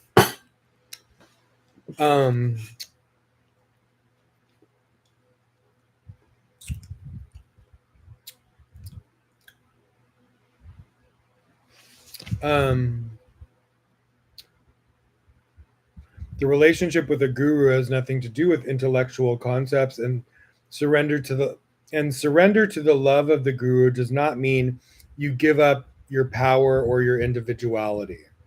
You may think you are surrendering or that you are resisting, but but there's really no mind involved at all. Excuse me. No decision to make. Excuse me. Excuse me. No decision to make or action to take. Your karma is simply unfolding, and you are drawn to your guru when the time is right for you. That is no less true today than it was when Maharaji was embodied in India. Maharaji himself said that the guru does not need to be in a body. As Swami Vivekananda once noted, it may be that I shall find it good to get out of my body, to cast it off like a used garment, but I shall not cease to work. When Dada Mukherjee visited visited Canada and the US, he said that the big, the biggest miracle he had ever witnessed, he had he had witnessed many with Maharaji, was meeting numberless Westerners who had not met Maharaji in the body, yet had the same spiritual connection to him as those who spent time with him in India. During his trip to the States, one of the places Dada visited was Montauk, New York, the furthest point on Long Island, with an all-encompassing view of the Atlantic Ocean. Dada gazed out into the boundless waters for some time without moving. When he finally came around, he was asked what he had been feeling as he stared at the ocean. He kept repeating, "He is so vast, he is so vast." When he was in a body, he was able to reach only so many, but now he is unlimited. The Guru's grace is available around the clock 24/7 for your whole life and beyond. Dealing with doubt. It is often difficult to connect head and heart. You may wake from a dream in which you fully experience Maharaji's love in your heart, but your mind says it was only a dream. You may read the stories of in Miracle of Love or Love Everyone and think, but they met Baba in person. You may see Maharaji driving past you in a car, or walking down the road, or standing on the corner and discount it as not possible. You may have looked at his picture and burst into tears and your heart overflowing and yet doubted his presence. This is one of the main reasons for this collection of stories, all from people who met Maharaji after he left his body. So that you will know that what you are experiencing is real. Yes, you have connected with Maharaji. Yes, that is his love you found in Ram Dass's eyes. Felt in meditation or while chanting, and when you called out for his help and were comforted, perhaps it isn't Maharaji who shows up. You may be connected to a different saint, a deity, another embodiment of divine love. The stories in this book can affirm for you, too, that what you are experiencing, dreaming, and sensing in your heart is real. No matter how extraordinary these experiences might be, the most miraculous aspect is the way your heart opens and your life changes. Absolutely. Honestly, and after having that Ganesha dream, I will always look at things like that the same as well. Like it was so real. It was like a visitation. It wasn't just a dream. This collection is arranged in 10 broad, categories, but please understand that these are very fluid. Unconditional love has no boundaries, and the seed that was planted from a photo or a book or a dream can come to fruition in kirtan, at a retreat, or when you pick up a piece of sea glass on the bench. Some of these stories come from decades old letters to Ram Dass or Krishna Das. Others come from interviews on Maui at the 2015 and 2019 retreats with Ram Dass or virtual interviews during pandemic shutdown. So altogether, they span snail mail to Zoom. Westerners grow up in a culture that often doesn't easily acknowledge or appreciate the realities that exists beyond the five physical senses. If you can't smell it, taste it, touch it, see it, or hear it, how can it exist? But it's that sixth sense, the one the one we usually call intuition, that reaches beyond time and space. You may know who's calling before you look at the name on your phone. You may feel the strong presence of your grandmother and later learn it was the exact time she passed. I've had stuff like that with my grandma as well from the other side. Like one night when I lived in my apartment in Chicago, I had done this specific altar and I did this 72 name of God for the first time on my altar for contacting departed souls, and had like a picture up there of my grandma and was like meditating on connecting with her soul. Next day, and it's not her death anniversary, it's not her birthday or anything. I go to Walgreens the next day in Lakeview, and just walking down the aisle, and I get like a text message on my phone, and it's from my mother. I open it, and it's a picture of my grandmother's grave headstone. I burst into fucking tears, and I was like, called my mom immediately. I was like, why did you just send me this? And she's like, oh, I was in the cemetery for like another relative and thought, oh, I'll go take a picture of, grandma's, her mother, my grandmother, her headstone and send it to you. So like, what are the fucking chances of that? That was just oh, her spirit was like, or spirit was letting me know like she was still with me in spirit.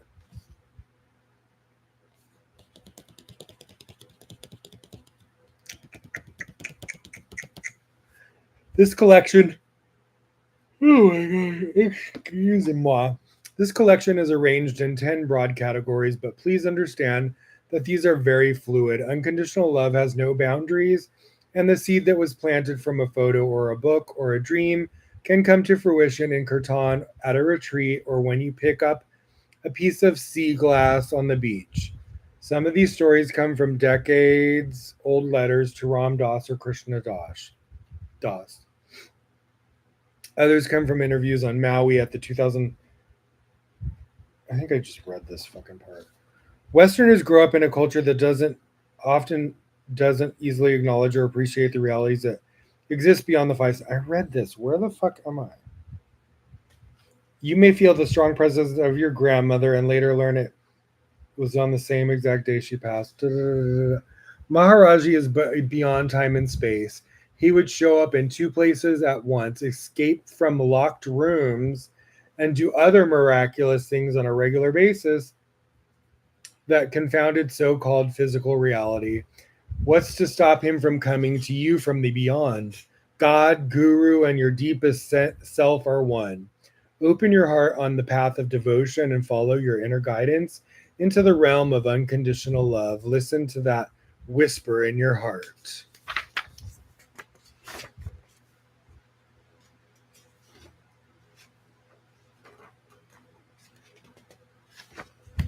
All right, there's just a few more pages and then I'm done. So, a word from Annie Levitt. If I don't meet you in this form, I'll meet you in another form. Neem Karoli Baba Maharaji. In September of 1973, the being we call Neem Karoli Baba, or simply Maharaji, left his body. Known throughout northern India as a great saint or Siddha, Maharaji first became known in the West as Ram Dass's guru. But he was and is so much more.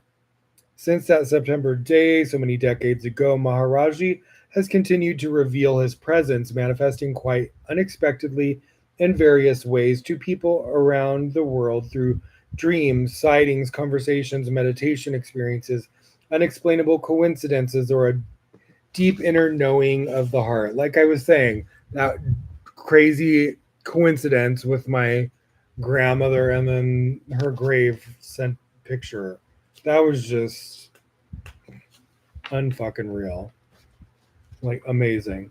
Such encounters with divine beings are not unusual, occurring across cultures and religions across time and place. Miraculous appearances and heart blessings of Bodh Hitstavas, saints, and enlightened beings are apparently never far away. Fortunately, although we may have forgotten them, these great beings don't forget us and are ever ready to guide and inspire. As the Bengali saint Sri Ram Krishna Paramahamsa said, the winds of grace are always blowing. I never met Maharaji in the body. I came to know about him first through Ram Dass in 1970, and then through the other Westerners and Indian devotees who spent time with Maharaji and shared their stories in books such as Be Here Now, Miracle of Love by His Grace, Love Everyone, and Chance of a Lifetime. Chance of a Lifetime. In 2015, I read a story on Facebook about a modern day miraculous encounter with Maharaji. I thought, oh, what a wonderful story. Wouldn't it be great if somebody would collect such stories for sharing?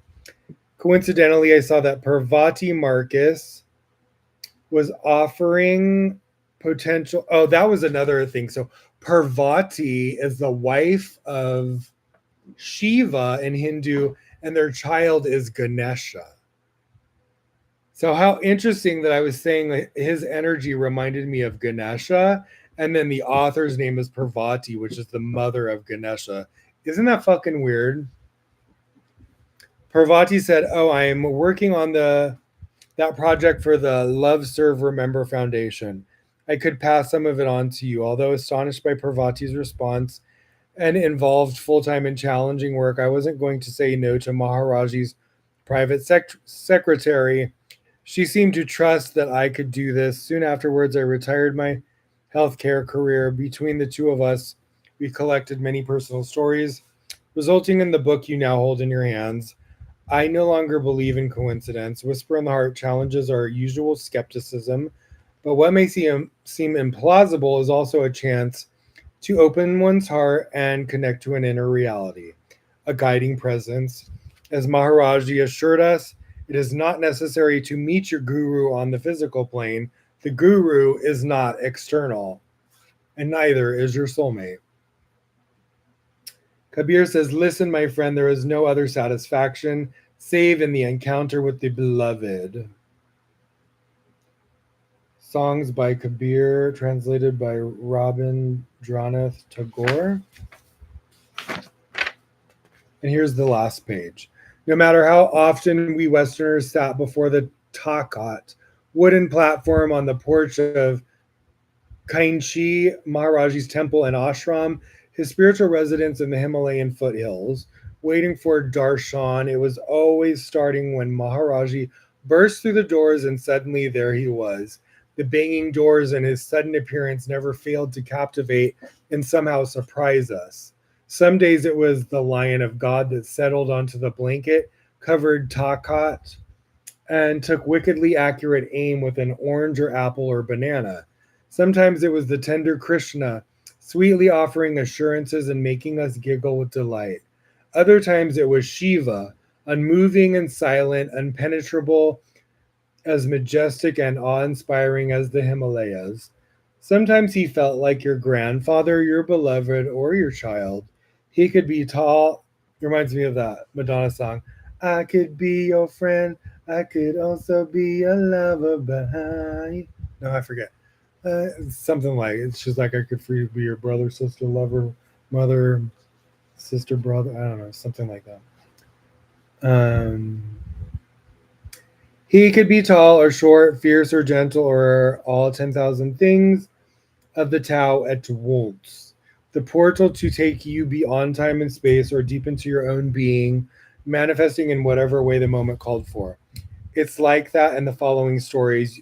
You're a frightened 9-year-old boy, and a man appears and wraps you in a blanket. You catch a glimpse of him standing on a corner, riding a bike, or he shows up in your meditation. He dances for you while you're sitting on a beach, or skips alongside you down city streets. He can be an ethereal presence, or just might find his physical form lying at your doorstep. There are no rules, no schedules, no guidelines for how and when he might appear, but show up he does. Love that.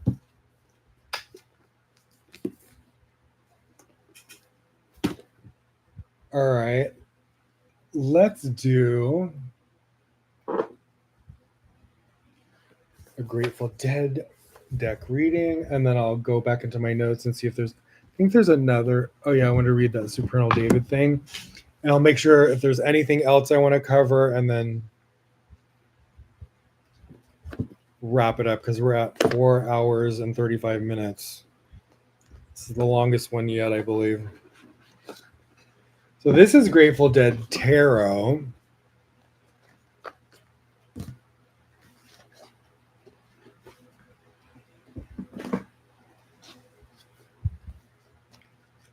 So we'll just do like a little.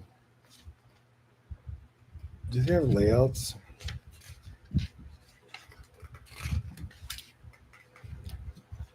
We'll just do like a 3-card pull.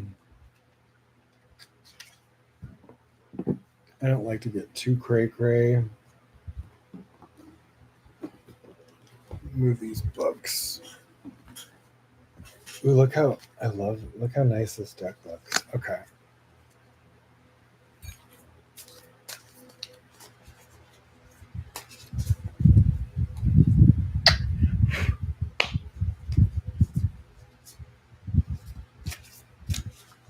Actually, I've never used this deck. Maybe I'll smudge it.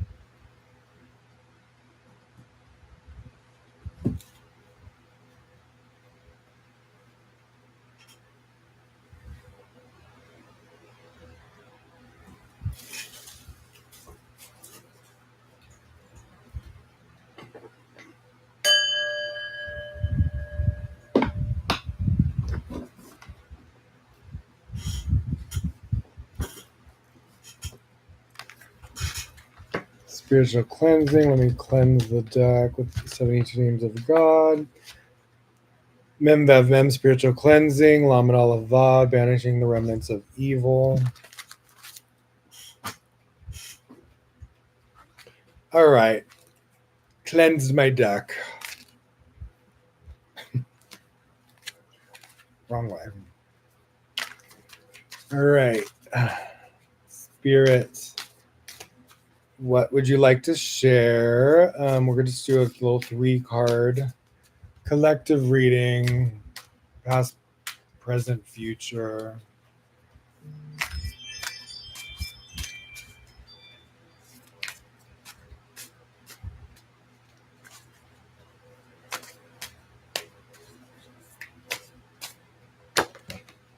Okay. 1. So that'll be past. No.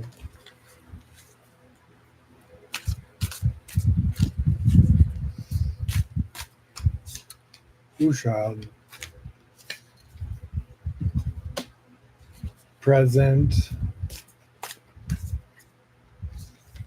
Future.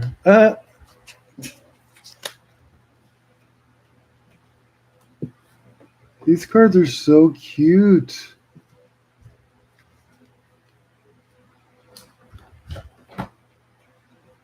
All right. That's funny. So past is Terrapin. Look how fucking psychedelic these are. Looks like a little bear reaching like up to the sun, and there's like a turtle in the clouds. And he's like on a path with like roses and other, I don't know if it's orchids or lilies. And there's stars in the sky. There's a moon, a crescent moon.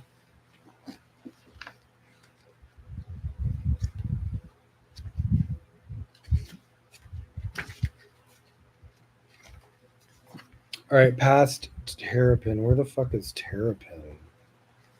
The fuck is a terrapin?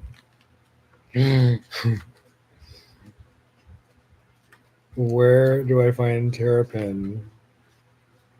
Hello. Dude, what? Where? I don't even know where to freaking look. Can somebody tell me where terrapin is? Anyone? Anyone?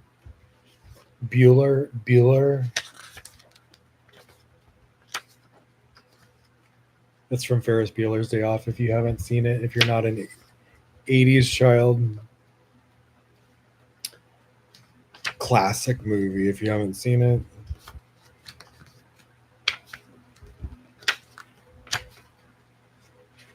do yourself watch it. Where the heck Aroonies is it? Suit of Roses. Terrapin of Roses, huh?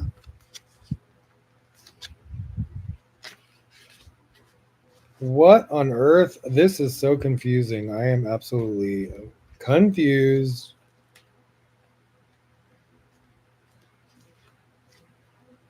What the fuck? Where is Terrapin? I'm gonna go crazy. Ain't nobody got time for this. Jesus, sorry, guys. I didn't know this was gonna be so. Do I need to go slower? Is that it? No, where is it? I guess I'm just gonna have to go fucking slow because I'm like, I don't see it in anything with terrapin in the contents.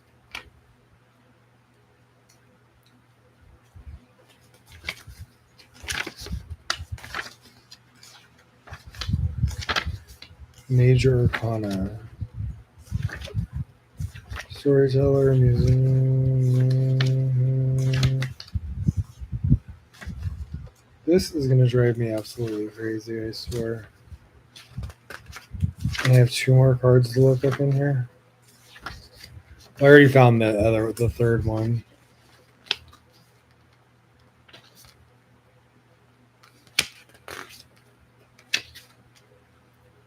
I don't understand why this is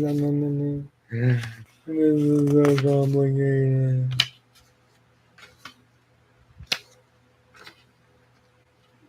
What the actual fuck?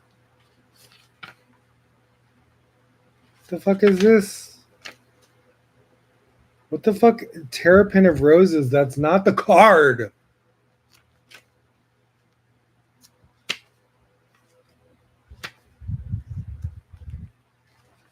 Dude, you've got to be fucking shitting me. See, I've gone through almost the whole fucking deck. Where the fuck is it? This is really fucking crazy. Why did... So there's a terrapin of bolts. So I think there's a terrapin of every suit. But this just says terrapin. It doesn't say of. There's roses in it, but that's not the matching picture of the terrapin of roses. Oh, maybe it's the bears. Terrapin of bears? Is there a terrapin of bears? Yeah, it's not bolts. It has to be. Yeah, okay. Fuck. All right, here we go. Suit of bears, terrapin of bears. They're all upright. Should I mix them all up? The terrapin of bears initiates a new cycle of creation. You have an opportunity to build something of lasting value in the world. You don't say. The universe is offering the support you need to increase your sense of security. That's exactly what I need. And develop a greater understanding of wealth and prosperity. Thank you much. When you align your intentions with your highest purpose and follow through with disciplined action, anything is possible. Yay! Well, that's good. So then next card we get is like night. And then it says something with lightning. That has some like hooker in the corner. I don't know what is going on there. Some lady with a What is behind her? A cloud with lightning? So night of what? Oh, don't do this to me again. Skulls. So I think it's Night of Skulls. No, it's not Night of Skulls. What is it? Bolts. It's got to be Night of Bolts. Okay, yeah, it is. Knight of Bolts, the rebel. That's me. Upright with unwavering, but rebel with a cause.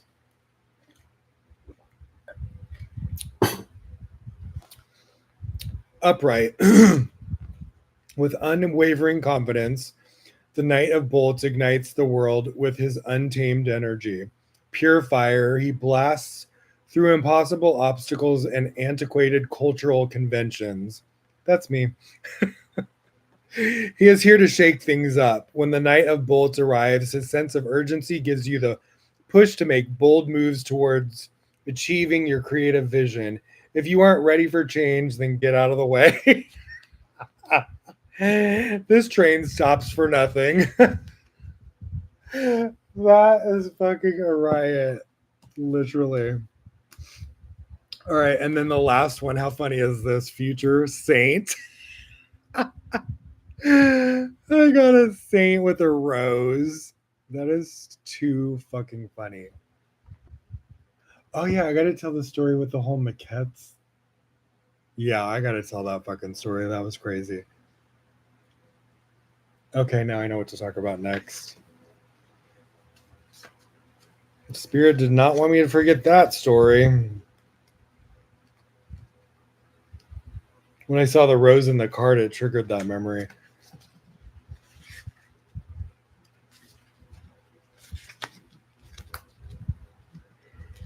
All right. Right, where is it? I saw it. Okay. Saint. What a cool card. Want to see it again?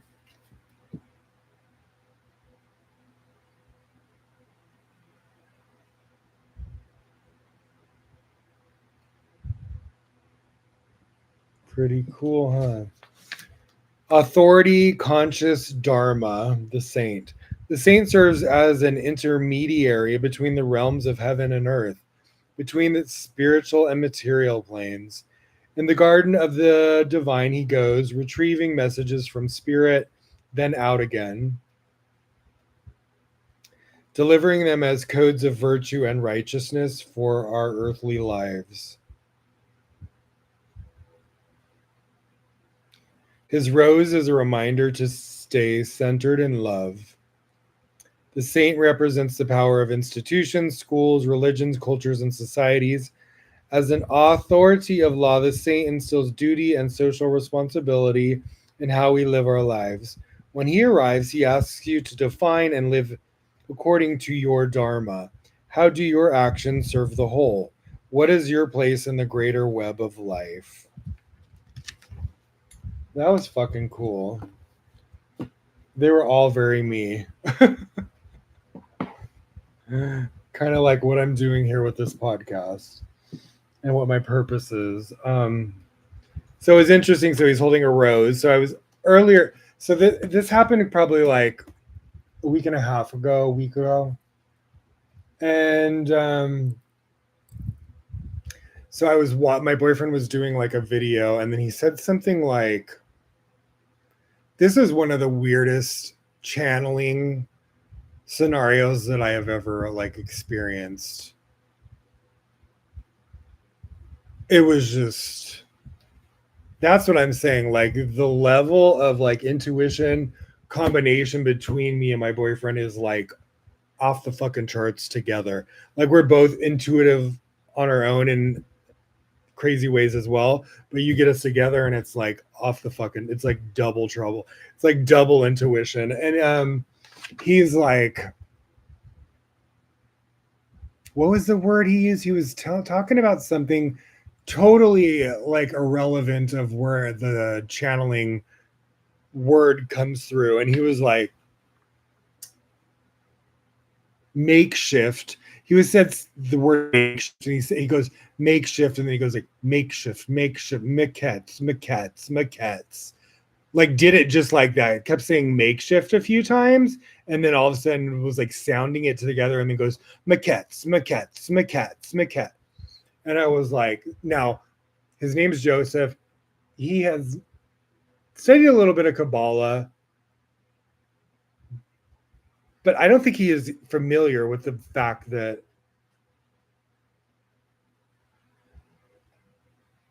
it was felt like it was coming like a divine inspiration or a channeled message from like his higher self or whatever you want to call it. And but Maquettes is the book of sustenance, which is the book that represents, it's all talks about Joseph the righteous, and that's my boyfriend's name, Joseph. um so David, my mother's middle name is Rose. My grandmother's name is Rose. On my album cover, Revelations, I'm holding a bouquet of roses. It's my rose quartz. Rose quartz represents love. So when I did my altar that night, so I knew when he said maquettes, my mind immediately went to get the book, Zohar book on maquettes that night. So I put the rose quartz with the maquettes to combine love with sustenance. Now, Joseph is also the channel of sustenance and abundance. So there's Kabbalistic prayers that you pray when you pray for abundance and sustenance. There's a specific Joseph the righteous prayer. So that's what Joseph kind of represents. And he was known to be in charge. It's funny too, because I have a lot of similarities to Joseph. I think I'm like, and that's why my soulmate is Joseph. I think he's a little bit of David and Joseph, and I'm a little bit of David and Joseph. And it's just so weird like that, because it's like I went through like a similar thing with being like kind of sold into slavery. My boyfriend has experienced something not quite the same, but similar in a sense to Joseph the Righteous, which I'm not going to get into, but I just wanted to clarify that as well. But then there's also, so it talks about supernal David being attributed to love. So this is the book of soulmates. Leklikot is all about love, soulmate energy. And so pyrite is sustenance. So I kind of struggle with a lot of financial blockages. And so my boyfriend is successful in that area. So he brings a lot of healing and wisdom to me with my finances and correcting a lot of my financial like abundance blockages that come from old past trauma. So I was like, oh, it's so interesting, the things that I need guidance or lack in ways and don't really understand how to get beyond, my boyfriend is very skilled at and is helpful towards me with it.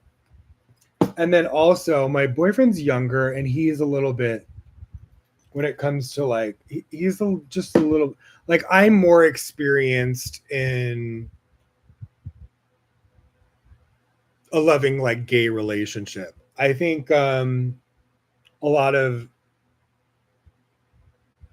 I teach a lot of that aspect to my boyfriend, who is maybe not as experienced in that. And he has a little bit maybe more like naivete, or like a little bit more fear or walls up, or like, he's not like, I'm a little bit more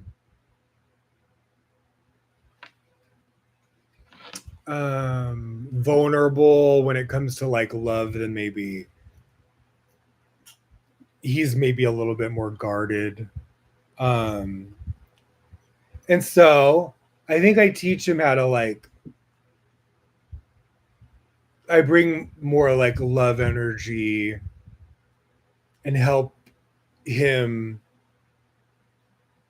remove fear or understand how to have a healthy, loving relationship, you know, with a gay soulmate. And and so I love so I that's why I put the rose quartz with the maquettes representing Joseph and sustenance and then love, and then the pyrite, which pyrite eagle crystal represents sustenance, and I put that with me, the love soulmate Zohar. So that was kind of like I did an altar with that and kind of meditated for these areas for me and my soulmate to be more in balance and heal, um, to bring us closer into, unification, balance in areas that were like a little bit need help, and and support, you know, and and that's just like such a beautiful thing. And then so let me pull up the maquette. So that night I pulled up maquettes, and of course it was again talking about the sun and the moon and Joseph and David. I was just like, this is fucking crazy. Because the week before was like leading up to that. I was teaching on the podcast episode about the lower level of like the tree of life with Yesod and Malhut, Yesod, Joseph and David and Messiah a little bit. But then it was like it elaborated more onto it of like the sun and the moon. And I think I had brought that up during that session. And then I just, he channels, when I'm going into the next, preparing for the next podcast episode. And then it's the new weekly portion. It wasn't even that weekly portion. So my boyfriend channels maquettes. So I go to study maquettes, and then the chapter that I go to in maquettes is specifically talking about the next, as if it would have been the corresponding lesson that would come next from what I did on the last episode. But it wasn't even in the next weekly portion. It was like channeled to me through spirit through my boyfriend. Fucking crazy, but was so in sync with the last week's lesson. I put that here too. Because I was just like, this is fucking wild.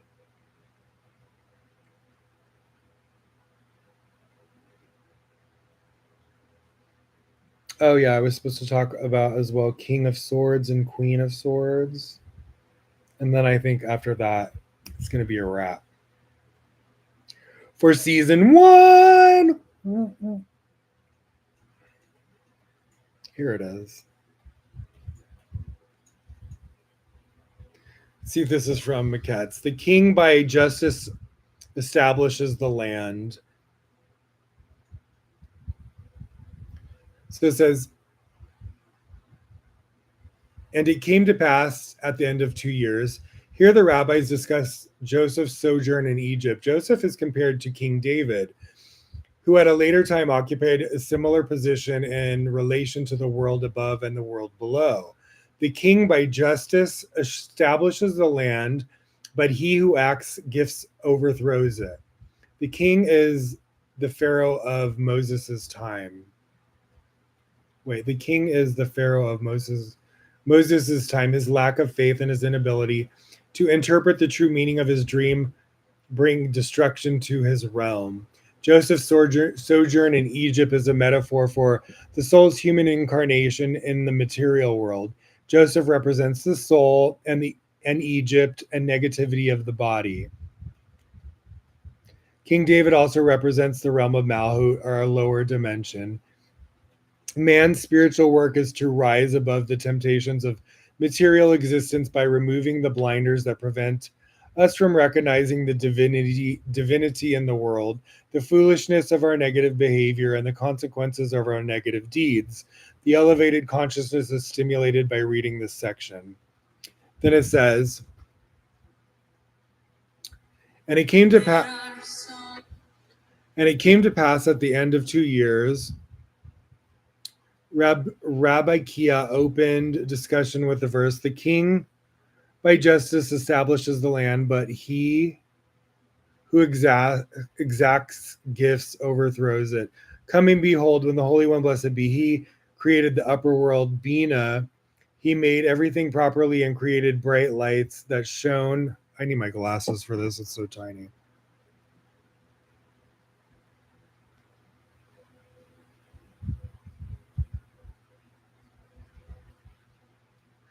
He made everything properly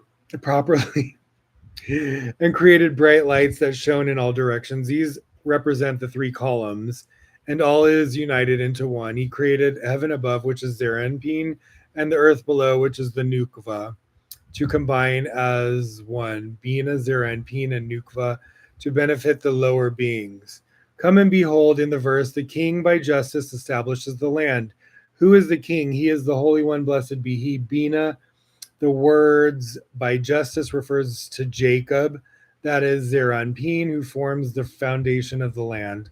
Therefore, the letter Vav in the name Yud Vav He, which is Zeranpin, see what I mean? How it's a little bit confusing unless you know the terminology. Is sustained by the upper He and the name Yud Vav He, which is Bina. The lower He and the name Yud Vav He, which is the Nukva, is sustained by the Vav, which is Zeranpin, because justice establishes the land with all its needs and nourishes it. Oh yeah, that's what I was meant to say in the Bible, like that. Um, Joseph was in charge where the money was like directed.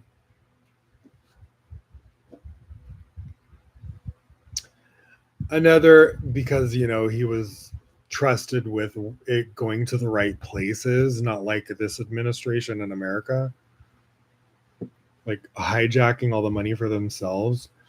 Another explanation of the king is that it refers to the Holy One, blessed be he, while justice refers to Joseph,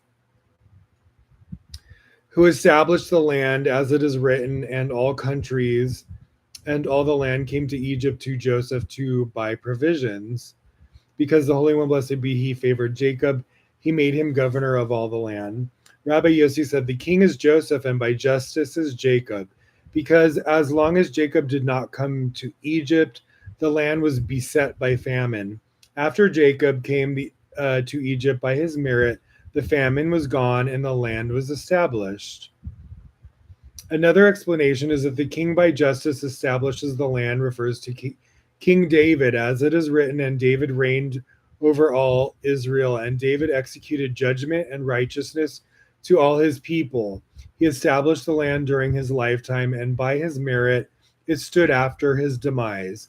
The phrase, but he who exacts gifts overthrows it, refers to Rekavam. Come and behold, for the sake of righteous, the Holy One, blessed be he, did not impose punishments that had been decreed on the world, so it will not have to sway over the world. All the days of King David, the land was established for his sake. After he died, he continued because of his merit, as it is written, and I will defend this city for my own sake and for my servant David's sake. Similarly, no punishment was inflicted on the world during the days of Jacob and all the days of Joseph, and the famine ceased for their sakes, and the enslaving by Egypt was delayed. Come and behold the verse, the king by justice establishes the land, refers to Joseph, but he who exacts gifts overthrows it, refers to Pharaoh.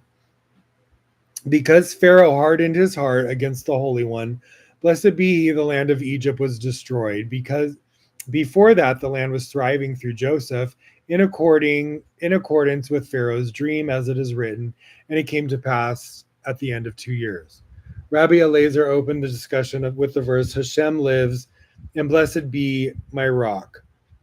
And let Elohim of my salvation be exalted. Elohai is spelled with a vav. This verse requires careful study. The phrase Hashem lives refers to the righteous, the foundation of the world, namely Yesod of Zeranpin, who is referred to as the life of the worlds. The phrase "and blessed is my rock" is the meaning of blessed be Hashem my rock. The world that is the Nukva is sustained by the generosity of the righteous, which is Yesod of Zeranpin in the verse, "Let the Elohim of my salvation be exalted." Exalted refers to the upper world, namely Bina, and Elohai with a Vav is heaven. Namely Zeranpin, as is written, the heavens are the heavens of Hashem. Come and behold, blessed be he Adonai, who day by day bears our burden. The name Adonai is spelled Aleph Daled Nun Yud, which alludes to the Nukva. This verse contains the mystery of wisdom. Day by day is the secret of 2 years. 2 years, days, which are the two grades, Bina and Zerampin, for the Nukva. Okay, this is getting redundant. Okay, is blessed only by them. This is as it is written, and it came to pass at the end of 2 years. The Pharaoh dreamed, and behold, he stood by the river. We have already learned this secret. It means Joseph, because the words a river refer to Joseph the righteous. That's interesting. Um, the verse, and behold, there came up out the river 7 cows, well favored and fat of flesh, and they fed in the reed grass, reeds out of the river, because from this river, which is Yesod, all the grades below are blessed, because of the river that flows from Eden, which is Bina, waters and sustains everything. And Joseph, who is Yesod, is a river, and the whole land of Egypt is blessed for his sake. Is this relevant, the rest of this?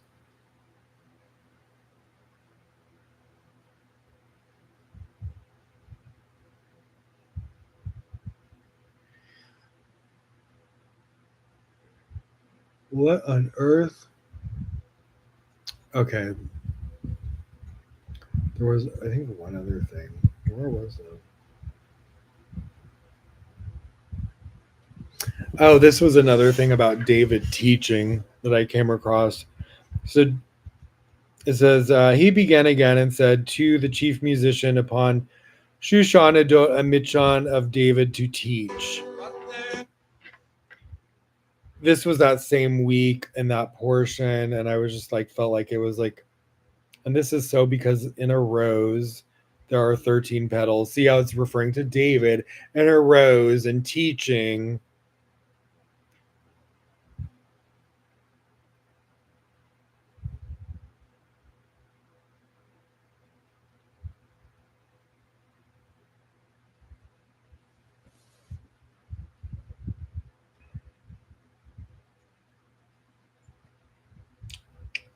Where's the other thing? You little annoying thing, you. Where is the other? Okay, here we go. This is the one that talks about the moon. The moon, right?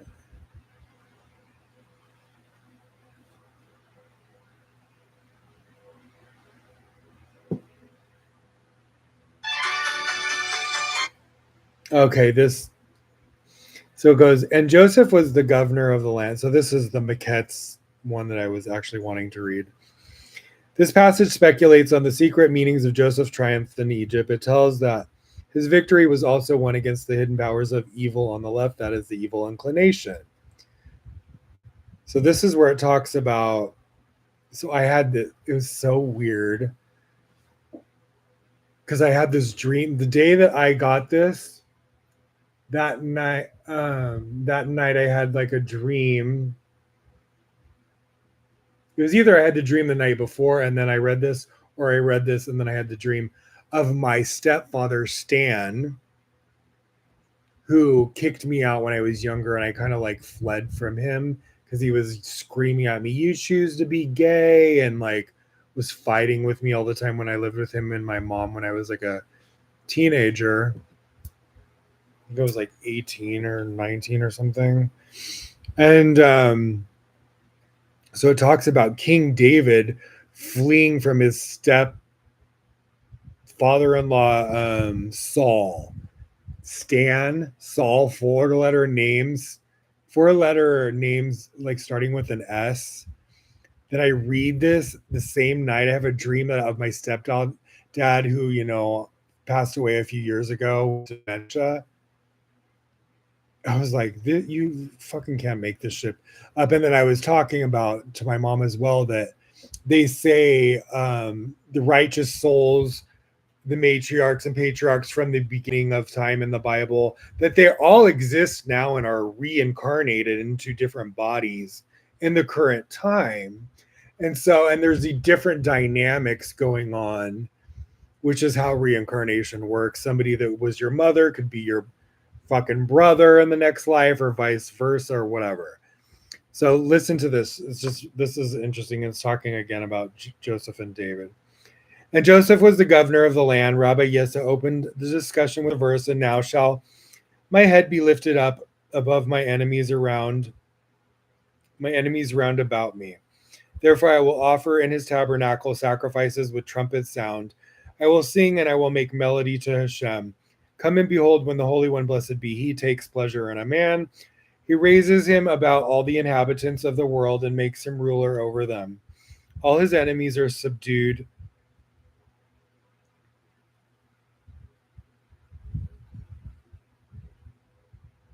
under him. King David was hated and rejected by his brothers. The same thing happened to Joseph. They have like such similar stories and they're always like compared. It's just really interesting. And the Holy One, blessed be he, raised him above all the inhabitants of the world. He fled from Saul, Saul, and my stepfather's name is Stan. His father-in-law, and the Holy One, blessed be he, raised him above all kingdoms, and everyone bowed and knelt before him. Like, see, he fled from Saul, his father-in-law. Isn't that crazy? And then for me to dream of my stepdad Stan the same night or the night before, that was just too fucking weird. Joseph was, and I haven't dreamt of him since like probably the first week or two after he died. I had like 3 dreams of him like right after he died, and that was it. And I've said that to my mother. I'm like, how come I wonder why he never comes in my dreams anymore? So it was just very strange. And it says Joseph was rejected by his brothers as well, I just said. And afterward they all knelt and prostrated themselves before him, as it is written, and Joseph's brothers came and bowed themselves down before him with blessed be he. Wait, sorry. As it is written, and Joseph's brothers came and bowed themselves down before him with their faces to the earth. Another explanation of the verse, and now shall my head be lifted up, is that it means that I shall be included with the fathers, for King David had cleaved to the patriarchs in order to be united with them in the secret of the fourth leg, and to be lifted above and bound to them. Above my enemies round about me refers to those of the left side, all of them accusers intent upon destruction. When he is lifted above them, the sun, Zeranpin, is united with the moon.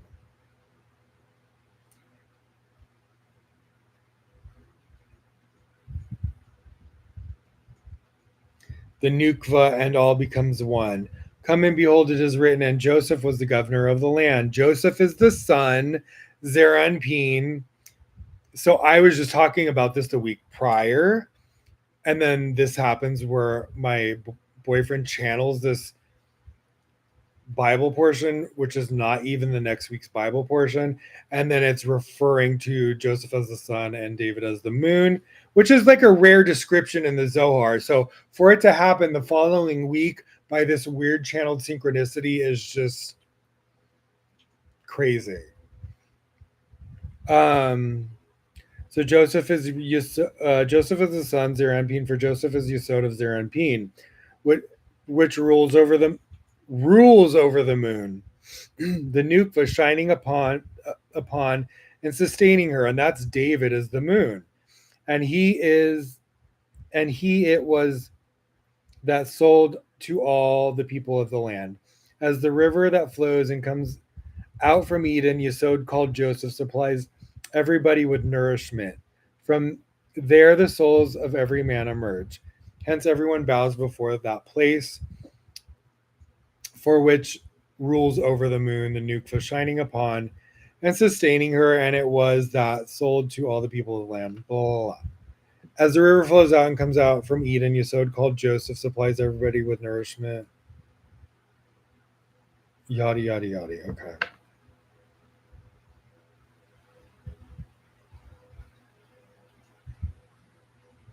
What else? What else? What else? What else? Wasn't there something else I was going to talk about?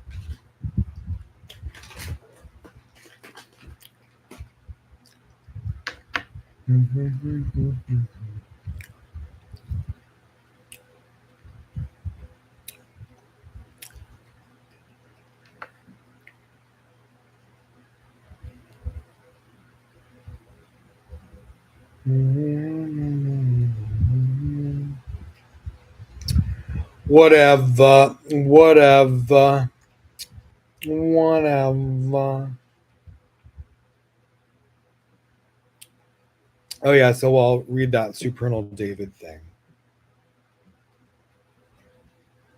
So this was the thing that happened to me in my 20s. It was the first time I had come across. Now, mind you, at first, I was always like had blonde hair my whole life. Even when I was young, I had like a goldeny, blondish brown hair. But when I was like a teenager and in my 20s and 30s, I always had blonde hair. A couple of times when I was like younger teenager, I would dye it different colors, but predominantly my whole life, I was kind of obsessed with Madonna, Marilyn. I was always obsessed with just like bleach blonde fucking hair. And I always bleached my hair until I got too old where it was just too much upkeep and damage to my hair or scalp. And I was like, fuck it, I'm just going to go dark. And even my album covers for 21st Century Psalms, blonde ass hair. For Revelations, blonde long hair. Now, this is after all those things, not Revelations, but after the first photo for 21st Century Psalms where I had shoulder length blonde hair as well. Then I came across this first thing describing this supernal David character. All right, let me refresh this page so I can find it.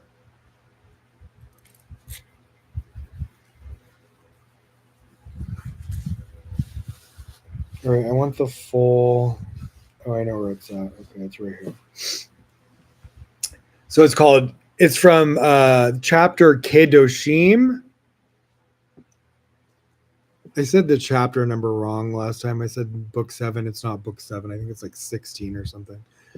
But the chapter inside the book is called Turn Away Your Eyes from Me, and chapter Kedoshim in the Holy Zohar. Rabbi Shimon tells Rabbi Abba about another David, a supernal David, who brings mercy from God to the world. His beauty illuminates all the worlds. We then learn about another Garden of Eden, a supernal garden that exists for God, wherein his love is found. Lastly, Rabbi Shimon talks about another land, a supernal land of Israel situated beneath the level of Jacob, and which God bequeathed to Israel is called Land of Life. Rabbi Abba commenced, O turn to me and have mercy upon me, give your strength to your servant. O turn to me and have mercy upon me, he questions. Did the Holy One, blessed be he, have any other person in the world as beautiful as David, so that he needed to say, O turn to me and have mercy upon me? And he answers, such we learn that the Holy One, blessed be he, has another David, namely Malhut, named David.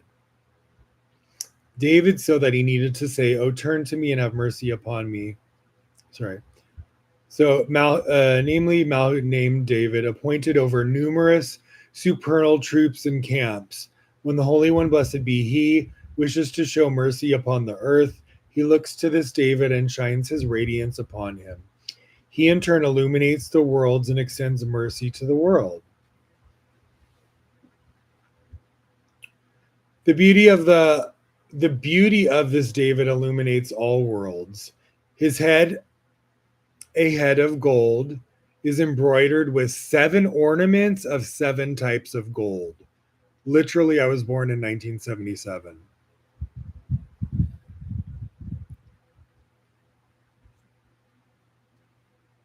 As we have already established, the affection of the Holy One, blessed be He, is directed at him, and his great love for him. He asked the Holy One, blessed be He, to turn his eyes in his direction and look at him, meaning he said, "Oh, turn to me and have mercy upon me." This is the meaning. They are in all aspects the most beautiful. As it turns, turn away your eyes from me. This verse means that at the time when these eyes of Malhut look at him, at the Holy One, blessed be He, excuse me,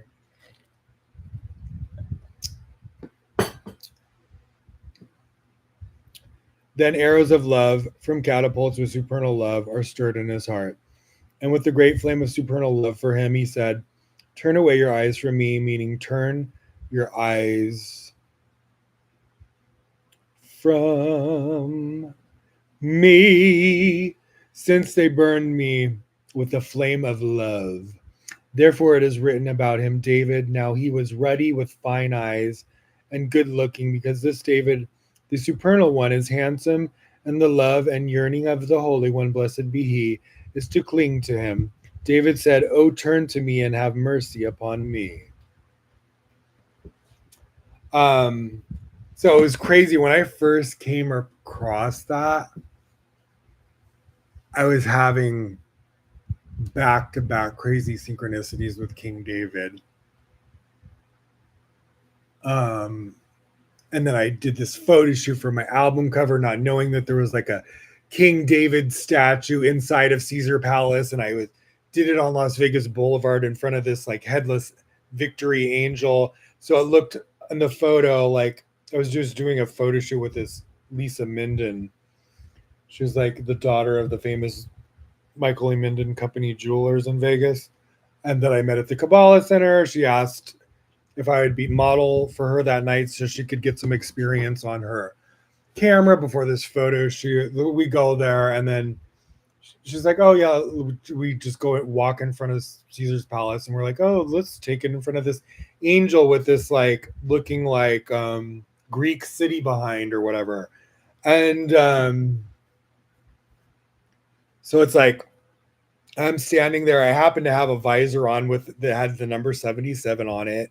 That day I looked really funky that day and cool, so it went perfect for like it to be like a photo shoot for like an album cover or whatever.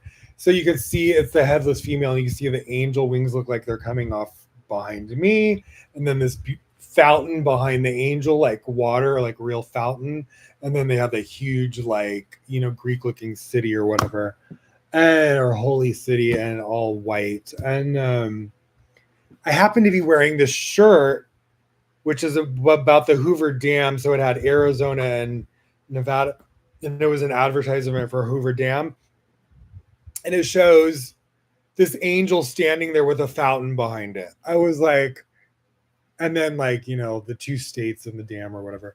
I was like, you, and I didn't notice it till I got the pictures back. Like I didn't realize that I'm standing in front of an angel and a fountain wearing a shirt with an angel with a fountain. It was, and then realizing that there's a full size, King David statue of David, like the a replica of the Michelangelo one that's in Florence, inside of Caesar's Palace, like Forum Shops area. It was just there were so many other synchronicities and strange stories that have happened over the years. I can't tell them all, and honestly, I'm not trying to convince anyone, but I just wanted to like share. Even to this day,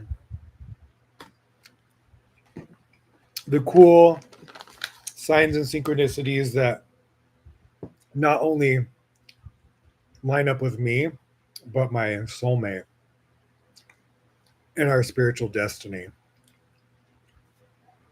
And there's a lot of like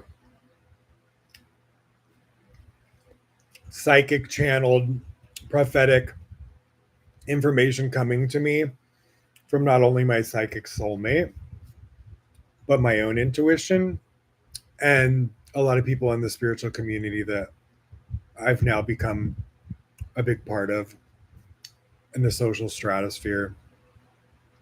That is YouTube, TikTok, and Instagram. And fucking, it's like, and Google. Um, it's funny just how the collective is like the intuitive collective, the people with these gifts. Ooh, I just spit on my laptop. Not good. Where's the fucking tissue? I don't need to be like, oh, sorry. Yeah, don't fuck it up. I don't need to. It's just interesting how these really like psychic and intuitive people really pick up on my destiny and my man's destiny together. It's just fucking very fascinating and inspiring. But there's so much like amazing future to be had and beautiful experiences and purpose. And I'm sure there's going to be like mind blowing, like, I think God's really going to be doing his big one in the next, 5 to 10 years. Who knows how long everything is going to like progress until the final redemption, into where, earth is like transformed and like pain and suffering is that's what it says. It says once the final once the and it's in our lifetime. It's talking about in the lifetime of my lifetime and my soulmate's lifetime. So that's what's really exciting, is that we're going to be in the generation where pain and suffering and death are completely removed from this world, Malhut. And so that's fucking exciting to know that we're like in that generation of that refers to the time of Messiah in the Holy Zohar. It's fucking exciting. I absolutely believe with total certainty that that is going to happen, and that the dead, our relatives, are going to be resurrected. We are all going to be united. Pain and suffering is going to be removed, and the world is going to be transformed. The way it is and functions and works is not going to be ever like it was beforehand. And it's fascinating to study those portions in the Zohar. It's like, really, there's so much crazy storyline. It's like a fucking, they could make a damn fucking movie about it, which maybe we will one day. Maybe I'll direct it too. No. You never know. I'm like, I have, trained actor. I used to make movies and cast my friends and direct shit. I love to write. The world's our oyster. Once God opens up the fucking floodgates financially for me and my soulmate, we are both artists. We are both so creatively talented when it comes to music, writing, art, movies, film, public speaking, teaching. Like, the world is our fucking oyster. And, it's our time. We both are destined to spread light and love and spiritual wisdom and healing. That's what we are. That's what we do. Um, and I'm really excited to have my own life with him, my own family with him, something I've never experienced or he has not experienced as well. And for us to really create our empire and have like a positive impact and like influence on the world, and create our like team of like loyal, like, people that help steer our ships. And all I got to say to that is amen. And so it is. Was there anything else, Spirit, that you wanted me to share. I think that might be it. It's been a journey, guys. Oh, wait. I said we'll do a little bit. So we'll do a little bit. So there was some other movie themes like Dracula.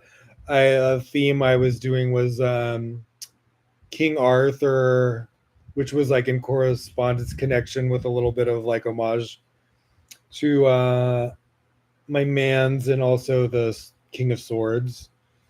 So let's read a little bit about King and Queen of Swords, and then we'll call it a wrap. We'll wrap it up.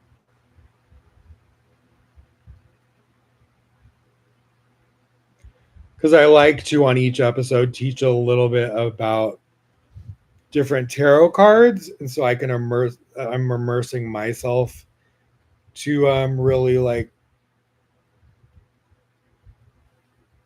what's the word? Not process, but digest the each card. Get, I like to explore each card like thoroughly so it sticks in my memory, basically. What am I freaking doing here? Okay.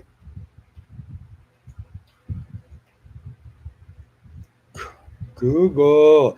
I just did this new update. It went from update from 18 to 25 on my iPhone, and it really changed up everything. So I'm like, how do I do this? Because they just change freaking everything on here. All right. It's like learning how to use your phone again. Um, Annoying. Annoying. Should have just left it alone. King of Swords.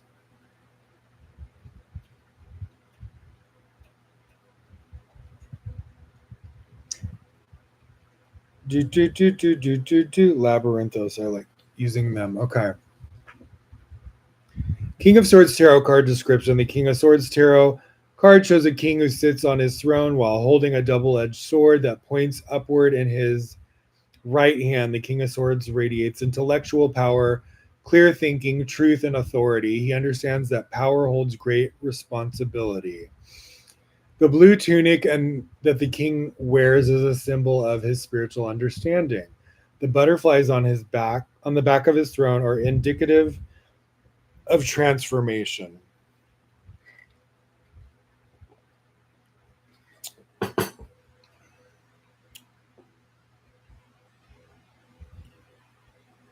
So yeah, there was also this weird theme.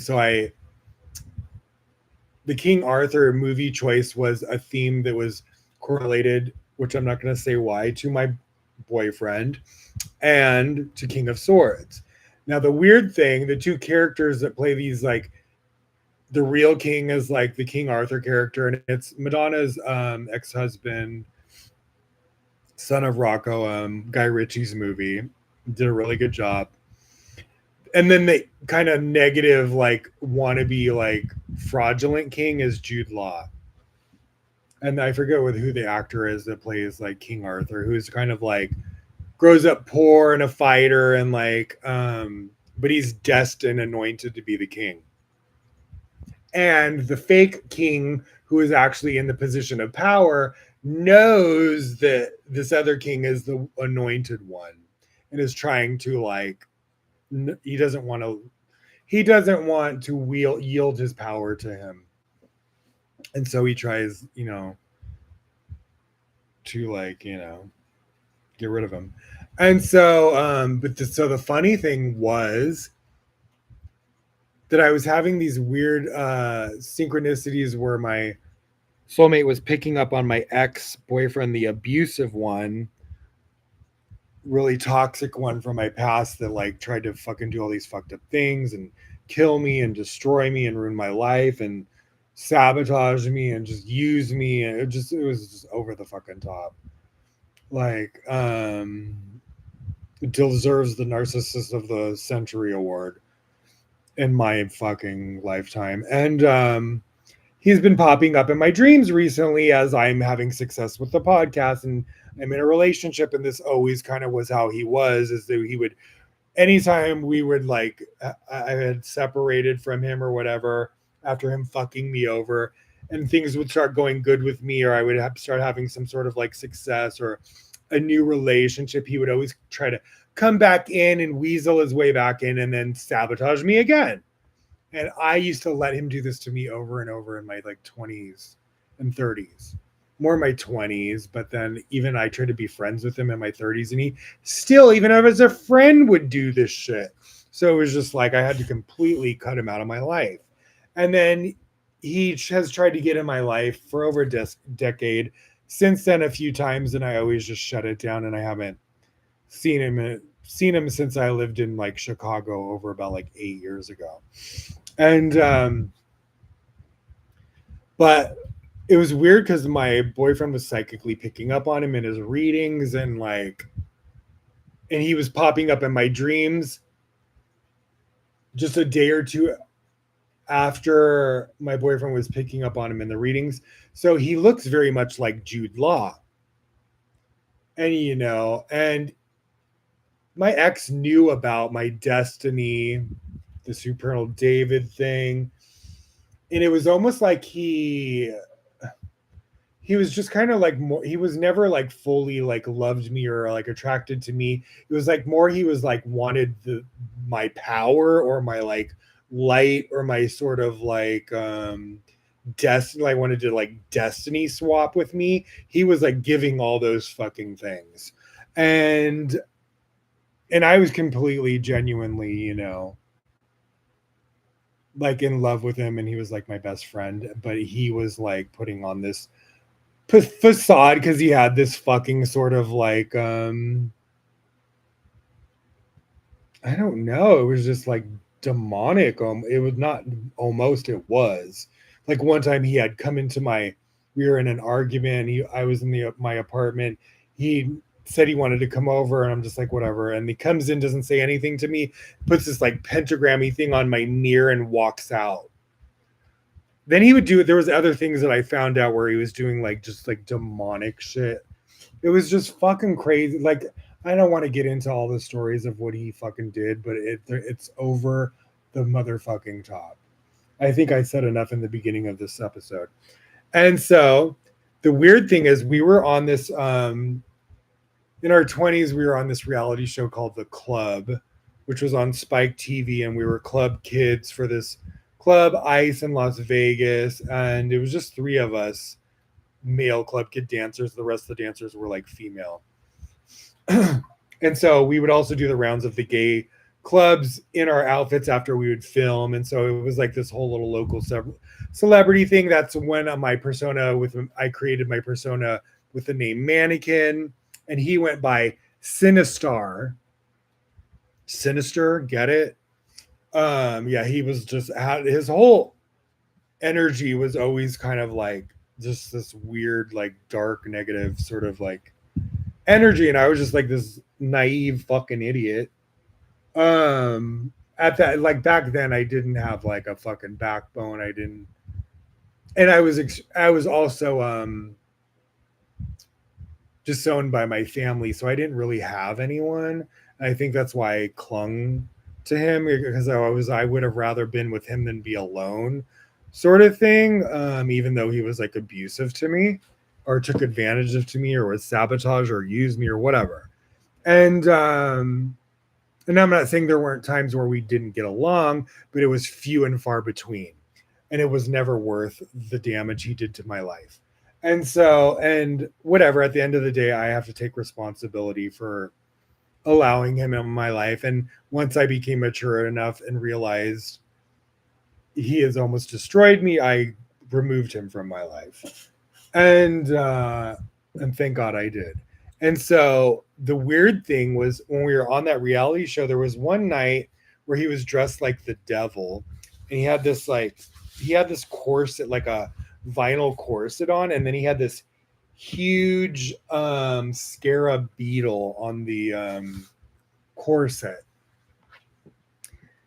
And so when I was making the promotion for that movie for my podcast, King Arthur, it shows, the king who plays King Arthur, that actor, and then Jude Law. And Jude Law has this, and he's the fake king.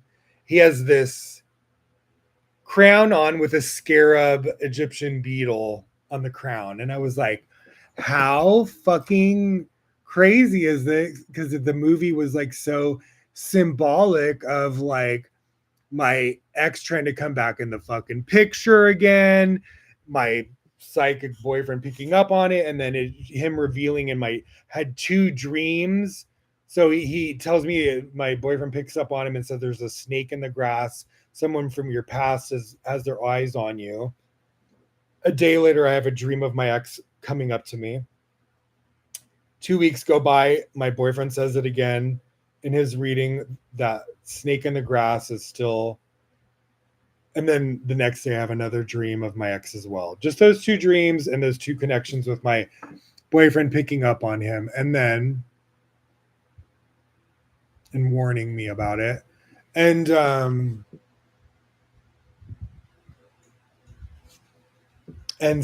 then that weird synchronicity with the movie with the scarab on his head and the fake king and then the real king, just kind of like basically showing this was the person that I when I was younger thought was my soulmate, who completely was not, and was like this sort of just like negative like fraud that just wanted, like, was hungry for power. And then the actual my divine counterpart, who as royal in his destiny as I am, because he's the other half of me. And so it was that clarity of like distinguishing light from dark, distinguishing your true soulmate from your fraud soulmate. It was just really interesting. And that symbology of the scarab beetle just really took me back. I was like, that's fucking crazy.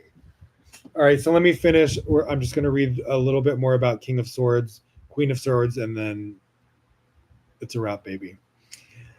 The King of Swords appearing in the reading suggests that you should remain objective in your current situation. You must establish truth by sticking to the facts. The King of Swords and his intellectual power implies that you will need to use your intellect to make your point known and attain your goals. Besides your experience and education, you should be sharp and observant to see deeply into problems that come your way. Oh, you better believe it.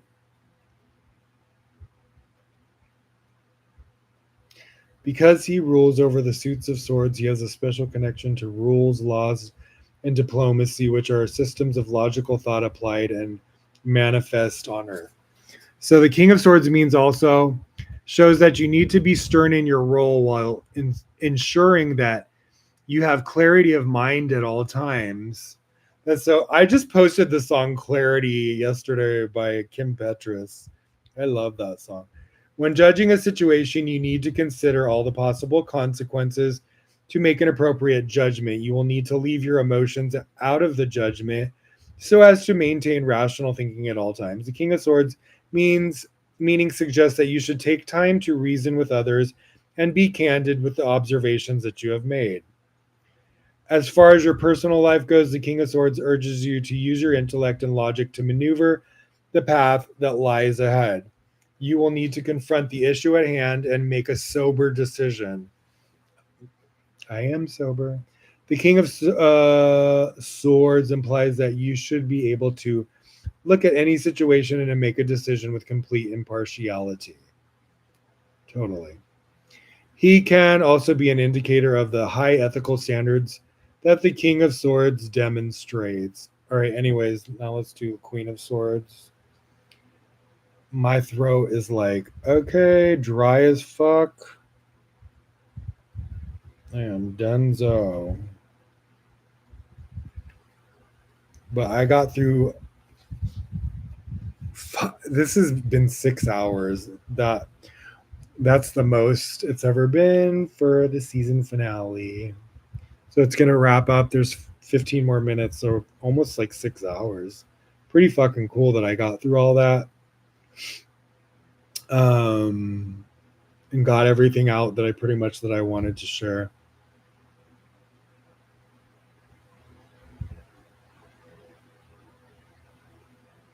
Oops.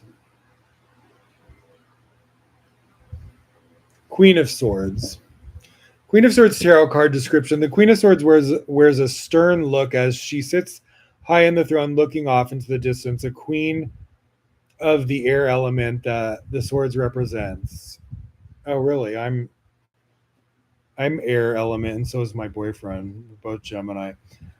Um it's funny that X was a Gemini as well. A queen of the air element that the swords represents. Her place in the clouds shows that no one can trick or fool her. The sword in her, yeah, that's, you better fucking believe it, bitches. The sword in her right hand is pointed towards the sky, whereas the little left hand is extended like it is offering something. The Queen of Swords gives us the gift of judgment for everyday decisions and having the flexibility to take in knowledge from others. Upright Queen of Swords meaning the Queen of Swords is an archetype of an older, wiser, feminine intellect. She could be thought of as the most masculine of all the queens and may come off as quite stern and emotionless. This card represents the importance of making judgments without relying on emotion alone. The Queen of Swords beckons you to look at all the facets before you make a decision. The Queen does have compassion, which is why she has her hand reaching outwards and offering, but she wants to connect to people using an understanding that is intellectual. This card also means that you will need to become independent with your judgments. You must rely on an unbiased intelligence, which has you researching alternative viewpoints and thinking carefully on your decision.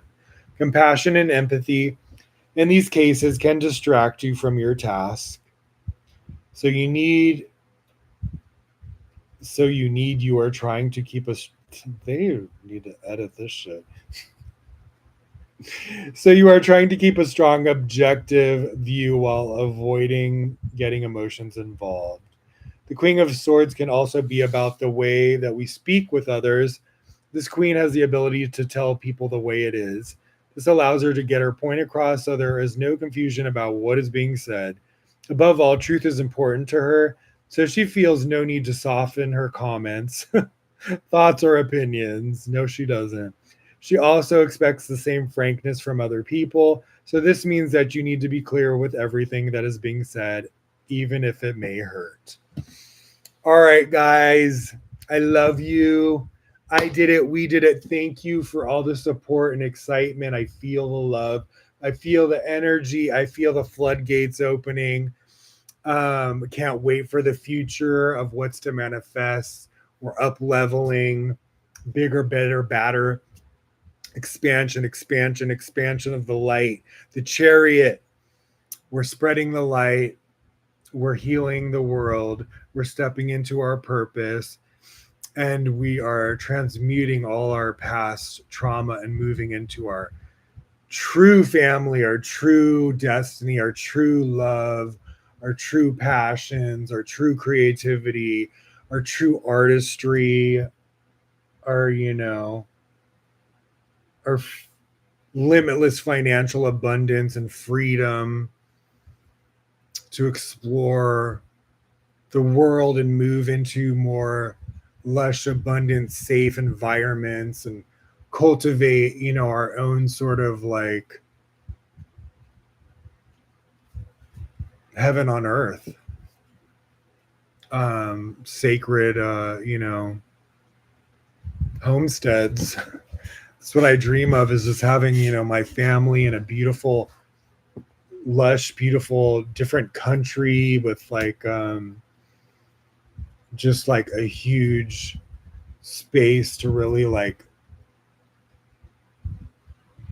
make it our own with my soulmate. And over time, like whether that's pets or children or extended family, I just want to feel that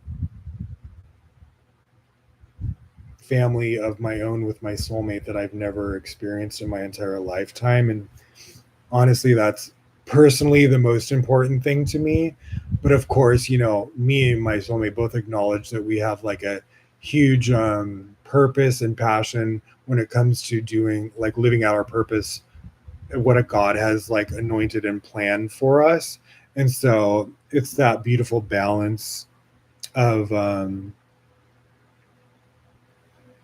personal, private, sacred lives and doing our living out our purpose in the world and co-creating and with collective energies that are on the same path and helping a lot of people that are disconnected and in the dark heal and come into the light to really like transform this world and bring that tipping point. That's what they say about David and Joseph and Moses. It's a 3 column system that is going to cause, be the kind of like the sort of like reflection of the tipping point. And so all our collective work together matters. So everyone watching, everyone inspired, we're all connected, we're all family, we're all from the creator. And the more we transform ourselves individually and collectively like lift each other up, inspire each other, it's just going to cause this tipping point. And it says about the collective like messiahs are just kind of like almost like a symbolic sort of like a reflection of the progression of the collective tipping point going into the more positive scale and outweighing the negative. So I just wanted to like say how grateful I am and excited for the future I am, and thank you all for all the support and unconditional love. And I look forward to growing and sharing more artistry and spirituality with you guys, whether that's through music, acting, writing books. I mean, I love to do a lot of things. And once I get the financial backing, I'm going to be like, me and my baby are going to be like unstoppable. So all the support matters. If you want to see more from us, and if you want to empower people that really want to do good things in the world, well, please support me and my soulmate. And because there's a lot of people giving a lot of support to people who are doing negative things in the world, and they don't deserve the fame or the empowerment or the support that they're getting, because they basically harm other people with it. And they're very wasteful, greedy, and just like straight up evil. So it's just like, let's shift where we're putting our energy, who we're supporting. You know what I mean? And let's try to like shift our energies to support people that are really doing positive things for the like unified collective, not for just like, oh, this skin color or this, you know, sex or whatever. You know what I mean? There's just so much sexual discrimination and racial discrimination, and it's just like fucking absurd, and it's causing so much negativity in the freaking world. It's unnecessary, and it's makes no freaking sense. Like the people that are doing this, it's dark, it's evil, it's uneducated, it's just is not in alignment with source energy. And all we can do is kind of like band together to be like a stronger unified force. Anyway, I'm done with my Miss America fucking speech. As Kara Elizabeth would say, world peace. Love you guys. I love you, baby. Thank you for all your love and support. I love you for eternity. Good night, guys.